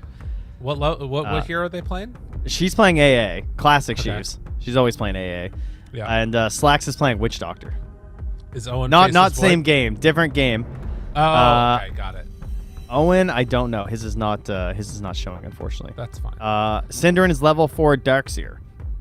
You guys want the updates on everyone currently in the game? That's your updates. Maybe I got you covered.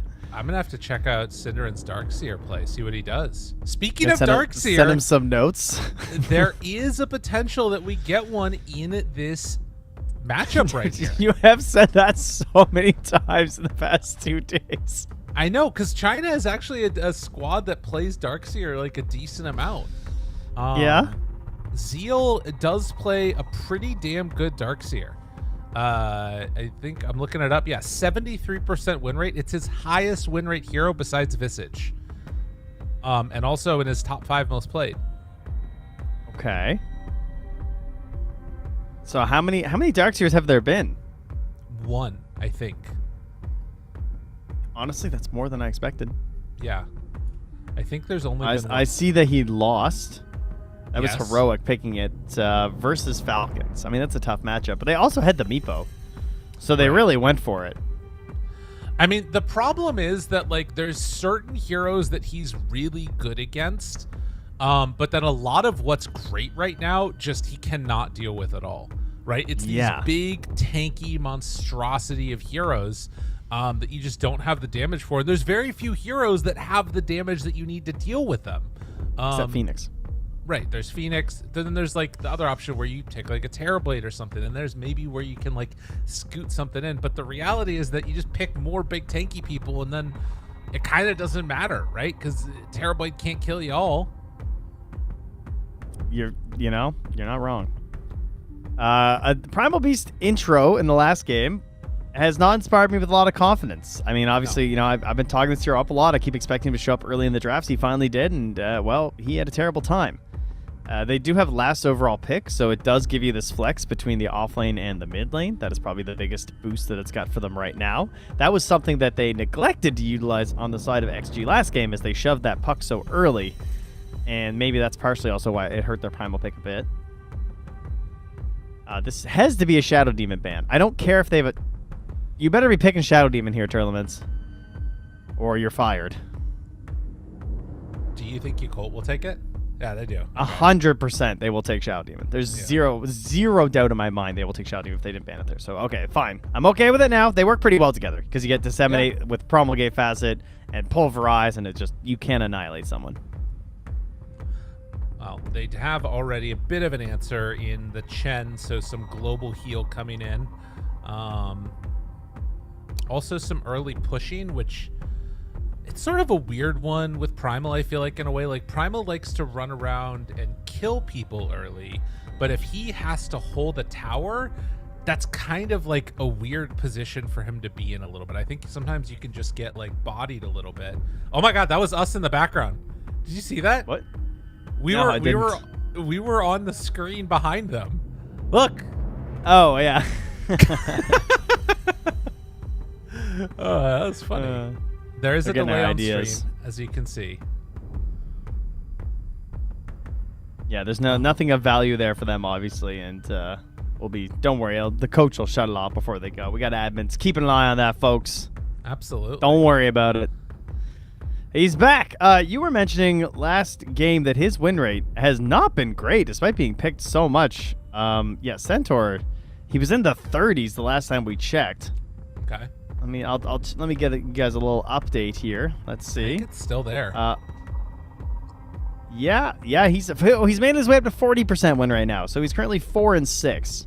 Okay. Out of his 10 games played. So a chance to get closer to even here if Yakult Bros can take the W here over Tearlaments. And yes, win rate is not everything. There's no doubt about that. And the hero I do still think is incredibly strong. I'm not gonna try and dissuade anyone from picking this hero at the moment. Right. I mean, I think that it does. Oh my god. Dead hero. Whoa. Which one? Nature's Prophet or Disruptor? Nature's Prophet. Where's this guy been? Yeah. Not where he needs to be. I will say I am a big Disruptor fan right now. I think this hero is underpicked. And like, particularly against a Centaur, right? You're just ensuring that you can find that at least like one target to get on and kill. You can play at such a fast tempo that also fits well with Nature's Prophet. I actually really like this draft for Tearlaments. I think this is pretty cool. Yeah, I don't know why Nature's Prophet has fallen off a cliff and is no longer relevant when he seemed to just be winning every game I was watching, and mid one was just crushing and dominating. In fact, I actually see they went back to it today. The only game of Nature's Prophet so far this tournament was MOUZ, and they picked it versus OG, who has been on a tear, and mid one took the game with his Prophet, going 8-3-18 like he does with almost 32,000 damage, with the next highest on the team being 22k. This hero can absolutely take over and dominate a game with a little bit of help from his friends. Joe Crocker.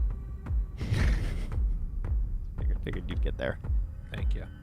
I also like Disruptor though, and they even get a puck into it, which I don't hate that much. Disruptor versus some of these other heroes though, it's okay. It's good versus Stampede, I suppose, but it doesn't inspire me that much versus like Chen and Clockwork, I'll say. I mean, it's all about, like, are you the aggressor or are you the defender, right? If they can find you, then it feels bad. Although I do think that the kickback, what's it called? Like Electroflux or something like that? Translocate? Is that what it's called? No, wait, that's Tinker's thing. Yeah. I'll get there. Electromagnetic repulsion, obviously. Nice. I think that's kind of like an interesting answer for Clockwork now. It always feels a little bit better than I expect it to. But they do take the Morphling. So now you've got like SD illusions that can get created of it. You've got Static Storm, obviously. Hate playing into silences as Morphling. There's some things that kind of look cool here. Yeah, this is the first Morphling. When you brought up today about how many heroes were unpicked, I went to see who's not here, and to me this was probably the biggest surprise. I feel like I've been seeing a bit of a rise in the Morphlings. I think Yadro was playing it recently as well, and I thought it looked pretty good. I think he fits the meta right now. He's obviously one of those tanky, annoying to deal with heroes, and also can scale really strongly into the late game. So it's certainly not surprising to see Fly pick it. Fly is one of the most iconic Morphling players that we have, I would say. I was literally just clicking to try and see how many games he has, because 135 matches on it. It's his most played hero by about 40 or so. And when this guy is good, it's just pretty insane how strong he is on it. So we'll see. I will say that you've got a very aggro lineup from Tearlaments here. It's global potential, it's chase down. The only thing that you're kind of lacking is tower hitting a little bit, objective taking, but even there, Nature's Prophet's not terrible at it by any means. Hey, pretty good. don't you discount that Primal Beast innate. Oh, that's a good point, actually. He's so large, I believe is the wording. I need to find it because it's very funny. Colossal. Primal Beast deals 40% more damage to buildings. That's it. He's just so big. He's so colossal that he just does bonus damage to buildings. You can feel it, though. I've played a couple of Primal Beast games, which generally go bad, but when you hit those towers, ooh, it feels good. Oh, yeah.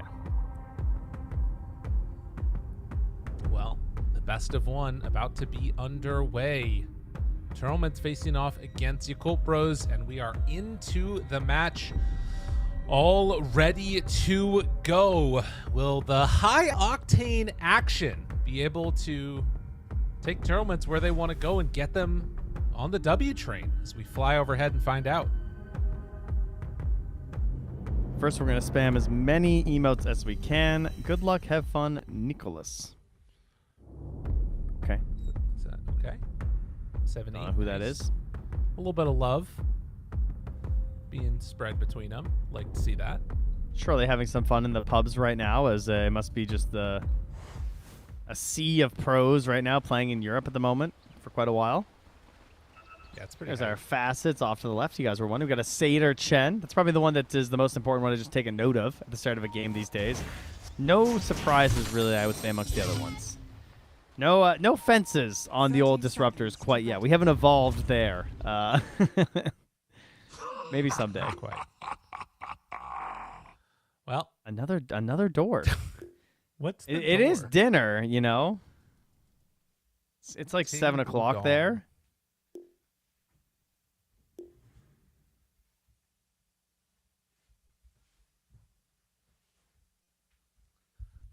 What do you think they're getting? Emotes get too fly. What do they? You remember what they're eating? Yeah. Now, that inside Go ahead. baseball, when we go to events, typically what happens is that one of the Chinese teams finds a place and they all tell each other what the good place is, and then you start seeing all the bags arrive from that one Chinese restaurant. And then we get the info from one of the teams who's close to the Chinese teams, who's like, the Chinese teams have decided that this is the restaurant here. Yeah. That's pretty much what happens at every event. Well, at least when it's in China too. Well, I guess. Oh, I was gonna say, no, especially when it's not in China. Yeah, That's when true. it's most important, you know. Yeah. Oh, fly. Is he going to be okay here? The vanish, the damage. He doesn't have waveform. Oh, you Uh-oh. can't do it. Fly. Where you going, buddy? They got a couple more hits. Oh, they get him.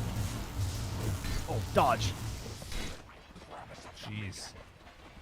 Okay, Morphling kill. That's a tough hero. I mean, Fly knows the risk. He's a grandmaster. I'm sure that's happened to him dozens of times going for the level 1 rune. But it's, you're a Darkseer gamer. You're not taking Surge. It's one of those. No, definitely not. It ruins the rest of your lane if you have to do it, or it feels pretty bad, I would say. I'm not a Morphling gamer, though. That's true. I feel like I would take waveform. That would not be good. You don't want to be there for the the first waves. Well, things to watch for in this definitely will be a fair few TP rotations and how they're able to make things happen with this Nature's Prophet. You know, it's interesting because we went through the entire draft and we didn't once talk about Emo, which is probably a first for this team because he has often been like the guy that kind of sets the tempo and for how the rest of the game gets played. Zeal is going to go down bottom. Yeah, I mean, part of the reason is I really like Puck, but to me, this is not a great Puck game. I think that if the lane goes poorly, there's always the possibility that there's an Orchid that comes in on the earlier end from the Nature's Prophet. Obviously, the Mjolnir is just so tempting in any role. It feels like on the Nature's Prophet right now, but if you have such a strong potential Orchid game, that could come out and just end it for you, and I don't like the damage they have to go with early coils. You're not wrong. Particularly like into these heroes. Like, who are you ganking? You know, you're not going to jump on the Bristleback. You're probably not going to kill Primal. You really need to bring people to your lane as the Puck to kill the Nature's Prophet. Oh, we And thought right now, about Prophet's there. Yeah, this is the classic, right? Level he's 3, looking at they it. really want to get that move if they can. I think he was faking it to go and steal the rune away from Puck and decides not to try for that. Yeah. Emo is having a good lane. Yeah, he's got that going for him. Not enough sprouts here from 7E. I don't know if he's just... There we go. Get him out there. Slap those down. It's a 12-second cooldown. You got 3 mana regen. Like, the urn's done. You're going to see a lot of sprouts now. Oh, yeah. Meantime, up top, some damage thrown out as the disruption came out onto Fly. And maybe more action. Yep, TP in. Bobica right there. ZZQ, does he manage to get away? It looks like it's just going to be Bobica dying. Tower is under attack. Now... Oh, wait, what? He didn't get the money? It was not close enough? Yeah. He wasn't I within guess not. 750 radius. He must have Dude. been just outside 750. Well, that is very sad. I feel like we don't often see the Nature's Prophet, but it's even worse that you don't get the money if you're taking this facet. Yeah, I'm over this. I mean, I was already over this facet, but I really think that when you make these early rotations, I've seen the heal turn around so many games Yeah. that it feels incredible. But people are all in on the Prophet facet now, so to miss out on the bags like that is really sad. A wise decision then. As that was just Fly walking away. God, Morphling freaks me out. Every time I'm looking at health bars along the top, I just Oh, I know. have a moment to flip out about it. Yeah, and now he has 318 max HP. Now 340. Glimpse back. Zeal.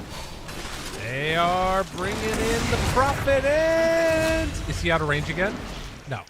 This time he gets Oh my it. goodness, get the money. I mean, it's not that impactful right now. It's just 2x the hero level, but you know, I guess you could also argue that early gold is more impactful than the gold later. So True. his mana regen is just this is a problem with this hero. 4.1 mana regen with raindrops, urn, and magic wand, and he only costs 80 mana on these sprouts. 90. But yeah, I hear you. It's rough. Sorry, you got my ass. Yeah, I did. Yeah. Worth noting too, there's some stacks being built up right now. Wouldn't hate seeing a courier being brought out here pretty soon for 7E. They are already moving in with Tianming to try and stop this from happening. And well, Tianming now in a little bit of trouble. We'll just be able to walk it off though. Yeah, they do have the ward planted from K-Class, so they are Okay. ready to go on these ultis. As, definitely something you have to do if you're picking this Prophet mid, as you guys are all mostly aware. You put a ward in there so you can see the stacks, because the way that the ulti works now is that it used to have a limit of targets. Now it just hits everyone. Yeah. Good job from 7E here to make sure that nothing else happens on those rotations coming from Chen.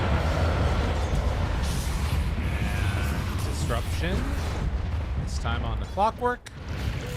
Zeal takes some hits. They have enough for Glimpse if they want to use it. And 7E being there, they're going to pull Z right on back for a little bit more profit coming their way. Oh, yeah. Tank the tower for the money. That's right. It's going to be a quick Spirit Vessel. He's halfway there between the last two components. As we hear a coil. But, man, this is some sad damage. All right, he hits two cogs. That'll do. Yeah. Pops the ulti. Tianming gets hit, but so too will Bobica. Bobica going down. Zeal going to go down too, or are they going to be able to live through that one? Hey, they're instead the ones that are giving the money bags. YSR now the one in trouble, and they're going to lose the Bristleback. That was a 4x streak on Erica they took away. He's TVing up top? Okay, that would have been pretty wild. 70 was thinking about jumping on Fly. Said he's just gonna go stack. Yeah, might as well. Clean out some of these, work towards that Spirit Vessel. I think as soon as that is up, though, they can start the, like, fly hunt, you know? Oh, yeah.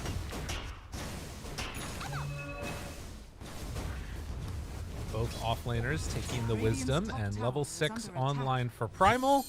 Not quite there for Zeal. This might be an interesting window, too, I guess. Is like before the Stampede is up, maybe Primal can do something before Spirit Vessel if they can find the right target. I'm also really curious to see what they can do with Emo on his puck, because he is doing the best on the team. Doesn't have necessarily, I wouldn't say the best allies this game, but he has to be active and try and make some plays to slow down this Tearlaments lineup right now, because 70 is going to be balling out of control and attacking that Morphling, as you're saying, pretty soon. We'll see what Emo can do as they begin. There's ulti. Oh! Wow. And the best part is now he gets the bags, because if the Prophet ult doesn't kill, the money bags don't show up. So that was ideal situation. Yeah, just not respecting it. No raindrops, and well, now you got the Bristleback coming in to steal some stacks away. Everything's going their direction. They're going to TP in, and Zeal just got level 6 now. Does have Stampede, but with Glimpse ready, there's no getting away from this. Oh my god, he popped it. He popped it. Emo? Did it help anything? Spirit, I mean, it got Emo there quicker for him to try and jump away now. He just goes back. God. Erica's back on the stacks. He's like, yeah, you can't get rid of me here. Trent, this is not. Are we gonna have another 17-minute game? Like, what's going on? No. No. Of course, if Fly comes back in lane, he will just die. Which maybe he's gonna. He's gonna know. It's fine. He's poor Shadow Demon, man. I mean, he is definitely the one getting beat up, though. He's now 4 of the 5 kills if he dies. Yep. Emo out of mana. Does still have multi. stick, though. Phase shift. Gets him away. Yeah, and Fly is now building into some raindrops.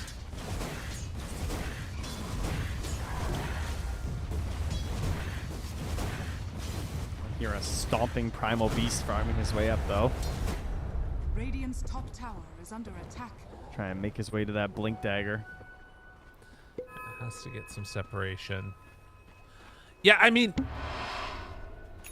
it does feel like the game plan right now for Yakult Bros is just farm. And I don't know. Like, I guess the plus side of what Emo's doing is that it's hard for them to kill him. But I don't know if he's, like, doing much. Like, RQ is going to die there. Wait. Pops the Invis Rune. Now the Stampede has the ultimate Prophet if they want to ulti. use it. Now the turnaround. Banishment is there. Coil down. Where's the rest of the team? They don't have any TPs, so they're going to lose 7E, and now K-Class goes down. Nobody TP'd. Yeah, they did. I mean, he just got so much damage from the Chen army there. Because, like, typically you don't think of Chen as being this, like, good combo with the puck, but in the middle of a siege like that, he's able to actually put some beat down into the Prophet. He did almost as much damage as the Puck there. Yeah. Interesting. Well, that's a big win for Yakult Bros. It was looking scary, but now they're in pretty good position. And Emo is, fully committed. They take down the tower. Yeah, and Fly has done a very good job of just staying alive. Yes, how's this start here? First off, there's some cogs here on ZZQ. He's getting beat up a little bit, but Prophet's still at full HP. Gets a battery assault.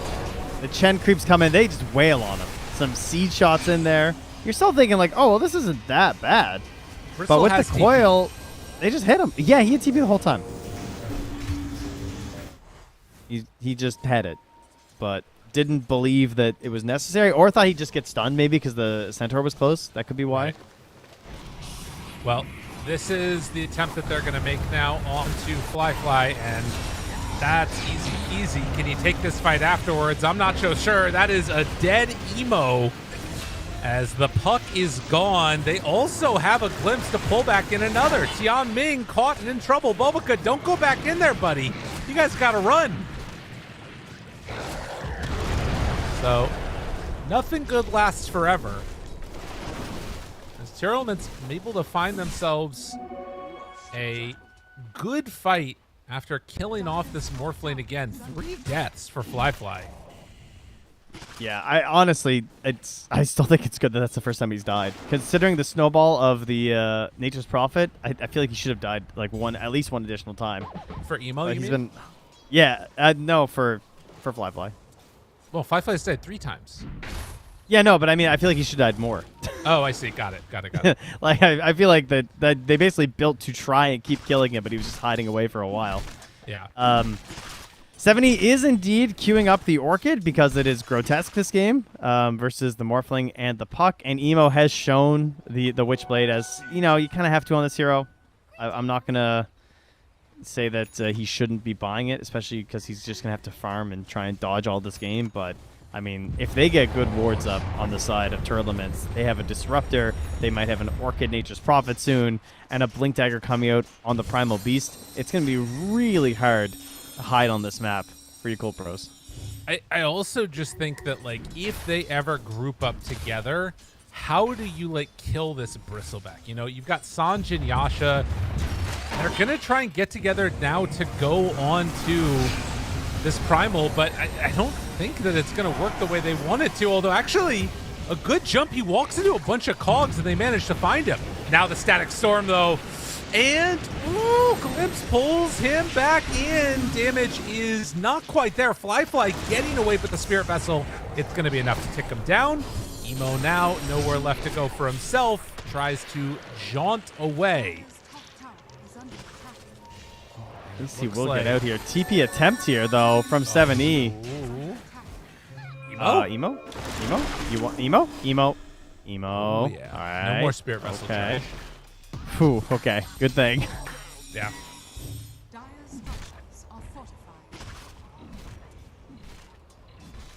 Interesting. Another kill, but the lead, gold-wise, is still on the Dire, and most of the Radiance gold is actually just tied up in Bristle. Erica is huge. By the way, in that moment, shout out to K-Class for disrupting the Disruptor instead of trying to, like, keep the Primal alive. That was a really nice call. Like, yeah, that is also an annoying aspect of this game, too, actually. Yeah. Radiant's bottom tower has fallen. well, 15 minutes in, and it is still Bristleback top CS right now. Just going all statty-oriented things. And actually he's just queuing up a straight-up Reaver after getting the shard. Okay. This Courier, I think, is going to make it. Tianming saw it. What's Tianming doing here? Just, having fun. Giving away some money trees. No! Oh, he's one range. Okay. What? I don't know. He was getting some stuff. Down bottom, They are going to drop down this static storm. And the creep's moving in, but manages to take some of it down. They'll charge, try and kill the rest, and yes, indeed, they go down. And now Baboka gets away. Baboka.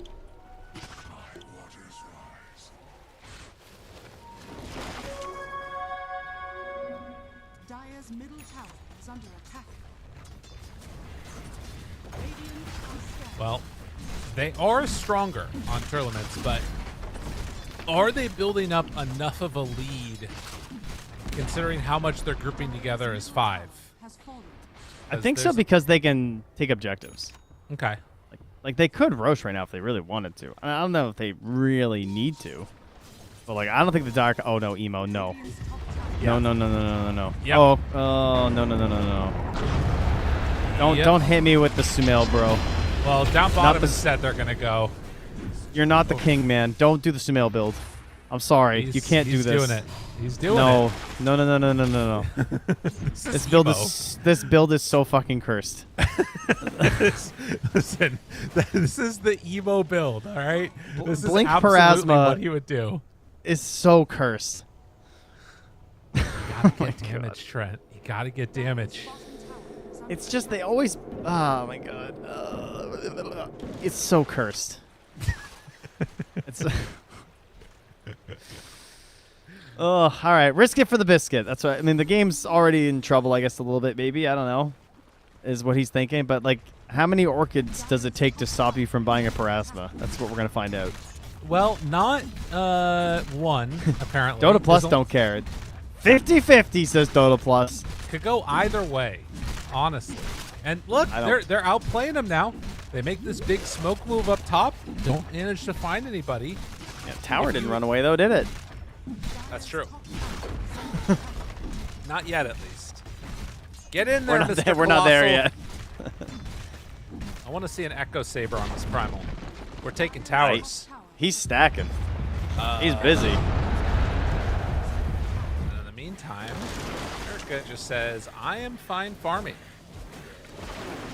Like, yeah, I guess how do you deal with this Bristleback when he gets another 500 HP from this Reaver here?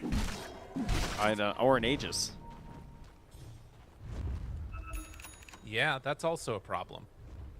And Emo is just going true GOAT status if he pulls this off with this build. Jump, jump, jump! In onto him, Disruption, same time as the ult. Now the flips back, finds the Disruptor. ZZQ in trouble. Stampede jump forward. In trouble now on Shadow Demon, but they end up being pulled over to the side with the Cogs. Very weird set of fights. Coming out, they lose 70. That's all of their control. But still, the bristle is big. Is he going to be big enough to stay alive? The Glimpse pulls him back in. Woo, buddy. That's why Fly is a gamer. Why? Why you do this? I mean, that was really good that they bought back on the Clockwork, but I think that they mashed all their buttons on the Clockwork. Like, they used the Orchid on the Clockwork, they stunned the Clockwork, and so it just gave free reign for everyone else when they moved in. And that put a lot of pressure on ZZQ to hit the play with the Static Storm. But he only got the Centaur inside. He didn't get the Puck or the Morphling. Wait, another one? Another one? Nope. Dude, Emo feels so cool right now. Yeah, I don't blame him. He bought out the recipe, man. Like, so they're he Orchids him mid primal ulti. Why are we doing that? Like, okay, that's just Trent. not okay. It's okay. Listen, take your We blood can't. pressure medicine. The Puck has right? no dispel. We cannot Orchid It's okay. the pulverized Clockwork. Listen, it was all part of the bait because they got Emo to buy the recipe to Parasma. So he's committed now. This is the setup. The payoff is coming. I don't know, man. I just don't know. Like, now they got Aegis, Tormentor. They're rich. Yeah. They're very farmed. I mean, You're what a not wrong. buyback from Tian Ming. That's just the dream. Any support player with buyback in the early game with global or long range abilities just makes me so happy because there is so much value in it, just like that. Like, your Silencer ever dies, Chen ever dies, they don't have buyback. Ooh, I'm mad. Gotta have the buyback. They're running as 4 again to try and kill somebody up top, and they're just going to get a Zeal creep. This is very well done by Yakult Bros. This is the nightmare of going Orchid on the Nature's Prophet, by the way. This is why you don't see it every time. It's not just an auto pickup, and why the Mjolnir is still really strong, because if you don't get those kills, it's just a big dead weight that, sure, it helps you farm a little bit. Yeah, it's not bad on the hero, but compared to Mjolnir, it's trash. You know, you're not going to get that 30k net worth Nature's Prophet. Or if you do, it's going to be significantly later into the game. Okay, well, riddle me this, Trent. I'll riddle you anything. What about this bristleback heart? Because if there's one thing I'm still seeing, it's that they don't have, like, insurmountable damage on the Dire. Does the Parasma make this heart just, like, irrelevant? I think so. That in combination with Morphling, because Morphling does get to that damage, you know? Oh, he's looking. Static Storm down. How much do they have? Oh, no. Oh, not like this. Oh, wait, no. Silent, Manta. Fly is fine. 70, not so much. The deeps are out. They're all starting to die. Bristle, what can you do? Save them. Save them if you can. Who did he Orchid? He Orchided Fly and he immediately manted it. Right, okay, he Orchided the Aegis Morphling. I just want to check. Yeah, cool. that's the one. Just want to double check. That's what I thought. Yep. Hunting. Switch on over on to K-Class. Yep, they found another. ZZQ is dead. Shadow Demon, well, doing some good damage with his illusions onto Fly, but it is not enough to be anything meaningfully dangerous. Okay, I bow down to Emo. Emo is my GOAT. I'll be writing an essay later about why Emo is the greatest Dota 2 player of all time. I can go Blink Parasma against a rushing Orchid Nature's Prophet. Who cares? What if he simply never uses Orchid? Then what, huh? Haters? Listen, Emo is just that type of player. You know what I mean? He's gonna make you feel like a crazy person when you play against him, when you watch him play. It's just it's part of the charm. It really is. He is one of my favorites. He is the mid Old 11. Yeah. Old 11, my one true GOAT, by the way. If there was ever a good player to cast, it was always Old 11. He's crazy. Everyone talks about like Kiyotaka and EE and Emo. No, guys. It was Old 11. You remember at TI-10 that Vici squad, he just like left the Aegis in the pit? was that him who did it? Yeah. It was him that went and got it. It was him that went and got it. That's what it was. Okay, because I remember that. I remember we were screaming. They left the Aegis.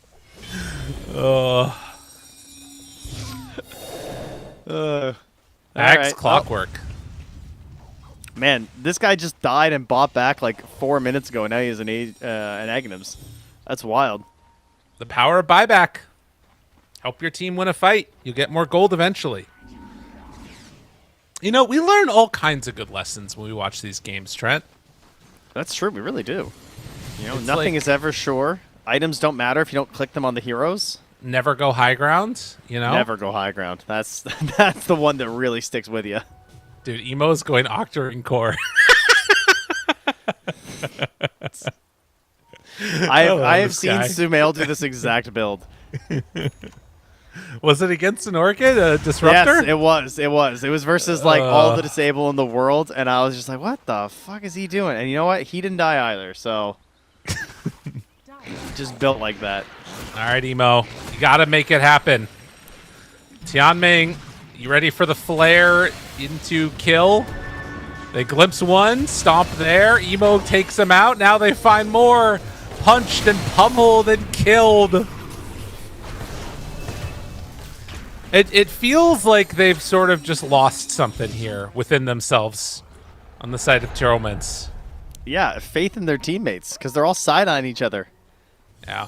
Thinking like, that's on you. Everyone's thinking it's on someone else, because they're all looking at their own heroes and thinking they're farmed. This is it! No!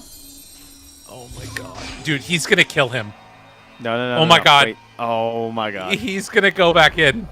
There's no way Emo does it. Look at this guy. Oh, and they're going to have to TP out because guess what's going on back here? That is going to be, well, still surviving for now. The Static Storm, good damage. Lotus Orb means he's Orchided on the Nature's Prophet. Glimpse pullback kills Zeal. Never go high ground. I feel like that was their first kill. It is. It is their first kill since they killed Clockwork at like 19 minutes. It's their first core kill in 12 minutes. And they have 16 kills. Just keep that in mind. That's pretty crazy. I thought it was going to be the Bristle going high ground, but K-Class gets caught. Now they're going to kill off both of these supports. Double for Fly. Hook shot in. Finds the Bristle back here, who starts to take some damage in from them. They do have Disruptor for him. Profit farming. Oh my god, dude, the Disruptor is so strong. Yeah. Production just savagely showing him he needs a BKB. I think that is an appropriate thing to do. It'll be... Oh, look at them. They're glyphing the wave. Go, wave, go. I don't know if they were glyphing the wave or if they were worried about the base falling, but regardless, this is a pretty rough one here. Orchid doesn't have Manta. Lotus. Doesn't matter. 7E. Time to hide. They have a BKB on Primal. 7E has a BKB now. Coil, jump in. Dead, dying on Disruptor, but still alive for now. Oh. They get the jump out from Emo. But the full lane of Rax going the way of Yakult Bros. There's still a tier 1 top.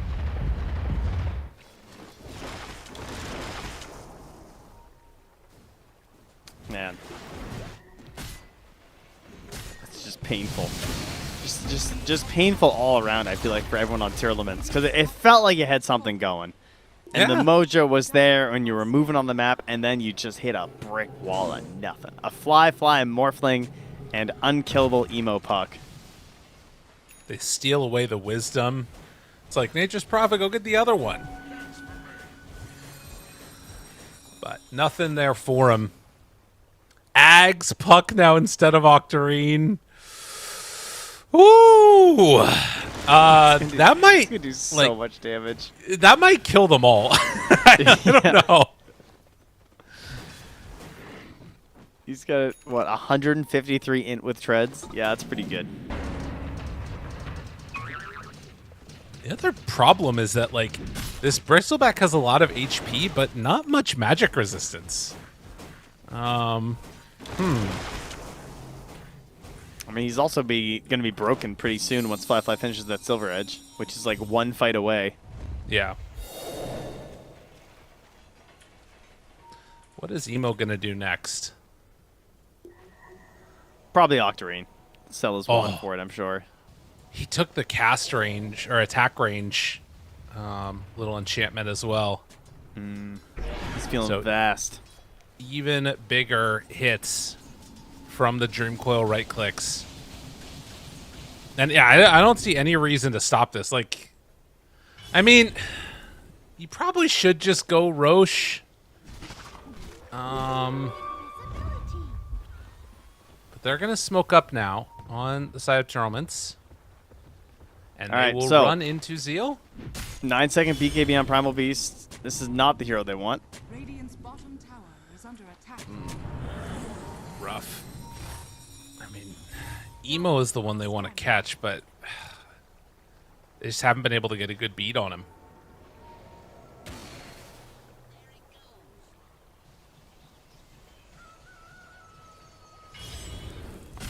So, 17,000 gold lead as they wait for Roche to start heading down to this bottom pit, and it is that Silver Edge that you were talking about.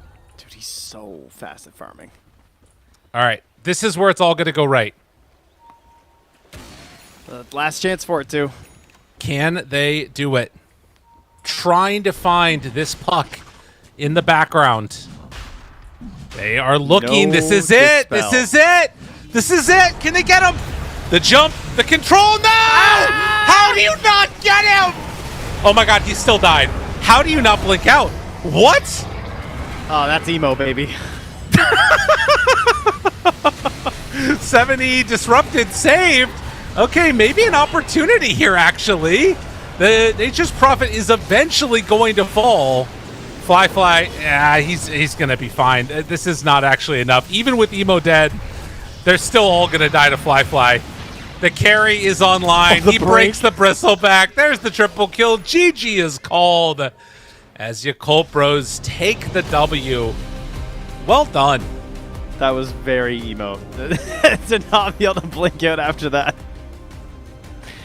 And there he is. Easy game. Oh, man. Well, Another an quick impressive one. showing from Yakult. What's up, Trant? I don't know. I'm mentally broken after that game. I've been defeated.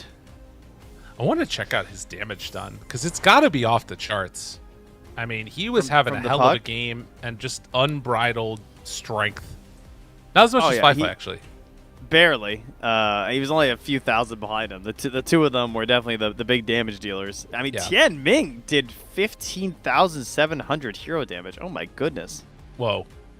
Is that just flares in the late game? Yeah, 6,000 damage from flares from the Ags. Does add up. He also did 4,000 damage with cogs, which is awesome. That freaking expanded armature. It's so silly. It is crazy, like the mana burn and just like maxing them early and how impactful it is. But really, it was a team effort. I mean, we talked a lot about emo and Fly, but like Zeal, Bobacut, and Tianming just made it super easy. Bobacut was just like easy chilling this whole game. He got his auras up on the Chen. He was following in the perfect spot all the time. The Greaves were up pretty early. Made the game very easy for them to play, and I'm sure it gave the confidence for emo to go for his psycho build of no Dispel versus an Orchid rushing Nature's Prophet, and I'm very impressed. Well, I always love to see, emo play, and like we talked about, China gets a win here, and they definitely need it. As the Yakult Bros, they've been one of the teams that's been looking good, and would love to see them on LAN if it can end up happening. But yeah, Trent, Against all odds, China gets a win. You're right, buddy. That's right. They found one. We've got more action coming up in just a few. Stay tuned, everybody. We're continuing on right after this.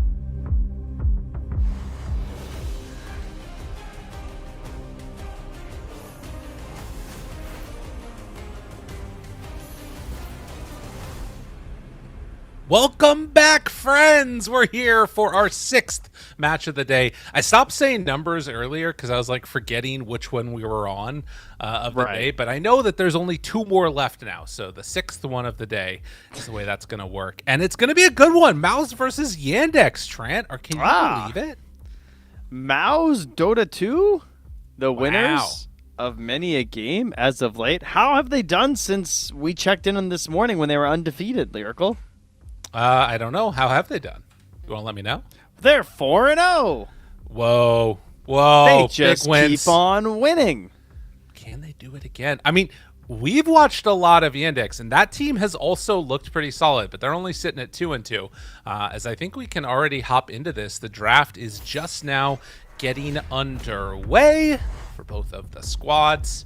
And yeah, I want to see kind of how they decide to play this, because Yandex, I don't know if I would say that they have like a specific strat, but they feel good across the board.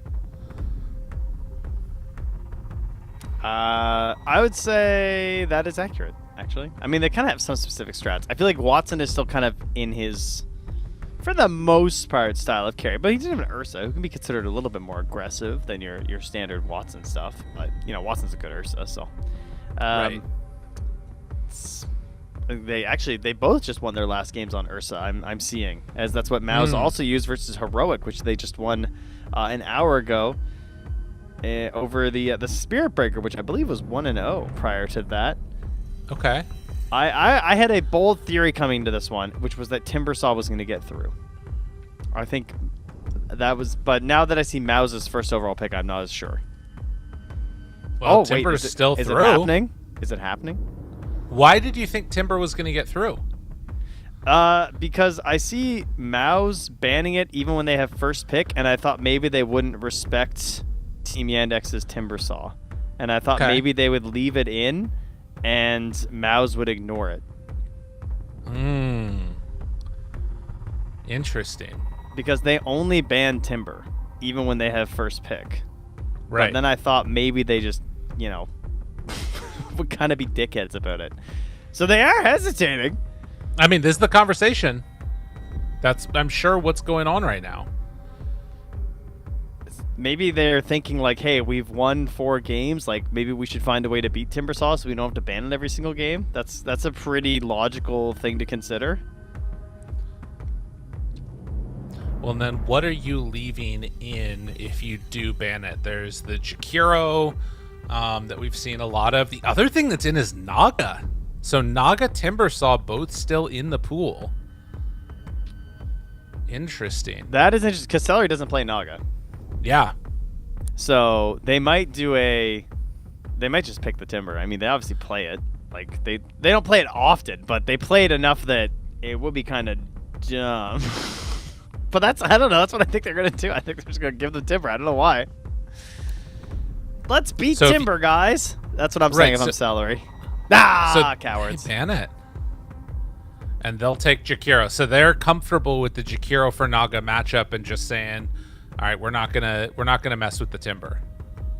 All right. Wow, that was close. We almost had our first non-Timber ban. I mean, the other thing about that is that they used like a minute and a bit of reserve time to do that. You know? It's not insignificant. No, and I mean, surely you gotta take it, right? You mean as MOUZ to? Oh, you mean as Yandex to take the Naga? No, they take Shadow Demon. All right, we're gonna ignore Naga Siren, I guess. I mean, if MOUZ aren't gonna play it, maybe you think you can get it second phase. I don't know. I don't think. I don't know if I could see Yandex playing Shadow Demon Naga Siren though. Maybe. Surely. Malady plays the Naga. Saksa plays the Shadow Demon. Yeah, I guess they ban anyway. Yeah. I think that's the right call. All right, wow, what a kind of weird but also not that strange opener. Just got a little funky for a second there, and then we're just straight back to the normal stuff here. As that means the next heroes we need to talk about, I guess, are Tusk and Mars, right? That's just what we do every single game. Tusk, Mars, Gyrocopter. What else do we have? Bristle, I guess, is still in. He's been pretty popular today. The DK's already gone. Huskar's gone. Centaur's gone. All these other heroes. Yeah. If you're playing with Shadow Demon, though, do you think about giving up the Tusk because you've got that single target save? Or is it too annoying? I'd rather ban the Tusk, I think, than deal with this Jakiro Tusk with MOUZ. Yeah. I think they play it really well. Unless they take it themselves.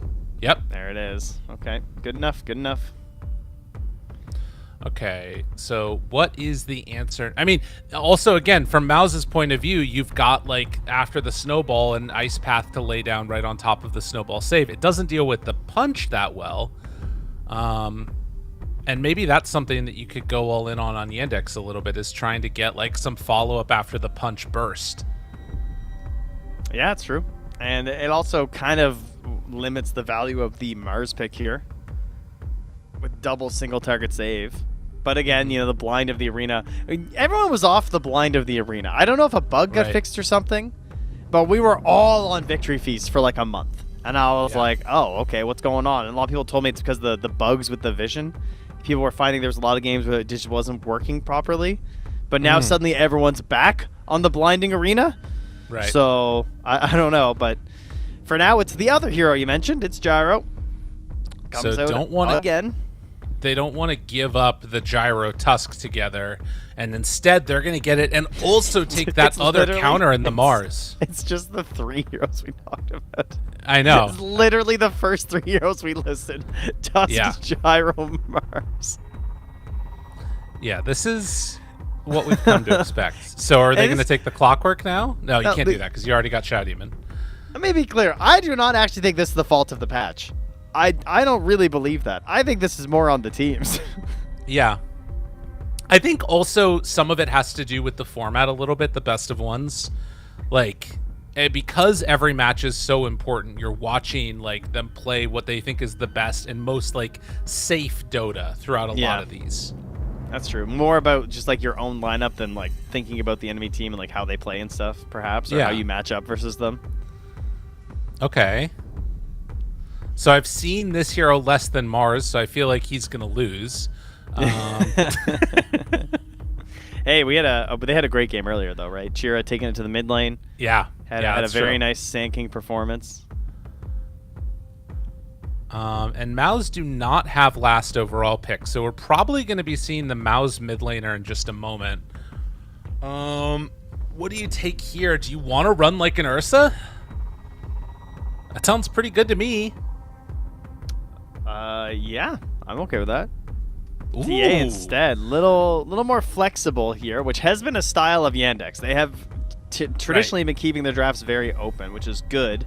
Shadow Fiend, MOUZ, mid one. Shadow Fiend, Nature's Prophet. What's his other 3 heroes he plays? I'm out on Shadow Fiend nowadays. I've been looking, the win rate is horrendous. Yeah, it's mid one. That's true. It does change things a little bit. Yeah, I think that better. Oh, baby. A mid one Ember. He has not played this that much. I mean, he's just been playing a lot of different heroes. It's the real reason why. Okay. So what is the play now? Because here's the thing. TA feels like it's more of the Watson answer than the Ursa is. It gives you that flex. Now seeing the Ember, do you try and punish in lane? Which is what MOUZ are thinking as they ban out the Shadow Fiend. Or do you just sort of like try and double down on just like a sort of mediocre mid matchup, but that sets up your TA to carry you in this game? I mean, I think a lot of it's going to depend on this last hero for MOUZ. Right. That's what I'm looking at. Even if it's just the support, like I want to get like the full picture. And I'm wondering, is there some world where it's not like, what if they Darkseer? There's no way they can Darkseer here. Surely. What, Ember 4? You don't believe? I mean, okay, how about this? This is Yamish Gyrocopter. Yamish plays a lot of Gyrocopter. Yeah. That could also could happen. I would ban the Pudge as this other pick here personally.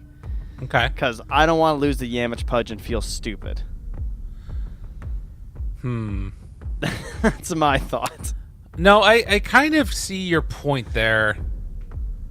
The thing is, I don't think you have to add that much like craziness to the draft here for MOUZ, right? It's always good to add like a splash of flavor, like a pudge into a dish, but I do think that just what they've got right here of this core group of cores, I think that they're going to be fine. Just get like a simple stun or like a little bit of a save, something else like that.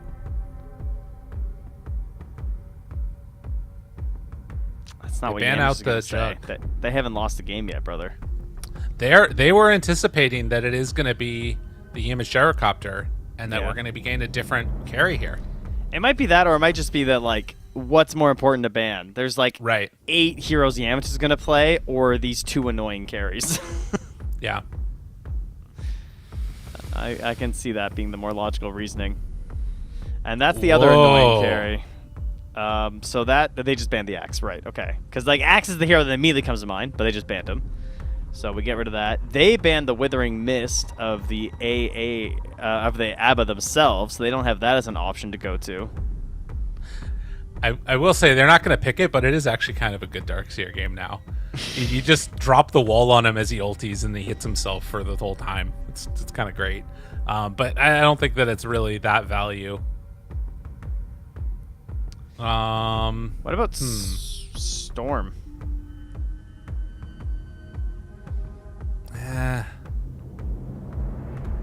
It could be okay. There's too many like follow-up disables that if you randomly get caught by something, I feel like you just die instantly. Don't they all? Yeah. That's why we don't see Storm that much, though. All right, mid Doom. Dude, you know the answer? OD. Give me the OD. Oh, let's go. The troll. Oh my God, it's just gonna be a tide. That's gonna be the mid Sand King again for Chira Jr. Oh, I would have thrown loved Notice the the Tide. Because then you've got like double save against this troll that like, well, like what are you gonna do? You know? That would have been pretty funny, actually. I was down. Dead hero though. I know. It's unfortunate. Has anyone picked it or no? I think so. Let me look. I would have loved to watch that. No, not picked. What do I type in in the search bar? I already checked. There's none. Outworld Destroyer, right? That's the one. That's the hero, yep. Does he still change his name every time? Nobody knows because nobody picks it. It's his innate that changes every time. Ah, right. That's the one. Yeah. Surprise heroes that have not yet been picked for me is Enchantress. That seems crazy. Elder Titan Doom. Wow, Doom has not been picked. Really? I mean, those are the 3 big ones. I mean, Faceless Void as well has been pretty common. Sure, we won't end this tournament without a Faceless Void, almost assuredly. Life Stealer? Yeah, man, where'd that guy go? He fell off. I'm still waiting for the PL Spectre to come online. That's what I believe in. Venno particularly PL. Venno's been banned a few times, but no picks. Also, that Disruptor in the last game was our first Disruptor that we got. That is shocking. Really? Yeah. Have we just not had that many games? I mean, we've had quite a few games. Pretty good hero. It's just how strong the top tier supports are, is all it is. Yeah, I think you're right. And the fact that it's mostly carries, or rather cores, taking up the ban slots, like these Timbers and Pangos. So the Jakiros and Tusks and Shadow Demons are just always getting through. Trying to look up some of these other stats. Shadow Demon, very high win rate. Jakiro's has started to drop as its first phase over and over and over again. 46% win rate is what I'm seeing right now. We'll see if it has what it takes in this game as MOUZ trying to continue their undefeated streak, looking incredibly good. Only time will tell as we get into this game. Let's see if Yandex can turn this around. Mode boom tide. Like Tips it. boom instantly. I mean, it's true. We've mentioned it before. Boom is the Tide gamer. That's gotta feel good. You know, Yep. Shout out to Boom. Wrong facet, bro. Oh. Yeah, that's not a good sign. When the Tide guy is like, yikes. Yeah. Yeah, I gotta say, like, Boom, a lot's been said about his rise back in prominence a little bit, and I think that there was it's good to see him have some more success again. I think it was the beard, he just looks good with it. That's what's doing it, you think? That's the power? Yeah, Okay. power of the beard. Well, hopefully he protects it. God, I mean, it might be the wrong facet, but it gives us adorable tiny Tide, and that's okay for me. Dun, dun, dun, dun, He's dun, so dun, dun, itty-bitty. dun. Imagine if they got like 4 kills right here and he missed out on all the Kraken. Well, they are running over. This looks set up for 3 bounty runes going way of Yandex. Nicely done.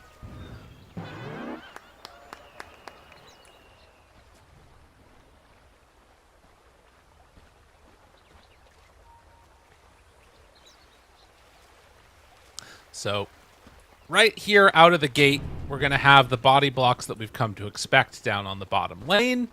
A lineup of Gyrocopter Mars facing off against TA. They're trying to get set up right now to go for this first blood, as we've seen some people go. Malady has that Tusk rotation in if they want it. There's the disruption. And they're... Ew. Yikes. Wait, body block? I think they're just kind of harassing him. Did this to secure his first wave, I guess, for the Tidehunter. Well, Malady's going to get out of there, so fair enough. Yeah. And Watson feeling fine with himself. Meanwhile, in the mid lane, mid one took a bit of a beating there from Shira Jr. playing another game on this Sand King. Yeah, so MOUZ have been busy, obviously. They have been playing in a lot of tournaments, lots and lots of Dota. And I think this is just the 3rd Ember game that he's played in the past month or two. It does not fit the regular games that you see from mid one right now. His current play style is to be this carry out of the mid lane for the most part. He's playing a lot of Shadow Fiend, a lot of Nature's Prophet, a lot of Beastmasters that are going this Ags, and just he's often the focal point of the game for MOUZ. And so the Ember is definitely a different style for them. Instead, going to make a little bit more room in this one, it feels like, for Chrysalis to try and be that big bad carry in this game. Of course, having that flexibility is what you are going to want to be able to do if you can get the, sort of some longevity. The more and more you sort of show one style of play, people are going to try and sort of prep to battle against that. Yeah, and obviously, I mean, mid one is the OG Ember God. Yeah. He was one of the first players to really have really put his own name on this hero with some really unique builds. I will never forget Aeon Disc first Ember at the Super Major in China. That was he would just buy an Aeon Disc and run around the map and fight people. That was some wild stuff. So he is extremely well versed on the hero. A nice little way to deal with what's always kind of been a part of Ember in a way, right? Is just trying to set up for your team, which speaks back to what you're talking about more. I think the other thing that I want to watch for here is, how much does he sort of get hurt in this mid lane by Jr. Big hits out there. He has another Stinger in 4. Mid one might be in trouble there. Oh, he gets the jump back. Okay. Oh, he gets Syrian Chains. Make sure that he can get out. Still, though, he can't come back to this very easily at all, and it's a full minute until he can get another water rune. Listen here, buddy. He didn't hear no bell. He ain't leaving. Well, be careful, buddy. Things can go south pretty quickly. They also have a glyph at this point. Mid one. Starting to get whittled down, but still hanging onto his stick. Oh, that was a bad one. He thought the immolation had the damage, but it was no CS there. It was close.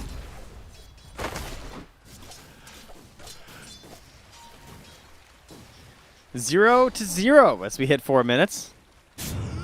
No first blood.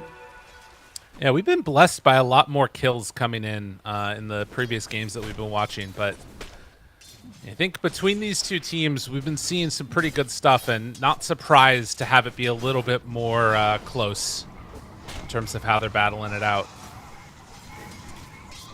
Mid one must have taken like 1,800 damage at this point. Jeez. It's got to walk back to the bounty. Dire's middle tower is under And Chira Jr. going to cut the next wave too, make things even harder for him. Is going to try and catch mid one as he's heading over, but will not quite spot him there.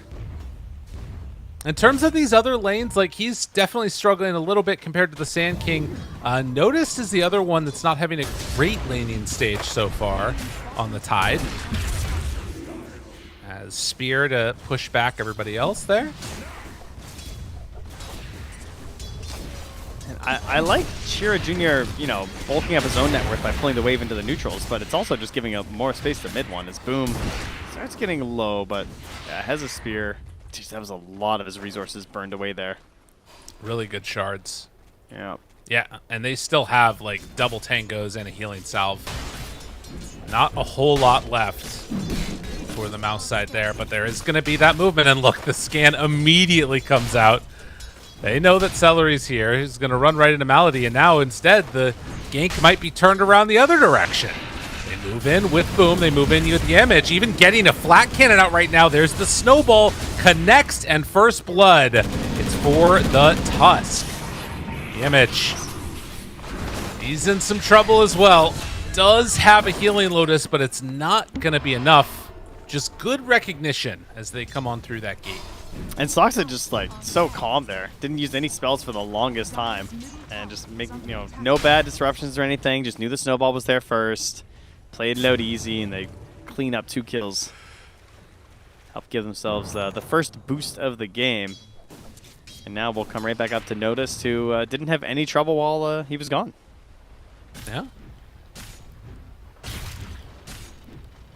Has 15 sick charges too.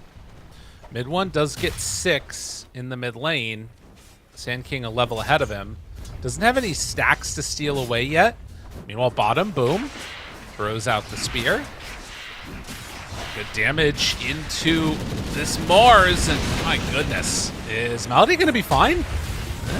Pushed underneath for a moment there. Watson still standing tall right in front of the image, trying to tank up as much of this damage as he can. Malady living through this. He ends up going down. The image with the kill, and now the chase for more. Chira Jr. is here. They're going to be able to steal this away. Takes down Boom and gets the wisdom. But on the other side, mid one able to force back Soxa. So there should be a chance here at the very least taking the other wisdom rune. Although Natus walks in, no easy buckets here. Mid one, you can't get this one for free. Yeah, you're not getting this guy out of here. Oh man, Celery also dies. They're on the other side of the map with this DD. Everything looking good right now for Yandex. Good stuff. Well, we had one pretty big upset earlier, with XG being taken down very quickly from Execration. I would consider this another decent-sized upset. Yeah, I believe in Yandex. Yeah, I think they can beat a lot of the teams here, but MOUZ obviously have just been looking extremely strong lately and have a lot of their signature heroes as of late. Malady getting chased down by Image. Will be able to force him back, and that does secure a rune now for mid one. So Arcane online. But it's got to be said, like, on Chrysalis this year, you can't really force out the Tidehunter. I feel like this is so much of what this pick was about, is just somebody that's going to force Chrysalis to be here, as that stack is going to be taken. Chira Jr. cleaning it up here. Yeah, trying to get in that Blink Dagger so they can hopefully make a move in sync with the Tide 6. I mean, it's level 6 now, but whenever he takes the Ravage. Right. Just try and get a Blink, Burrow, Ravage, and just slam all their spells down with Soxa covering any TPs in. As Soxa is getting run down between the towers here. That's an Arcane rune. So multiple balls available. Down bottom. Malady makes the move, and Watson comes in to clean up. It's too clean. Every move that they are making right now for Yandex is working, and nothing is going the way of MOUZ. Now he's making shards look broken this game. Yeah.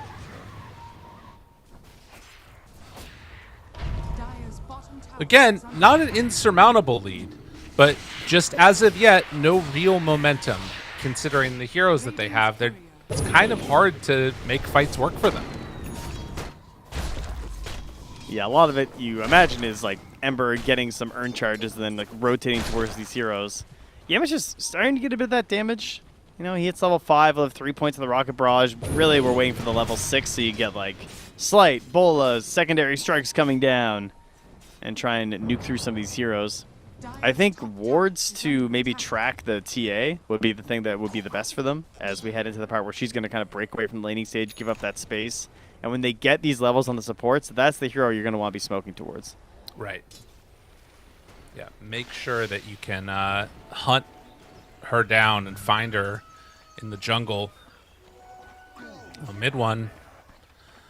Again, kind of trying to chase down this Tusk, but, I mean, what are you even going to do? Does not feel that threatened in the least bit here. And a Blink Dagger done for Sand King at 10 minutes. How much can Chira Jr. do here? Has a shield rune bottled up, too. If they make a move and try and pressure this tower right now, this would be, like, the exact wrong time. Mid one. Does have a Remnant out. Should be okay. And it should be a smoke up top, and yeah, they're already starting it. Smoke from Soxa, they pop in on Chira Jr. They are going for this Troll Warlord. They're going to try and find him. They're going to try and combine it with the Ravage. He's just and sealing see if they can get a kill. Radiant's middle tower Yeah, we're watching that move now. Radiant structures are And fortified. see if they can find him. Chrysalis working towards the Battle Fury. Does have Here he ulti. comes. Easy jump. Don't even need the Ravage, actually. No, and the way that Chira Jr. played it too, right? He just blinks in and sits on him for a second. Because if he pops his ulti, I think they didn't care. Or it's because he was low on mana, but I don't know. Either way. Like, look at this easy. from Malady right now. He's just coming in and taking away one of these big creeps over and over again from the Ember. Dire's top tower And, is under attack. like, if your Tusk is free to do this in the game, your draft has a problem on the enemy team. I mean, he's 3 levels below Chira Jr. Yeah. The Sand King is massive. Dire's top tower has fallen. Mid one. Going to stand right into Noticed. Wait, It's what is just- happening with the XP? He's not doing anything. A lot of it's been stolen away. Ravage down mid one, in trouble. Mid one gone. Dude, the levels are nuts. Yeah. What is Chrysalis is 9.5, Ember is 8, Boom is I mean, 7. some of it we have was level a 11. double wisdom, but even that shouldn't be this bad. Yeah, 11, 9, and 10 on the 3 cores. They're getting bodied, man. That's it. Okay. All right. Good use of the Sand King. It's nice to see someone else picking this hero. So we get it for a second game in a row and trying to get some of that Malrine power. Oh, yeah. Dire's middle tower is under attack. And, I mean, the unfortunate part now for MOUZ is that in terms of, like, plan B, I don't see what it is besides just, like, farming, right? Like, that's literally all you can do.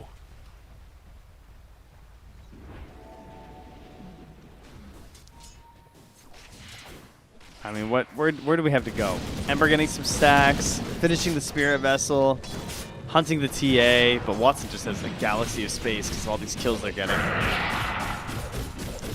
Troll comes, is going to take out the Ancient stack. Like, you need Boom, really, I feel like, to help get involved to get these kills. He needs a Blink Dagger. He's queuing up a Soul Ring before then. And the problem is if he, like, goes all in for the Blink and doesn't find anything, it's even worse. Are scanning. Maybe here, if you can catch the TA? Oh, this would be a big kill for them. This is Yeah, much this- needed. This is what they were pinning all their hopes on, was this play coming to fruition. Yeah. And they are going to get her. Watson jumped upon Spirit Vessel right there. And mid one, the one who ends up coming in with the kill. And Boom gives the tip to Malady afterwards. Maybe trying to get some, you know, mental damage in there. Gotta try something. They will find him. Bolas here tries to go for a shard push. Oh, TP out. Bottom tower is under attack. Solo's still on CD. Dire's middle tower is under Well, while that happens, it is some pressure into the mid-tier 1 tower. Noticed a good portion of the way to the pipe, almost has it done, is going to TP in bottom. Sox is nearby. They have Ravage, doesn't quite have mana, but can get it if he needs to. Mid 1. Trying to get away from this. Do they just go for the Ravage? They're going to drop everything, blow up mid 1. Another death for the Ember. Man, this pipe is so powerful right now.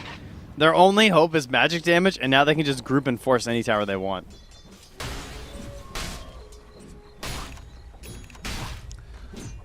Pretty solid stuff. I'm loving what they're doing. Now, looking for Boom. Does he come back in? Oh no, it's a Pure Junior looking at mid. Is that was? Natus is just going to keep whacking this tower. Dire's bottom tower is under attack. Yeah, I mean, there's another smoke up now where they're going to try and find like the backlines maybe. Mid 1 shows up here, hoping to kill the wave. Sand King is starting to move. He has to Remnant away, and they're actually going to go through the gate and try and find the TA up top. This is a good read. Watson is over here now. And the jump is going to come in. There's the spear back, find themselves the TA.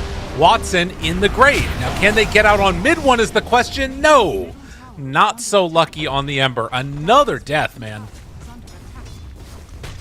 It's space made, you know. They get their kill on the TA. That is the most important thing they can do. Their Troller is top of the board. That's a concern. He gets himself a Searing Signet. It's, you know, it is Templar Assassin. She doesn't really want 2 deaths in 16 minutes. This is a hero who's pretty notorious for trying to keep that farm as much as possible. Trying to call for a fight up top here as they get the burrow. Good catch. There's the snowball chase down. Does have Blink Dagger, but no way to get it off.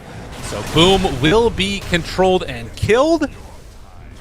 Opt to go for the Mars kill. Not able to get both him and Jakiro. Still, another good one. And we're going to start getting into the old clutch time of the game here for any Templar Assassin lineup. This question of, do you go for the Aegis before the Tormentor spawn at 20 minutes? You Right. know, they're very much a common practice here.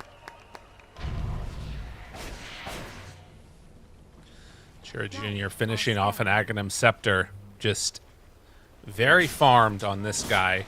While the Tidehunter is queuing up the Blink Dagger next. Maldi runs into Celery, says, hey, how you doing? Burrow strike in from Sure Junior. Celery is going to get hit by him. Watson on the high ground chasing down mid 1. And mid 1's starting to die to this. They drop the ulti onto him, has to back out and get away. Almost dies to the Shadow Demon ulti. In the meantime, Boom forced to drop the arena just to get away. Yeah, but they used Epi, so There you go. that makes it That's good. okay, I think. You know? Can trade that out there. Surprised they didn't end up losing anything more there. Mid 1. Gonna try for top rune. Ooh. Nice slight to dodge that. Now he's on Chira, but yeah, bail out. Remnants just to get away. Has to use them all. So they do again manage to get a lot of space for Chrysalis to farm. Most farmed hero in the game. Sanjin Yasha close to completed, then queuing up that BKB. Sox is crazy. Dire's middle tower is under He's attack. very confident in the state of the map right now as he smokes through, drops a really nice ward that they're currently smoking through, unfortunately, and thus will probably get him killed. Spot him there. Goes for the self-disruption, but as you said, wait a minute. Oh my god, does he get out of there? No! Dude, that is crazy. He There's disrupted no way. the missile. The missile strikes, and then Troll can't get there. And Remnant used... I mean, counting cancels. Yeah, I mean, that was pretty bad. That's like, Yeah. Attack. we just got to make sure we don't throw missile and bola at the same time. Radiant's top tower has fallen. Mid one.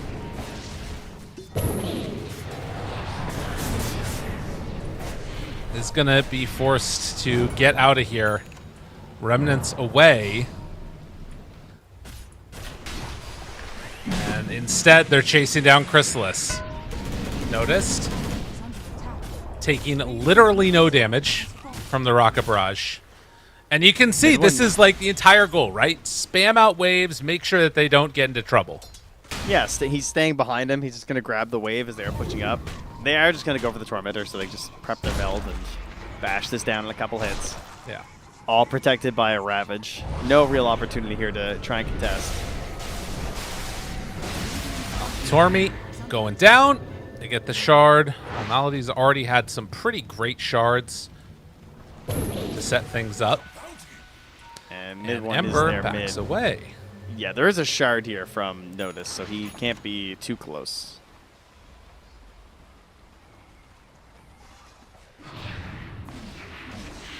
Well, after the pipe blink, Ags is going to be the call into a Hex for this Tidehunter if they can get there. Now down bottom, Saksa going to be caught. They drop the arena for this disruption. The rest of the team joining in to make sure they get out of harm's way. Drop the ultimate on a Chrysalis. He's left all by himself here. The trap not going to connect. Jump forward, Ravage connects, and the full complete evisceration as they are going to take two. Saksa says, yes, please. Give it to me again. I'll take it. Jeez. A 7k lead as they take their Tormentor before and now head into the Roche Pit. They're getting it all. And they do see that that Wisdom Rune is still up. On the dire side, they could maybe send someone for it. Melody's got Blink. Get over there. Oh, here we go again. Goodness. Yeah, that's brutal, man. It just can't happen like that. It's too easy. Well, Yemich heads over, picks up the Wisdom. Likewise, Saksa gonna go on over and get their own. But 16-4, and again, like the things that have gone well are so few and far between. Maybe this is where you can find something, right? If there's an overextension and they don't have Ravage, you can punish like a counterplay. But I think mid one's just dead, man. Anchored. Anchored, caught. I mean, it wouldn't even matter if he was anchored there. He got chain stunned to death. This Sand King is Oni. Dire's bottom tower is under attack. So they're just hunting creeps, and now Boom potentially in trouble here. They're pretty close. He just blinked. They missed one tree line, and he will get out. All right, much needed. All right, Sanjin Yasha for Chrysalis. So some amount of little bits of status resistance to help against all this chain stun.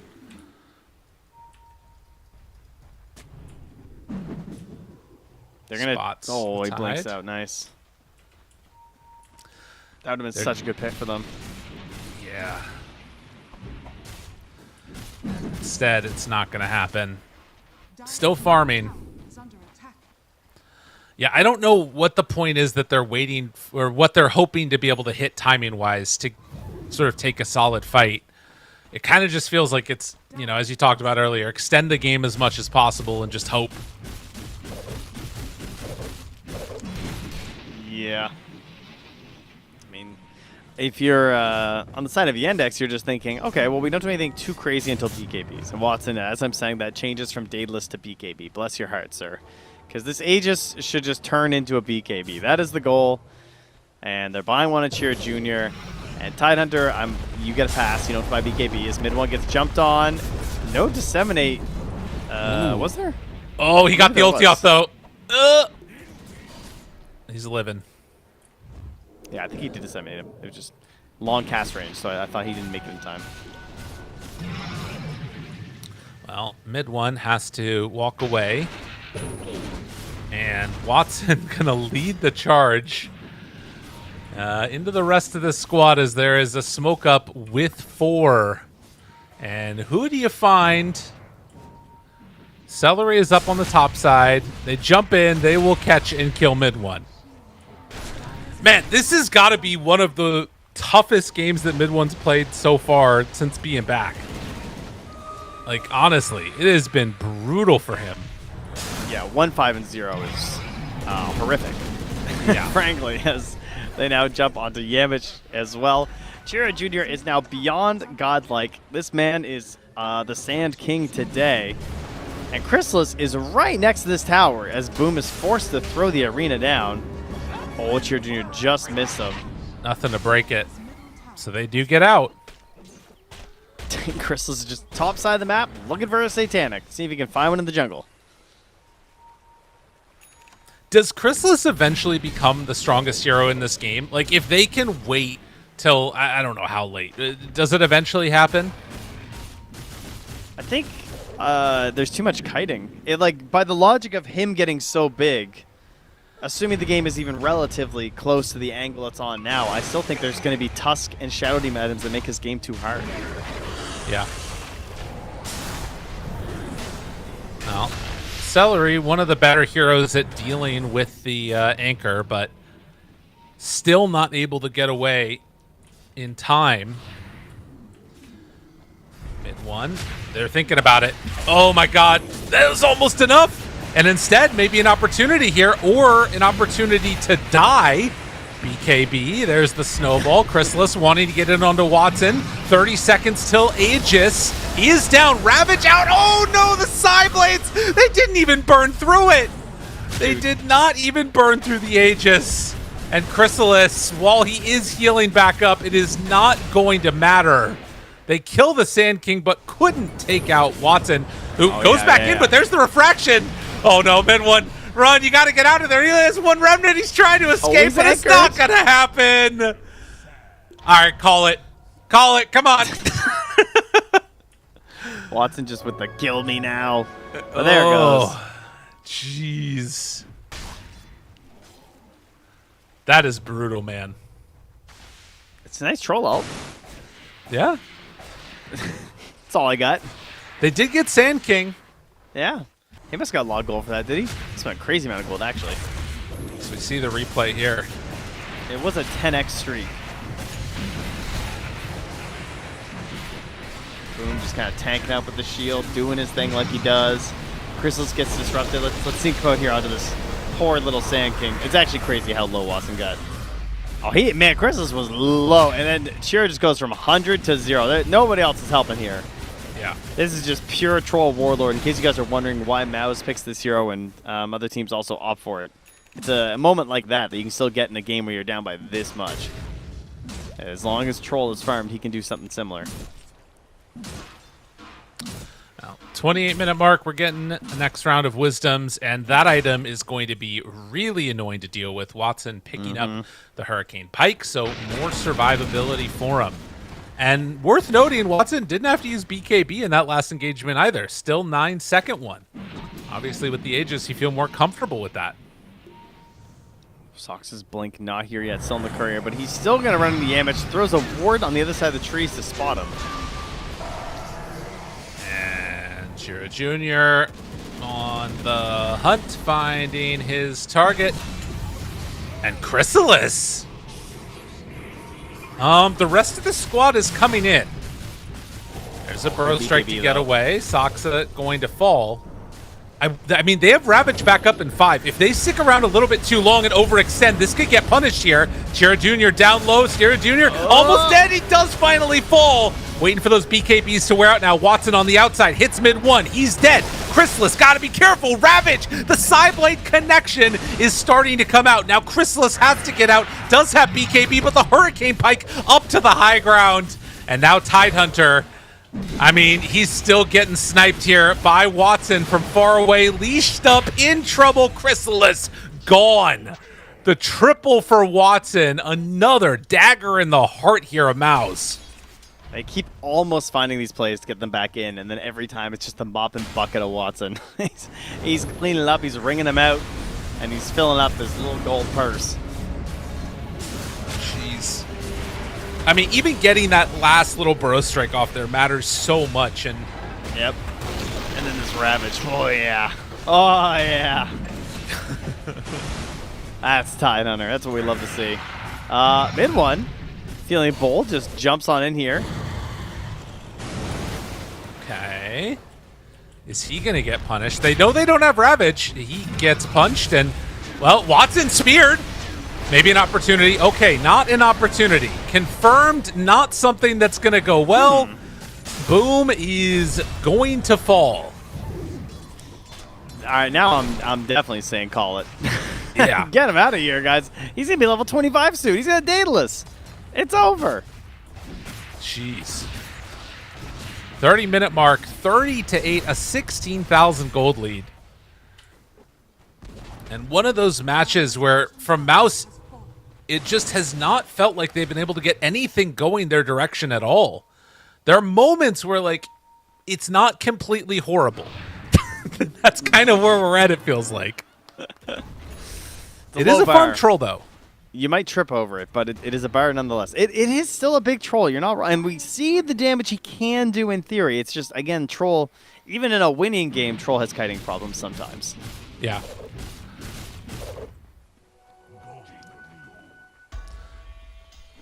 Gotta maintain faith in Chrysalis. As Watson Demonic cleanse takes a quick kill of the Tormentor. Is there anything else that changes stuff going forward? Boom's going in for the AC. Got a Glimmer Cape for Yemich after the Force Staff. Shiva's for Ember is nice. Yeah, yeah, it's going to be Ags on Celery. I think it's what you got to go for. Yeah, well, we're in quite a few of those today. Yeah. Or at least the last 2 days. But, I mean, they're ready to just end this, because Natus could just blink scythe somebody and put them into the advantage, and they can walk up to the buildings and Right. take us on home. They also know that it's a Roche spawning right now, because they have that power. And this kill is going to translate into the pit. While Chira Jr. is going to go and catch the wave, they'll get one more, yeah. So no way out of there for Celery.Vegan as he gets taken out. Ooh, man. They'll throw a missile and then try and back away. But yeah, into the pit they go.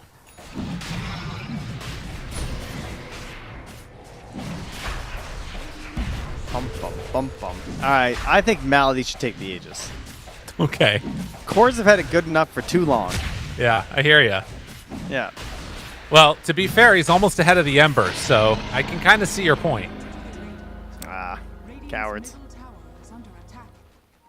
Oh, you know what's my favorite way to watch a core lose a game, though, is when they have an Aegis and they swap it out for the BKB, just like this that Watson's doing, but then they Okay. don't have the BKB ready in time when the Aegis respawns. Oh, yeah. That drives me crazy. If you're That's a going to make this classic. play, you better swap this thing in your last second before you're dying, please. It pains me so much. Damage. Chase down and easy bring down there. Maybe they take a fight here without TA nearby? That seems unnecessary, but it is starting. Mid one. Ooh, big spear. Chrysalis, get in there. This is what they've been waiting for. This is the moment. Is it an opportunity? Yes. He throws out the Ravage, but it's already... Okay, he showed up on Watson. Oh, that's not good. Oh, God, say it ain't so. Well, healing back up, trying to live through this with the Satanic. There's the spear back. They need Chrysalis to get on top of this TA right now. But it's not looking like it's going to be enough. Boom runs in, but the rest have to run out. And now with the banish, with the chase, they're going to find them both. Chrysalis trying to escape, not going to happen. They find more and more. Up to the high ground, Watson goes as everybody else is falling. Mid one, hoping to make something happen here. Chira Jr. is going to live. And as he gets anchored, they jump in, manage to find him for the finish. Ah, one more. Come on. Don't let him get back in there. No escaped people at all. Watson, too big and bad in this one. 13, 2, and 11. Quite possibly too big to fail. As they all lay in the grave, and the great bank of Watson attacks the high ground. Jeez. Yeah, this has gotten completely out of control. It started early and it hasn't stopped. TA feeling like a very solid pick. And for MOUZ, I mean, again, you think back to like those early couple of rounds in the draft where there was like that debate, you know, to Timbersaw, to not to Timbersaw. Then they end it, you know, with the last round of picks and not a ton of reserve time left. What could have been? Did they overcook is the question, I suppose, huh? Yeah. Will it be MOUZ's first loss here in this group stage? I think yes. Would you like to make a wager on that? No, I'm okay. I think you've got pretty good odds. Sand King's going to go refresher here in a moment. 38 to 10. Scanning. I got a little nervous about that fight outside the base, though. Really? That was, I mean, that was pretty scary for a second there, with the troll ult looking like it was going to Battle Fury kill 3 people. Yeah. I mean, again, part of the reason why it ends up being so good, right? Notice with the anchor smash, just suddenly Troll does much less damage than he was previously. Watson? Watson still has Aegis, and mid one's gone. Chrysalis now also forced to ulti. Does take... No, it doesn't quite get him! The disruption save is there, but they will kill Tier Jr. afterwards. All right, they want chase. They're thinking about it. They have Blink 3, Hex in a 2, moment. 1. They're going in, and boom, caught, going to die. They also have the gyrocopter here. He goes down to Saksa. Brutal. But also determined Yeah, on the side of MOUZ. Dire's top tower is under attack. never give up. Refusing to give up here, yeah. They And got Celery, yeah, he took the time. He found it in the neutrals. Oh, Chrysalis. There's He's a blink running. from Saksa in 3. He knows. Oh, he Saksa doesn't still know. wants it, dude. He's like, He he's gonna doesn't farm know. it. He didn't He know. farmed that one camp. You just had to farm it, huh? Oh, no. You had to farm that one camp, huh? No, not Yeah, like no, this. Yeah, no, that was worth it. Oh, jeez, man. Oh. Saksa, too strong. And now, Creeps no in the Chrysalis. 4 seconds left on the Aegis. Ooh, boy. Watson taking a tier 3 tower, another set of racks. They do have Glyph, but with 70 seconds until Troll, it's hard to imagine what would stop Watson from pushing here. You're going to drop down the banner now as they head up to the north. And the scan, yep, they're still there. In case you were wondering, spear back, got him caught. Snowball save. Oh, man. Ravage out onto 2. Burrow strike from Chair Jr. They're all dying. Everybody's gone. Nothing left in the tank. Boom does not have that many abilities left at all. And as Yimich is going to try and walk back in and stop this, they really were not even able to come close to dealing with this. The tips come out. They buy back on mid one. Yimich is gone. Triple kill there. Another round of control, and GG is called. What a dominant performance. I mean, that was just top to bottom from everyone on Yandex, too. I mean, really well done. I can remember such beautiful moments throughout this entire game from everyone, really. Especially, I think, like, Chira and Natus did so much controlling between the 2 disables. The early game was a lot of Chira, and then he was kind of getting burst down and focused pretty heavily in the later parts of the match. But Natus had some really good ravages, and then just the constant protection from Malady and Saksa was just all too nice to set up for Watson. Yeah, and I think, like, from the very beginning, like, the laning stage, things just started to feel like they weren't getting what they needed on Team MOUZ. And I mean, you mentioned it right from the beginning, right? This is a team that has traditionally, in these successes that they found, put mid one on more of like a carry-oriented hero. I'm not sure if that's what they need, the special sauce, to make it work, but this one definitely didn't work for MOUZ. Yeah, this was not their typical strategy, you could say, but it wasn't that far off, of course. There were still plenty of heroes that they like. Obviously, mid one is still an amazing Ember, but they weren't able to make it work in this one, maybe just underestimating the potential Cheer was going to have in that mid lane with the Sand King to really slow down what mid one could do. And also just the handling of Boom, too, because he never really got involved in this game either. No. Really, really impressive all around here from Yandex. And this is one of those games that the other teams might look at and just be like, oh, okay, we really got to put more effort into Yandex. Yeah, I think the Shira Junior Sand King is one that you've got to at least have a plan for, right? Like, you can't just sort of passively come into that and think everything's going to be okay. But an impressive showing and setting us up for one final best of one of today here on the B stream. Stay tuned, everybody. We got more action coming at you. Just a few.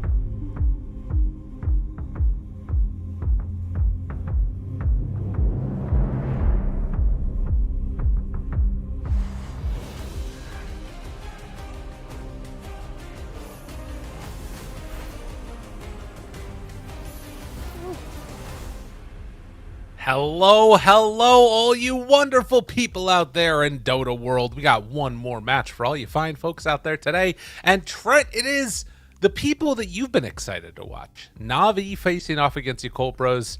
How do you feel about the fact that you're going to get to watch Na'Vi, but then you also have to like take the mental damage of Emo's craziness?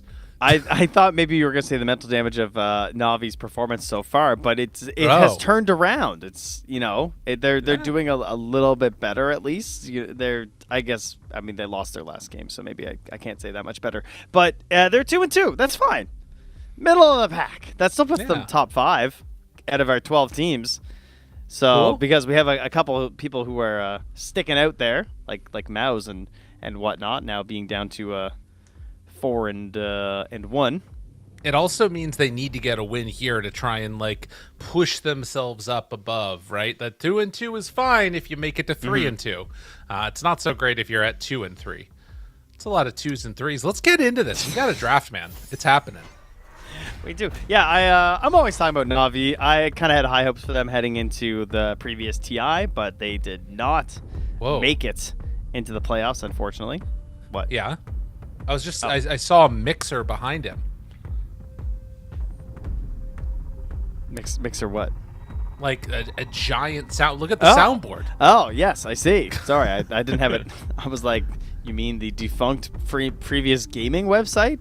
No, not that mixer. Understood. But Na'Vi has had a big upgrade since TI, and that is CY has joined them as of September, which is pretty cool.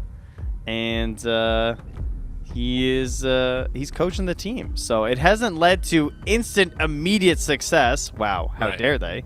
But, he obviously had a lot of success with Gaming Gladiators, and I think it's exciting to have a coach like that come into a team like Na'Vi, which to me just seems like they have so much potential. Yeah, I agree. This is a squad that also might have the biggest gains once the full value of the coach has been realized in a way, right? Yeah. I think that's something that's fair to say. And Yakult Bros, yes, I am still mentally damaged from that previous emo game. And he's just too good. I'm still working on my essay. We don't have a lot of time between games. So far, I was starting with Oxford defines excellence as, and then I define it as emo. I figured it's probably how I'd start. Like all good essays start like that, right? I think that instead of excellence, you should say it defines it as defines superlative as, because that's what he is really. It's one way or the other going to be an amazing performance. So, for instance, there is this thing that we did when I was in high school where they give you $1 million fake dollars and then you try and play the stock market with it, right? Right. And that year in high school was 2007, 2008. I don't know if you remember what happened at that point in the stock market, but I made some amazing moves, and I lost $500,000 in the fake stock market, which is more than anybody's ever lost. And my teacher said to me, he's like, it's actually impressive how much you were able to lose. And I feel like that's how it is with Emo. He's either going to be the best, biggest, or it's going to be out down in the gutter and out. Okay, perfect. I like what you're saying, and you are right. That is definitely the emo around these parts. For now, we get the Bat Rider, a hero who has been banned a lot in many of our games, but we've also seen some very good performances when he gets through. Oh yeah, and Yakult Bros, at least as far as I've seen, I think have not picked him up at all throughout this tournament. Yeah, they've played Naga, Chen. That's been their openers. And Bat has been, I think, available in all of them, but I guess this is just their second tier of pick of what they want after Naga and Chen. Yeah, and I guess Jakiro too. Right. It does open up Tusk for them too if they want to play it as a 5 or a 4, and they can just switch the supports around however they please, since it's not great versus the Bat. Of course, it wouldn't surprise me if Na'Vi still just go for it. Zeitz is a very good Tusk. I'd like to see a Techies if I could choose, though, for this game. I mean, you always love to see some Techies from that man right there. Mm-hmm. If they can manage to get it. Yeah. Okay, TA gets taken out. It's nods. It's like, yeah, that's the one. We get rid of that. So again, Tusk, Gyrocopter, Mars.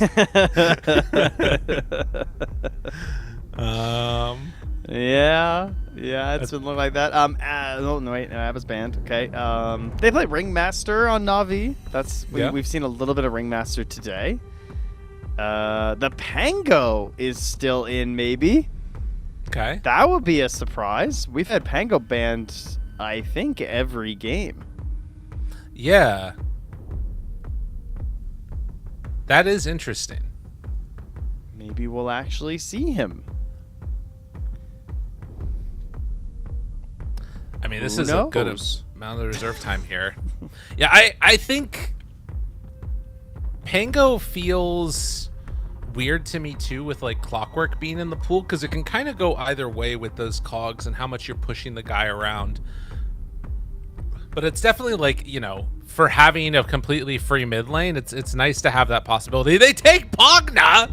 Yeah, what? They played him. They played him yesterday too. They What? are No, they Pugners. Yeah, they did. Am I looking at the I'm wrong sorry. team? I was like, I Na'Vi played it yesterday. I apologize. Oh, You are okay. correct. Yes, you got me. Na'Vi played it yesterday, so they're Pugna pickers. So perhaps part of his Yakult is feeling a little inspired, since Na'Vi did defeat their friends of Team Tidebound with that Pugna. Maybe they thought, ooh, that looks Interesting. pretty good. Wanted to check it out themselves. Yeah, that is an interesting way to do it. And I wonder if that was the expectation that Na'Vi was going to run it. They managed to get themselves a Bane now. Huh. Interesting Okay. Bane pick. Yeah. It is a hero that they play a lot. It is a hero that was banned versus them by MOUZ. MOUZ are knowers. Ball knowers when it comes to Na'Vi and their Bane. And they're very, very willing to play it on position 4 as well for Zayats. It's probably where it's going to go, and they'll be throwing the Jakiro on 5. I almost wish now that they just like move this Batrider up to a higher priority and take a Clockwork, because it feels like a great Clockwork game. Jakiro, Bane, just run at these people. But now with Mars getting taken, I don't know. I don't think you can afford to do it. I just feel like Batrider, I'm only seeing success in the 4 position, so bleh, It's basically. starting to look like a Lifestealer game a little bit too, almost. But I guess there's the... I don't know. I don't think I really care about Fiend's Grove versus Lifestealer. Does that make me crazy? I don't know. It doesn't really seem to bother me anymore. Yeah. Or Jug, I guess, right? Jug's really good versus Bane now, because if you're spinning and you get gripped, you don't care. Spin ends and you're just free. That's true. Yeah, that's a good point. Maybe that Yeah, could be Jug it. might be better. Dude, what are they doing? I think they have picked none of these heroes this entire tournament. They haven't even played that? DK. Like, none of these heroes they have played before. They needed to take DK there, or Na'Vi were taking DK for sure. So I think that's pretty good. I think Na'Vi are setting up for a Medusa pick, but now there is a Lycan and a Dragonite, so we'll see if that impacts it. I love how you've just, like, given up on talking about Yakult Bros. You're like, whatever, these guys are done. I'm going to talk about Na'Vi now. They've already picked their heroes. I know, it's fair. It makes sense. I agree that that's the better way to think about it, but that's the way I feel about them, at least, is that I think it's weird to come in, like, at the end of a best of one day and play no heroes that you've played before. Well, that's fair. That's a good thought. Like, I'm even looking back to, like, Wallachia. And I mean, DK was the last one that they played, but that's like everybody. None of these other here, like, no Pugna games, no Lycan. Well, we're not going to get the emo puck again. They're going to take care of that with the TB and the Mars in the mix.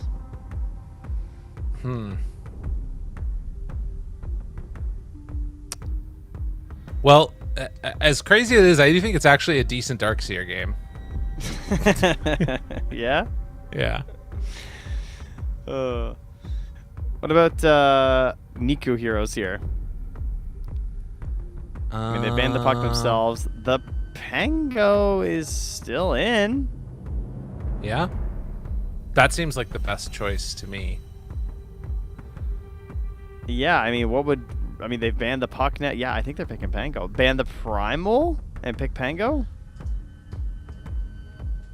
Primal versus Terrorblade and Pango seems pretty decent.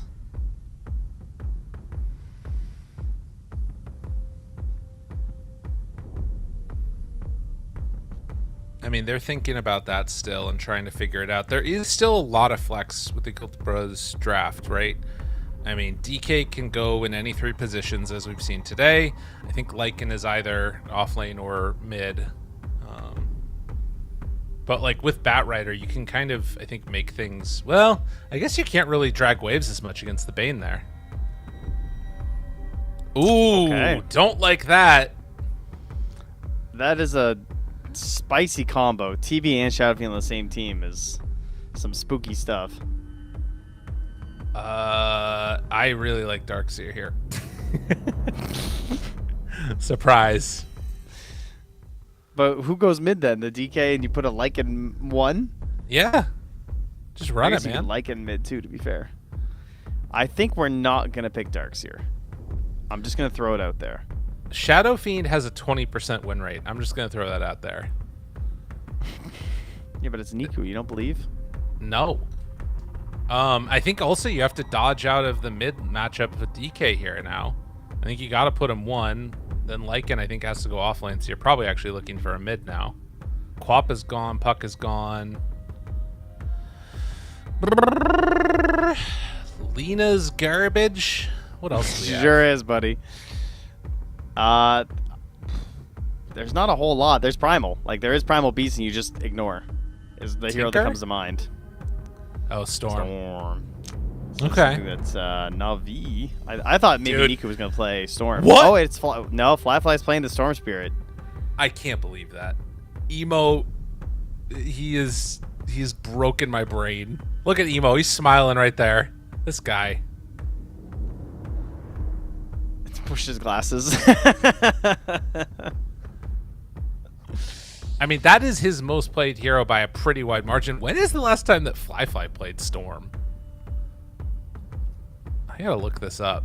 I want to say he played it in that recent sprint of Position 1 Storms, but I might be wrong. All right. You're right. He played it 9 days ago. Okay. Okay. But still, you know, there's a reason you don't see it too much. True. It's a little spooky. All right. Well, which is spookier for you? Which is the thing that you would least rather see? The TB Shadow Fiend on a team together, or the DK or Storm Spirit safe lane?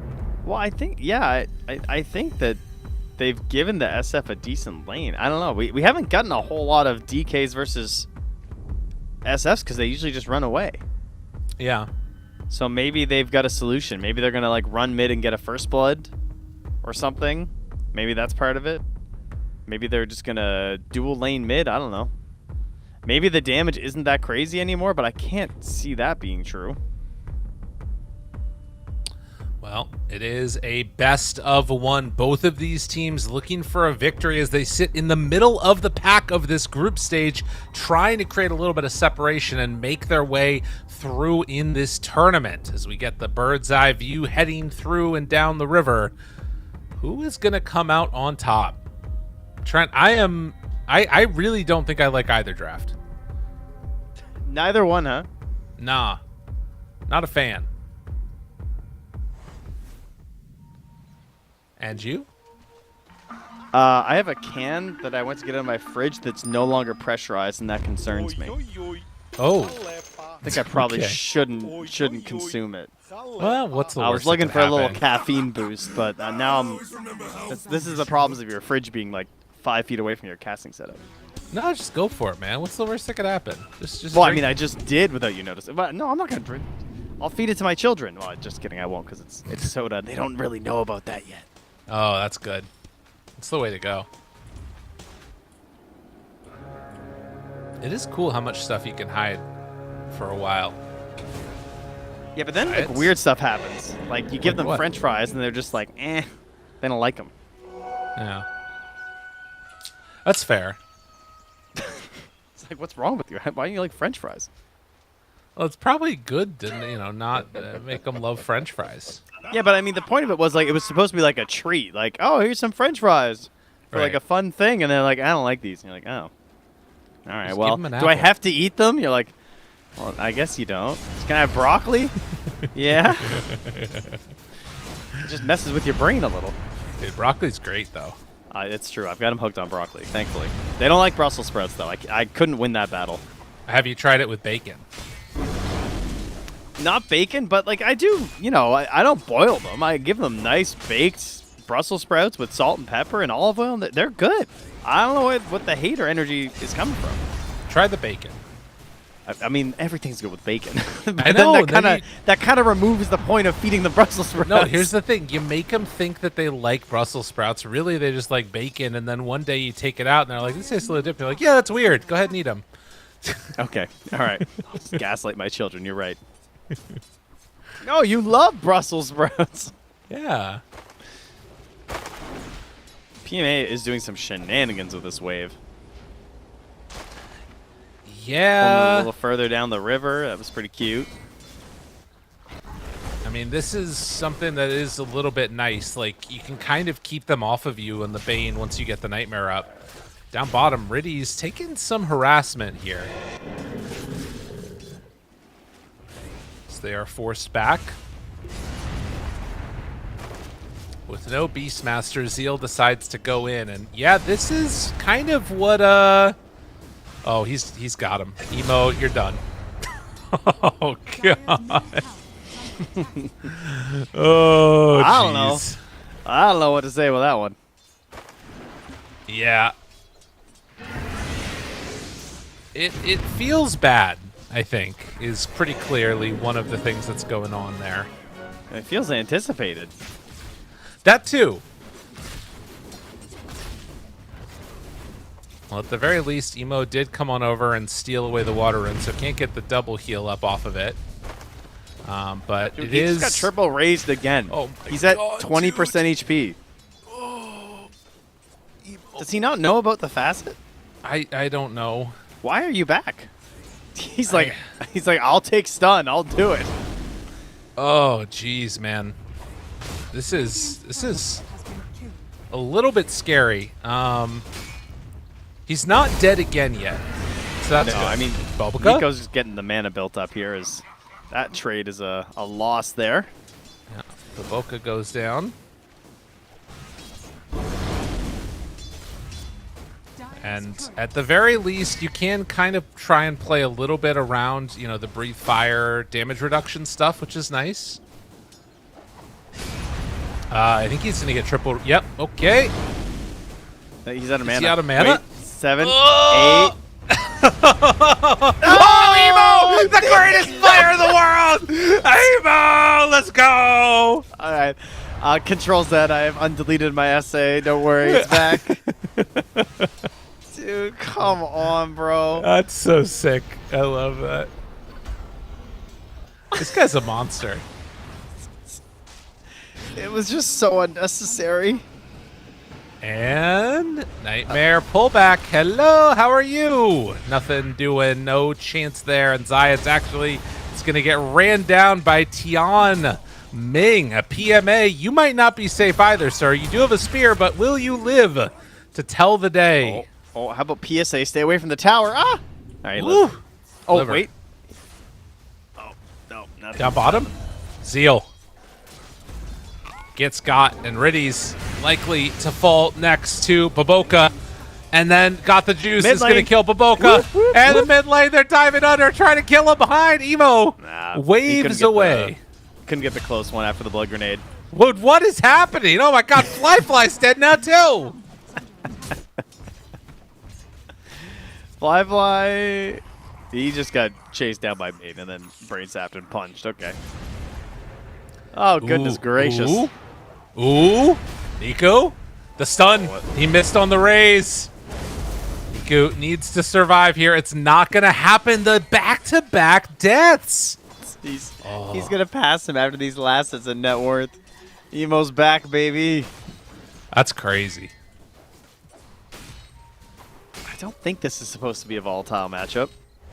But we got two volatile players. That's right. Zayats gets away as he took some good damage there and now got the juice. Top net worth in the game is running in and right-kicking this Lycan.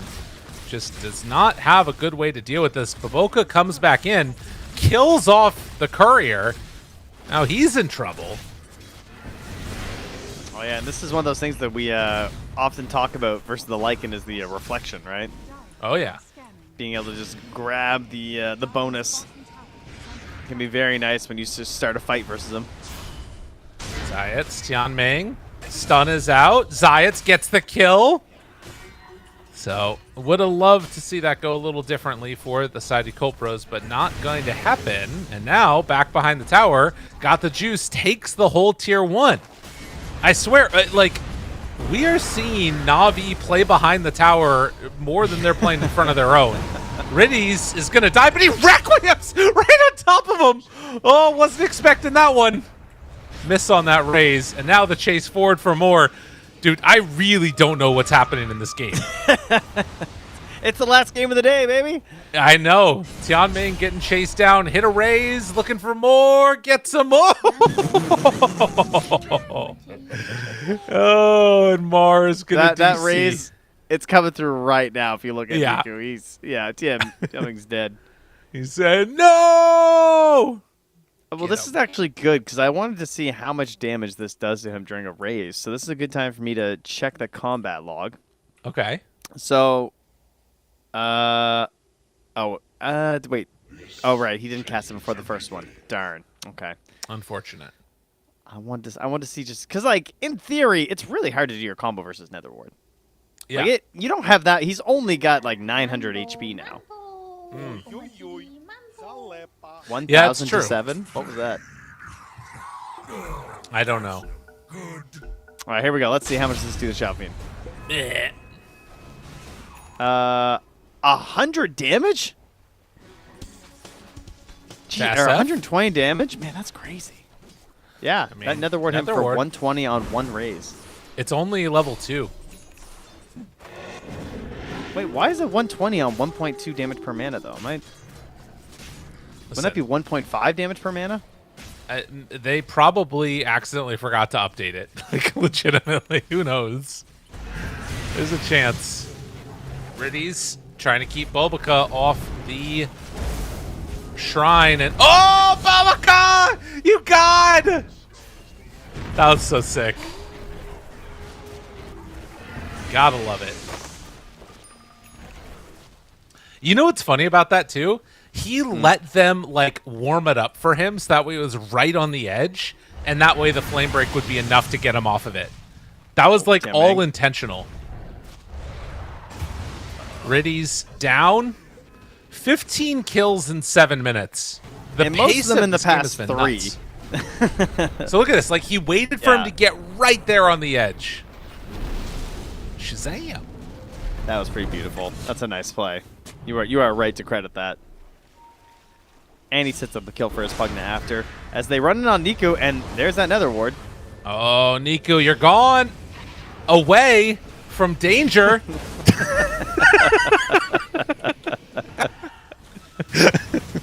Nailed it. Thank you.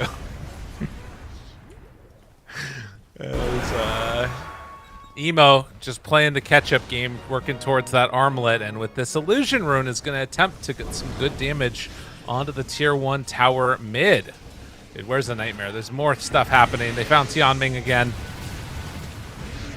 Starts to fall, and the Pugna eventually in the dirt. Where are all these kills going to? It's pretty spread out. The only one not involved is PMA on the MOUZ.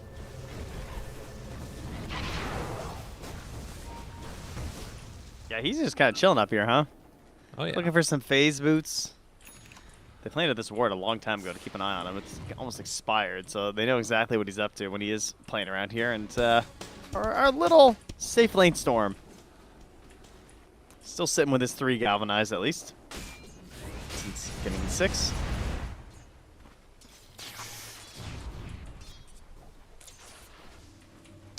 Zayt's level 4. Needing to get a level 6 before he can make anything substantial happen against the Storm. And they see Niku making the move over. This also gives some great information with that ward to just say, back on up, don't get caught. They want to find a Nightmare into Requiem, but it's not going to happen. Radiant are scanning. Yeah, especially with like a Fiend script to really delay it or something. Like, they're just going to walk it off. So, good ward, helps them out, but they will lose their tower. Radiant's top tower is under And there's no pressure right now bottom, since Zeal has to like fight all the way through where his previous tower was, since he lost it so early, to make his way back down there. They actually haven't even tickled that bottom tower, but a mere 18 damage on the bottom tier 1. Zayt's Nightmare does have the Wolf to pass it over. Now Niku in trouble. The Requiem not coming out. Fly is there. Can I just say that Emo, if he finishes Armlet into Mask of Madness build, I'll just be so happy.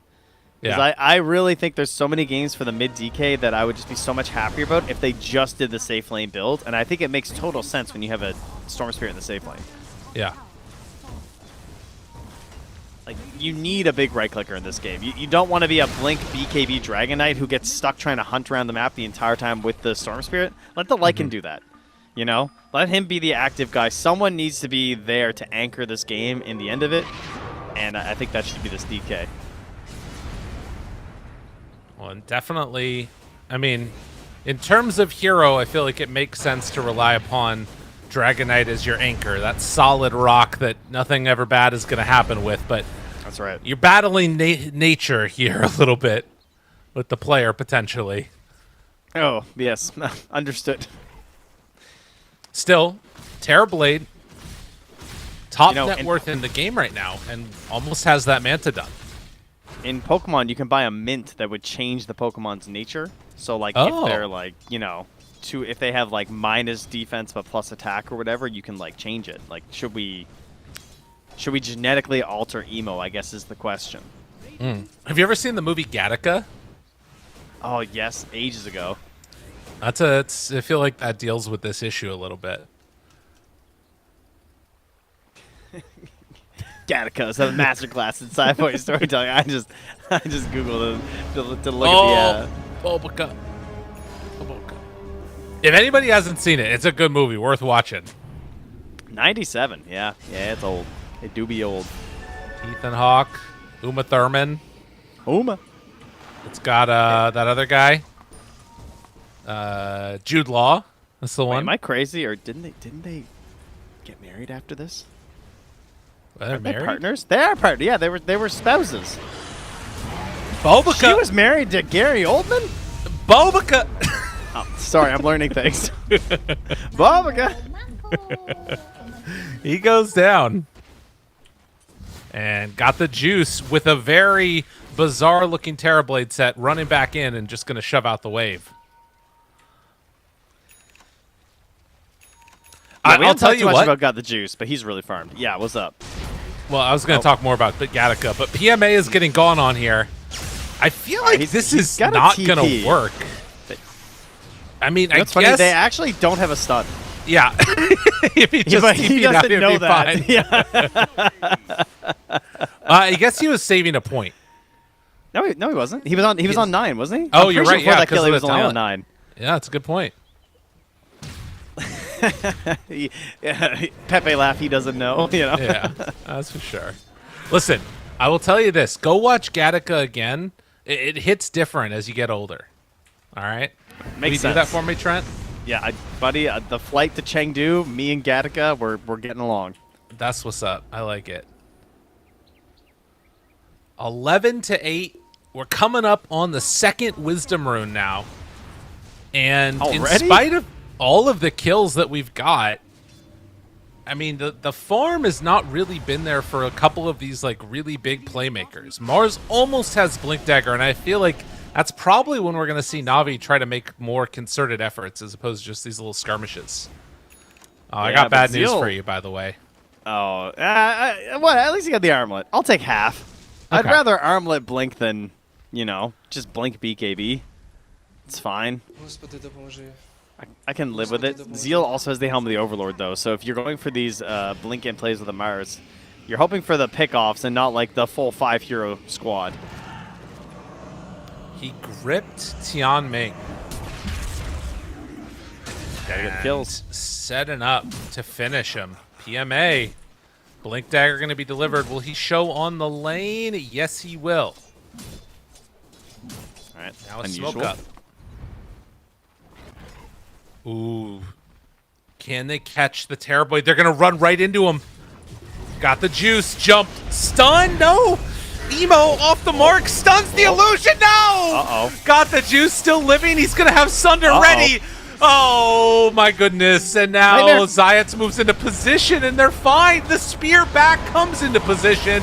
Well, the creep's still doing some good work, but that is fly gone. Zeal does finish him off. Emo, blink grenade, run, Emo. Emo, you got to get out of there. He throws out the stun onto the Mars. Riddy's still chasing, but he ends up dying to the Armwood toggle. Oh, that's not the way it was supposed to go. At least they get the chase down with the DK. They needed that bad. But still, obviously, a big win there for the Radiant. Mostly to Riddies, who gets the double. I need to look again at this Terrorblade illusion when it comes out, because his set is, like, super bizarre looking. I don't know if that played any into that at all or not, but, like, I don't know. That was tough. He should have gotten the stun regardless, but that was a rough one. I thought it looked pretty normal. Okay, maybe I'm. What do you think's so weird about it? Like well, just the it's color when he's it in is? meta mode. I don't know. He's like a creepy guy. Okay. Look Like at him. this?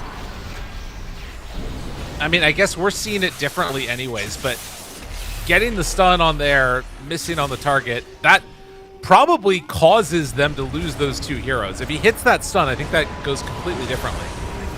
Yeah, maybe they still lose it, but either way, they lose to someone else. It's Tianming dying in the exact same spot. 16-9. Only 1,000 gold separating these two squads. And Terrorblade's still the big bad man on top of everything. Radiant's bottom tower is under attack. Radiant's bottom tower Oh. has fallen. Okay, they just get it with Zeal. Never mind. Oh my god, are they going to find him? Whoa. Oh boy. Okay, living there. Will Zeal try and sneak in the shard on the earlier end of this game? I feel like a lot of Lycan players do before they go for these BKBs, just for that passive push. But currently, he's not eyeing it up. It is an incredibly important BKB game, though, to be fair. Oh, that's my doorbell. That's the... Oh, please, you really should be buying a shard. Zeal. You don't think so? Well, There we go. we'll have to see. I mean, got the juice now is still very fragile and killable as they move in with Nico and another grip bolt used on Tianming. Yeah, they're sparing no expense for the finish there. Dire's middle tower. And as the tier 1 tower goes down, He just keeps dying. I know, it's rough. I It's guess almost he's like he tanking hasn't the played grip. Pugna before in a while. Yeah, he's tanking them for Fly, though. Tower is under That's true. attack. That's what we're going to go with here. And thus, with all of this, that's what kind of makes me want him to buy the shard, is that, you know, I don't know if you're ready to fight, so maybe the more wolves, the better, but So perhaps look that real will quickly. make a difference. Yes, Look real what? quickly at Got the Juice again in his meta form. Okay, all right. Doesn't it look Yeah. weird? Like the color, do you mean? Yeah, the color of it and like the lack of textures and stuff. Like Right. I okay, could I see you getting like mixed up with the illusion because those illusions look different to us than they do in the Yes. Yeah, I understand what you're saying. Okay, yeah, I got you. He kind of looks like that like Vanta black color that they paint on the basketball, and you can't like you can't even see the shape of it. You know. game. I don't know what you're saying, but they Perfect, find they Zayats. get Zayats with a lasso. A big move for a little guy. That sounds like the tagline for Stuart Little. Yeah. Yeah. Like he goes off to college. A big move for a little guy. I like that. That's good. Oh, got the juice, some pings. And Emo blinks away. Wise What was up with decision. Stuart Little? Was he just a mouse that could talk that lived with a human family? Yeah, that's it. He got adopted, you know? Because was he like a child that got turned into a mouse? Or no, that would be too sad. Yeah, I mean, He's it's just- no, you know, he was just a mouse that could talk, and then like a family adopted him. I Right, think. and they dressed him up in human clothes, and he's just he's just their kid now. I mean, it Kind you know, of a it could, crazy concept for a story. I mean, not really. Like, I think cat people do this a little bit too. You know what I'm talking about there? But this came out like before it was too expensive to have children. No, it was like could still it was have a like child, but Angela they from The wrote Stuart Little. Office. You know what I'm talking about? Yeah, Angela I from do The know what you're Office? talking about. Yeah. I got you. Yeah, okay. I mean, they're still doing it there. I mean, It's we were fine. just making crazy animal movies in the 90s, like Air Bud. I remember watching that movie like 100 times as a kid. And Dr. There's no Dolittle. rule saying a dog can't play basketball. I don't remember that movie very well, but I do remember seeing it on like all the shelves in Blockbuster because nobody ever rented it. Yeah, it was bad. Well, there's no rules that a dog can't play Dota, and that's why your teammates all get called Oh, bad. there it is. No, Yeah. no. Well, it happens. I always try and use it like I'm so used to saying dogs in a positive light, like "Yo, dog." Yeah, Yeah. that does not go over well That's- when you're that somewhere how else in the world playing your pubs. Not Is that good. how you're used to talking to people? Is that you usually say that in your day-to-day life?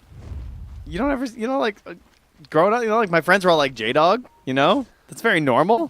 My dog. Okay. It was a friendly All right. term. It was it's a term of endearment. How's that? Is that fair? It sounds like exhibit, you know? You guys weren't just dropping casual dogs. Not so much. That's my dog. Maybe I don't know. I can't remember. It must be an East Coast thing. I think so. That must be what it is. Well, I do think that there was a big window there where, it became pretty popular because of Pimp My Ride. That's the big reason I remember it. Oh, is that exhibit? Yeah, that's exhibit. Ah, gotcha. X to the Z exhibit, you know? Okay, thank you. Now we just have A to Z as Amazon or something. Yeah. All right, we're in.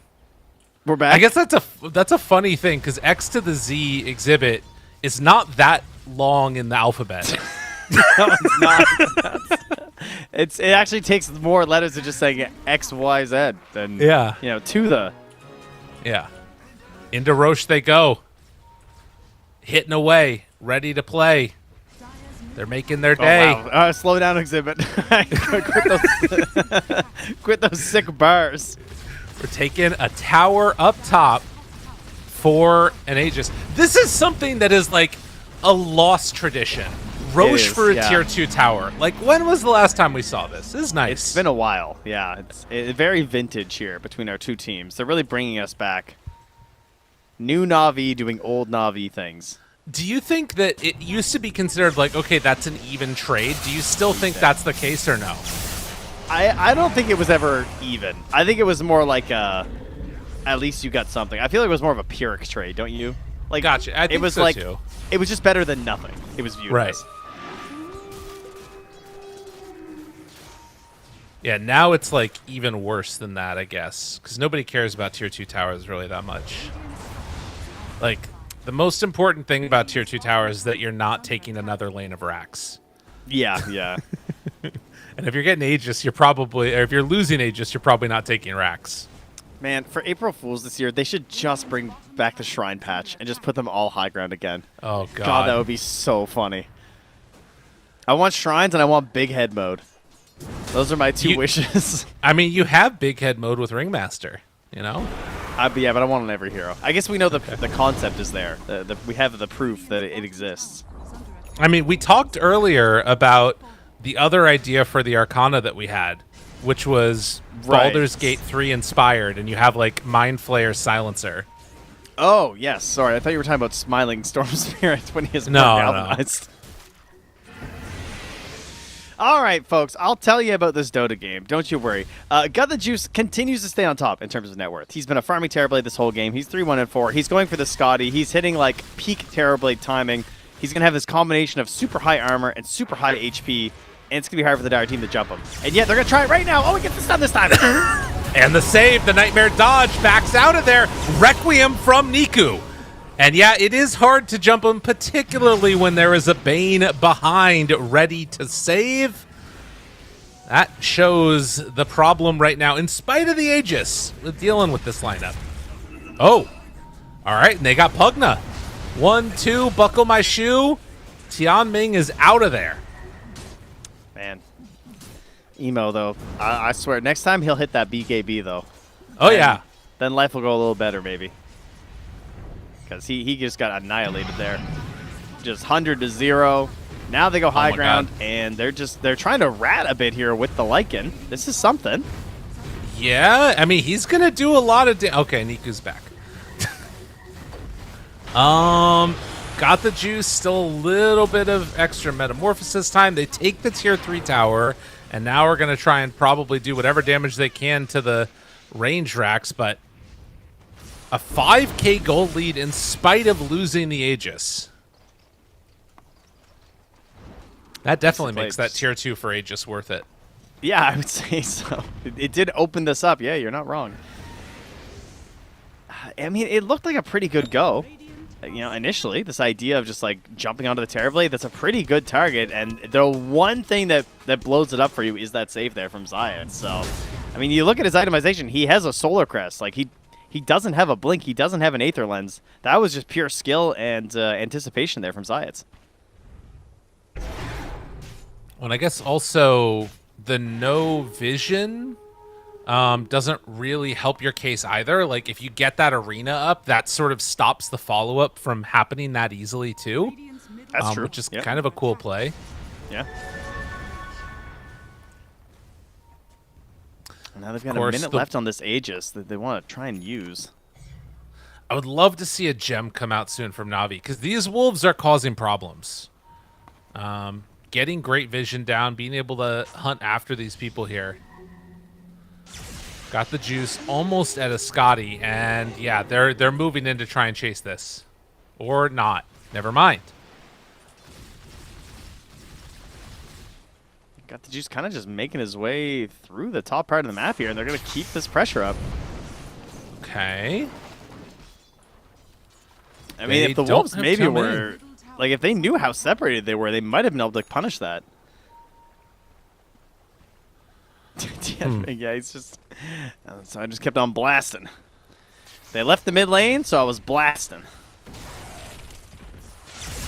Lycan bottom, Pugna mid. I mean, this feels pretty good for your Colpros for me. You've got 5 heroes together, not really farming, and yeah, they're just going to TP away now. Tianming has to back out. Oh, nice Glimmer TP.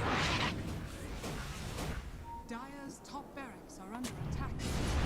It's a weird situation. Like, with no Aegis, you can't really do that much objective-wise, and you're kind of being pulled around the map by Zeal.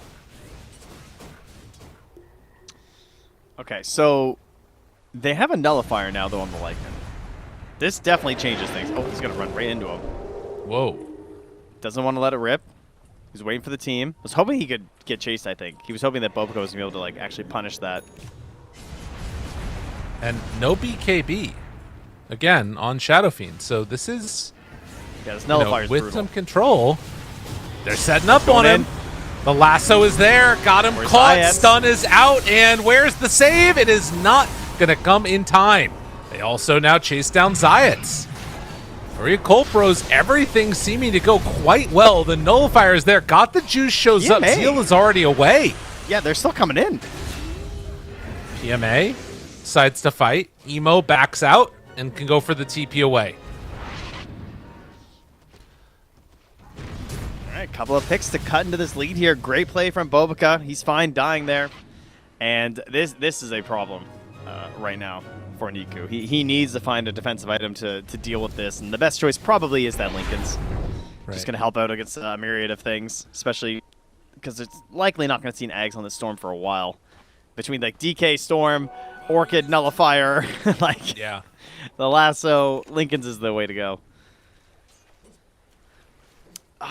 Is Eggs the play here, though, from Zayat? I mean, obviously, it's very, very good on Bane. This is why they pick a position 4. This is why Banes have gone Eggs rush pretty much on 4 Banes since Save started it back in, like, 2020. Right. But I don't know. Is it the item this game? It's so many Fiend's Grips. It gives you a 55-second cooldown, but I just feel like there's so many good defensive choices for them as well this game. I mean, the other thing is he did get the greedy 100 GPM, which it feels like if you get that, you want to go for a big item. Yeah. It's going to mean they're a little weaker, like right now, but in the long run, you know, he can go back for those save items too and have, you know, something that makes him really scary on the offensive end. Yeah, and if it does mean that every single fight he has a chance to just disrupt the Storm Spirit, then I guess it's worth it. This is a grip and run, you know? It's nice. Yeah, it's true. Especially versus Lycan, a hero who can't really deal with it. Like, typically if you grip as Bane versus Lycan just kills you. Yes. But what if he hits him with the Congregations of the Deep and he gets them all? Oh, now you're talking. That's kind of hype. Oh, that's now we gotta play. Although I feel like they're kind of far spread. Yakult Bros understanding that there's some danger. They actually force out the glyph on this. Tianming is going to slowly but steadily try and stop this push from happening. And then what's this play that's coming in from Navi? They're going through the gate that's already anticipated by Radiant, who are scanning.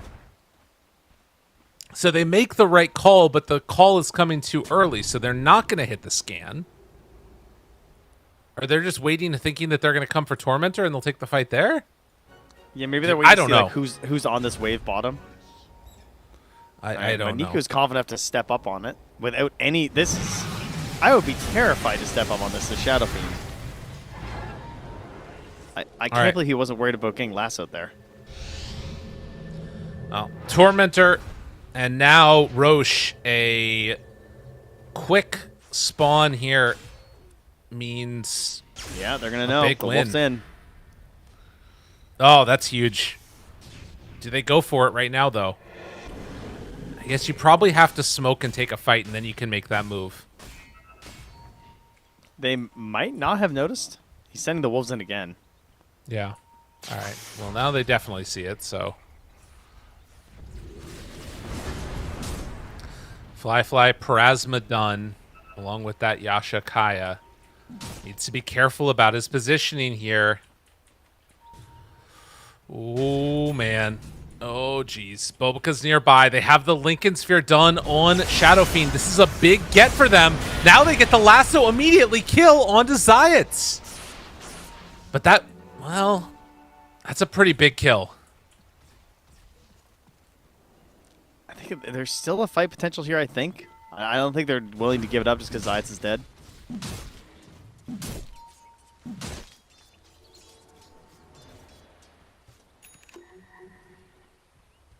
Ooh, especially with a Scythe reveal here, too. Oh, okay. All right, where are the Wolves? What do they see? Do they know anything right now? Doesn't look like it. No. I think This Zeal, Scythe could he be so does big. have a shield rune. Oh, and the he's angle's kind so of- hard to find him. Oh, he got him! Oh, he missed! What a BKB. Wow. Went That for was the crazy. Croaker. Almost I caught the can't- Lycan. I can't believe he... Like, that was a great angle to blink on. But either way, zone back, and despite losing their Bane, they are in the Roche pit. All right, sorry. Riddies is in the Roche pit. Yeah, and I don't know if they're going to stay here. We'll see that replay again, how quickly that could have gone the other direction. Oh, Wolves? man. Do Wolves need a BKB? They say no. They're going in. Jump forward. That's Aegis on the ground in a moment. They Hurricane Pike away. Roche is so low. It's dying to the macro pyre, but Fly got the juice. He gets got afterwards, and now they're feared up. Niku runs on in, gets that Aegis. Can they find more? Can you get out on Navi? After having lost the Terror Blade, the Zip. Doesn't matter. A Fly buyback, and now looking for more. Oh my god, dude! The investment was all in on winning this fight. Like he just got the Blade of Alacrity for the Aghanim Scepter on the Bane. They just bought this Scythe on the Mars, They went all in on like offensive victory in this battle and have missed out on it, and now they are just in the worst possible position. I mean, and it's again mainly because of the Terrorblade going down, because they did get the Aegis, but without TB for 40 seconds, how much are you going to lose? Yeah. Oh, jeez. I mean, that Bloodthorn was tearing him apart on Got the Juice. Zayats cannot afford to get caught here by these wolves. They have a sentry ward down, which would scout any movement over there, but they're going to finish off these racks. And now head into mid. There is still a tier 2 tower up on the top side of the map. And with TB respawning, they're at least going to play it somewhat safe here now. Lasso on the Batrider for Aghanims. Yeah, I mean, he's ready to end this game if they make one wrong move on this bottom wave with the ward they have. He's hungry. Radiant are scanning. 21-16, still very close. Both teams in that middle ground of wanting to find a win here and propel them into the upper part of the group stage. Can they actually the game gets really annoying though with this economic advantage of the bottom lane, plus presumably the Lycan shard soon, I would think, from Zeal. I think it really ramps up the nuisance. Maybe it might just be the fact that there's a TB that he doesn't care as much about this game. Right. Because he's just so good at counter pushing, but it is always nice to have. Well, and having the Hex a little bit earlier can sometimes maybe make the difference too, with Nullifier done. Yeah, certainly. Okay. Almost BKB forgot the juice. Just surviving through the fight. Very, very important for somebody that's the most farmed hero in the game. But again, it's kind of showing this problem, right? Between the Hexes and the stun lockdown, the lasso, all the rest of it, Terrorblade is killable. They have to have the Bane there, and this gets back to your point of Zayats. If he had, you know, maybe a Blink Dagger or a Force Staff or a Glimmer, he can possibly get in to save that TB. Without it, it could be an issue. I'm worried that he can't even get a grip off. Yeah. Like, he's basically just going to have to wait for the Storm or the Lycan to rush in, and now that Lincoln Sphere is close to being done on Fly, and he's just going to have to be concerned about it the whole time. Like, if his first grip post-Eggs is just Lincoln's, that's... Yeah. Just pack me up, man. Well, Terrorblade is shoving in bottom, and, you know, it's still a concern. Terrorblade pushes very hard, but I think that Dire are going to push harder. They're going to send back one. It's the Batrider. Who do they find? Hex done on Lycan. Tier 3 towers starting to drop. They know that Batrider is not back at home. Zeal's Riveting Dragon battle. Is starting to take it down. There's a TP back. PMA looking, hunting, finding nobody. Nobody there. Oof. All right, tower for almost tower. As they manage to keep theirs live at 321 HP. I mean, look, just win a fight. If either team wins a fight here, they're going to have the lead. You know what I mean? Yeah. Simply engage in battle. Yeah. All right, who has buyback? There's a question for you, because I don't think it's... Yeah, it's not a whole lot. It's No. Pugna on the Dire. Yeah. Really, like, they could just sack Riddies into a fight. I think Zayats and Riddies having buyback would be really nice, and you just, like... you just throw them at them. Middle tower is under attack. Right. I think that is definitely... Because so much of this is going to come down to positioning and, you know, who is able to catch who with what targets. And, I mean, Batrider and Bane, to me, feel like two of the most important heroes in these battles. Yeah, I'm going to agree with that one. Especially, yeah, Bobica, I mean, we were, of course, Bobica famously on day one, first segment, Stream A, tier listed, back of the board. Wow. T-Gov, so harsh. And yet, and our Bobica games, he's been playing quite well. And now he definitely, I would agree, has the opportunity for his team to win this one. Zeal's Dragon is going to scout all of this. A nice little injection of gold. It is a Lincoln Sphere for Storm. They're going to the high ground. All right, I'm laser focused on Zayats. Riddies We haven't talked a lot about this Jakiro, but Aghanim's Scepter is in hand along with a Greater Healing Lotus. They're playing under vision. That's a big one. Oh, man. They got to get something before the smoke wears out. Wrapping around. They're playing to their vision. If the smoke wears out while they're still up here, all right, Zeal's going to get the D ward. So now they know. Господи, Dire's допоможи. middle tower is under attack. They don't want to kill the sentry. Jeez, man. They have so many wards around their base. Like, look at the wards just Yeah. actually surrounding Navi's high ground. Oh, that's a TP outside the base? That's horrifying. Got the juice. Got him. Jump in. Arena. Saving him. No, it's not going to be enough for the save. Gets brought down and no buyback. Zayat is gone. Riddies is gone. Now, Lyrical, would you like to guess what happened to that Fiend script there, bud? Oh, it got immediately canceled? It was a Lotus Oh, from Tian Ming jeez. on top of Emo. Oh, no. God. Instantly canceled. See you later. It feels so bad. much for what? Especially when, again, you think about how different that looks if you can just get BKB off on Terrorblade. You hit Was that Asunder, turn it around. Was it a bait TP? Is that what he was going for? I think so. Because It surely, didn't end up mattering, right? though. And now Niku caught, tries to stop the bleeding, but it is not going to happen. They will lose Tianming, maybe. He actually heals back up, and Decrep, he's fine. Zeal punching buildings. Emo taking racks. It is all falling apart around Navi here, and Yakult literally. Bros. Yakult Bros make the plays that are necessary. One Oh my- solitary melee racks is all that's left. That TP is like when your core walks through the river in the middle of the map for no reason and dies. That's one of those TPs. Like, they surround the base in vision, and a gift appears where he just TPs directly under that ward. And he was running to the right. I don't know. And then Bobka's just like, sick, we win. And they just 100 to 0 the TP. Emo gets Lotus, and the grip does nothing. And that's it. Like, it's that simple. That is Batrider, and why Batrider has been in Pro Dota forever. Yeah. My God.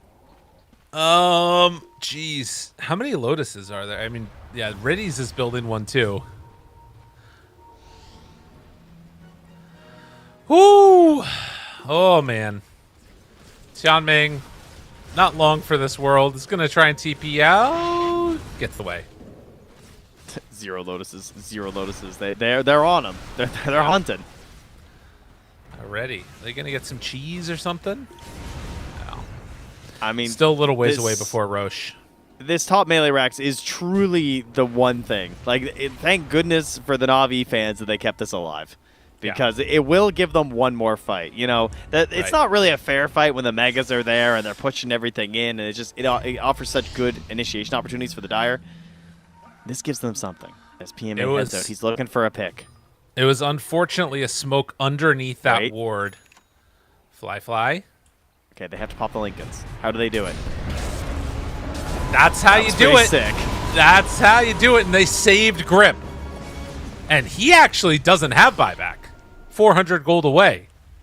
I did not expect him to get the Spear Arena. That was really good. I didn't think he'd be able to get close enough. But he managed that like perfectly out of the smoke. Also, Roche respawn very quick here. Storm is going to be dead. They actually, I think, get Aegis. What a freaking turnaround. That one kill completely turns this game, well, I don't know if it does completely on its head. That's actually so crazy because, like, smoke breaks at the same distance as Blink, but you have to be on the other side of them to get that Spear Arena play. And somehow he finds the exact moment.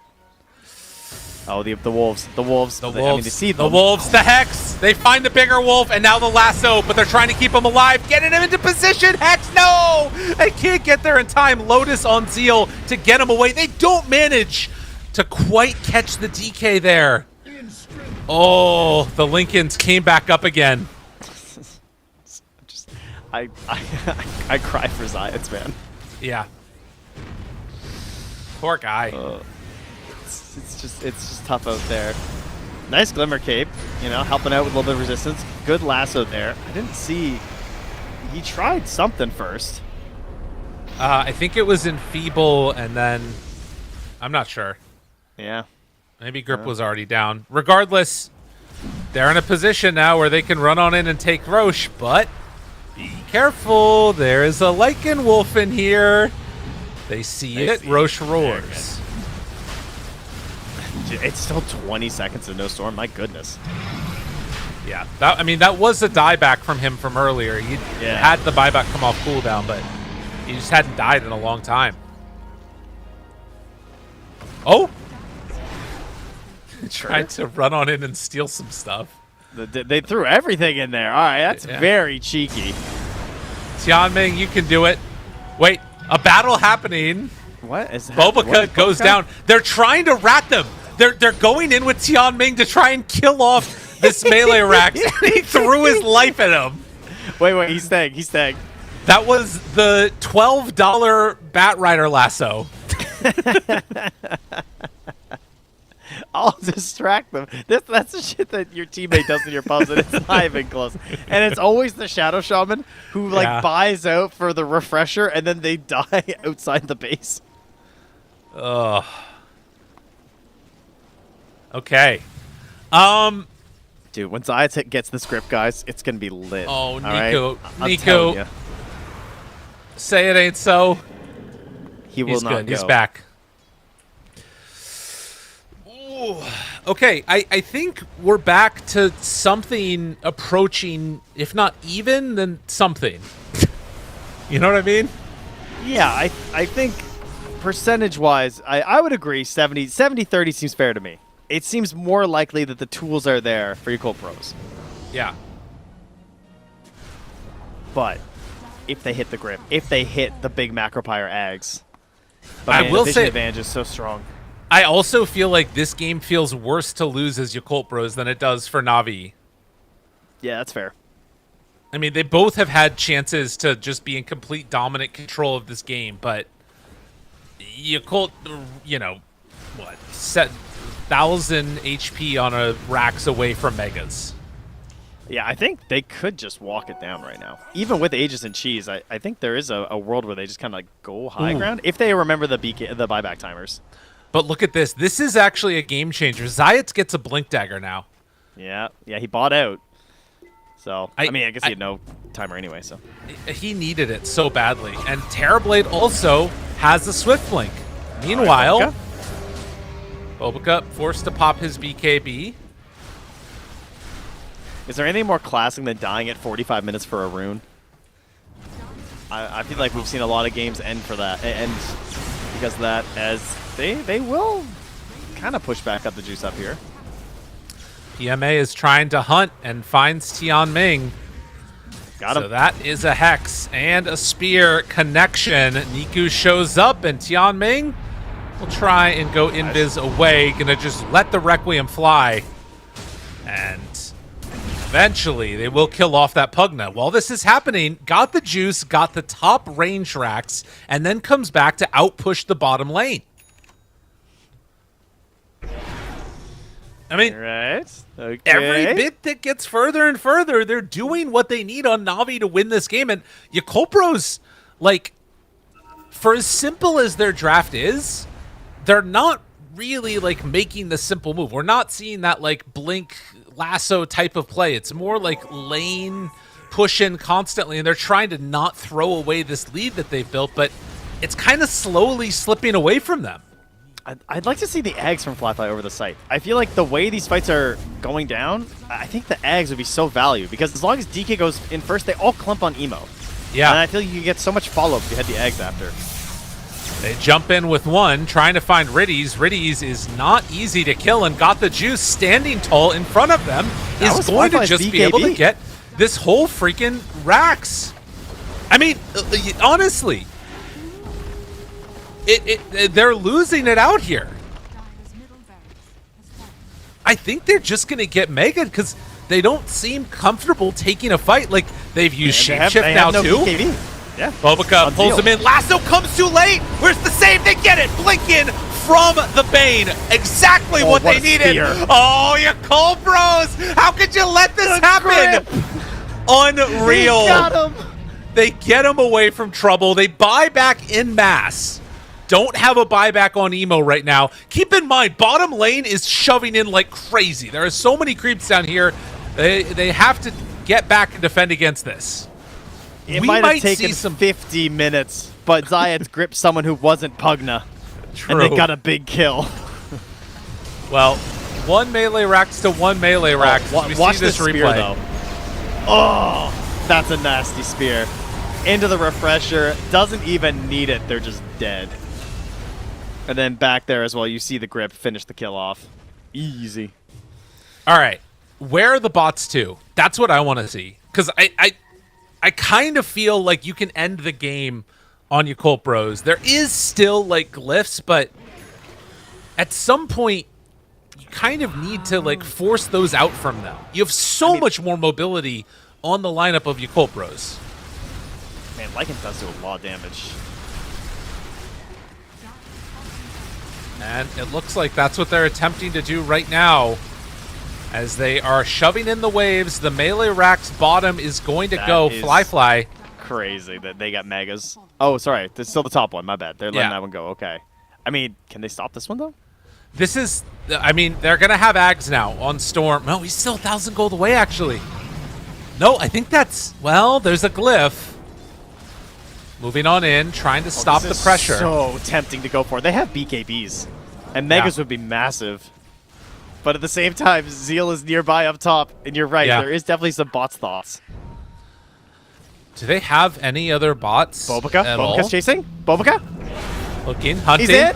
Lasso? Not going to happen. That was their Bat Rider. But he's got by. Yeah. They've done such a good job here on Na'Vi to get themselves in a position to win this game. And we are going to have a pause. Oh, man. We have flipped the script. 73% now for Na'Vi. As the go gets called. Ags, 500 gold away from Fly Fight. Sell your boots. Like, you need it so badly. I don't know, man. Dude, he is. Yeah, he's going to do it. You're right. Yeah. I sells think you've bottle. got to. He's close enough with bottle. He's got 13 gold. Okay. There it is. All right. Ags ready. They need a lasso. They need a jump. There it is. Pulls them all back in. Terrorblade in some trouble. Trying to survive through this. He's not able to get away. The Sunder on Zion save his life. Now going for more. Lasso onto 2. The damage out from DK, but Emo is all left alone. Has nowhere to go. Is going to fall. Dead and gone. They all survive. Unreal. Megas. Yeah. They just got to back away once the BKBs are down. They can't stay in there and fight. And they just lose their Dragon Knight. Oh, got the juice. Getting help from Zayat there. That was so necessary. Na'Vi have never been so back than right now. Yakult Bros. I mean, again, this is just a heartbreaking loss. You last through the toughest parts of this game, it feels like. And again, like, they could have, at that point up in the top lane, sort of shoved and given up a life for that Rax, I think. But it felt kind of comfortable at the time. It felt like maybe it wasn't going to matter.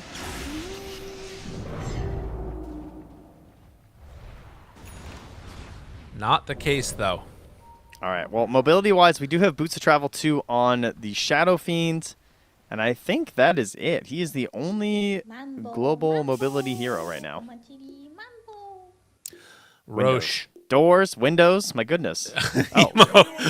In the white flag. Windows, shit. This has got okay. I'm hoping that those are, not too distinct. Not things connected? that are a problem. Yeah. Oh. Dude, what if he just never came back? Can you imagine? There'd be a lot of questions. Like, where'd he go? That'd be my first question. Whew. I remember there's a couple of times where like a player just disconnects and then like abandons the game accidentally, you know? Oh, buddy. Yeah, that would be truly sad. I think they can still win. No, I don't. Yeah, you just have somebody else control them, right? Surely. No, it's they need it all. It's too hard. I think at this level it's too handicapped. Oh, what do you need now, man?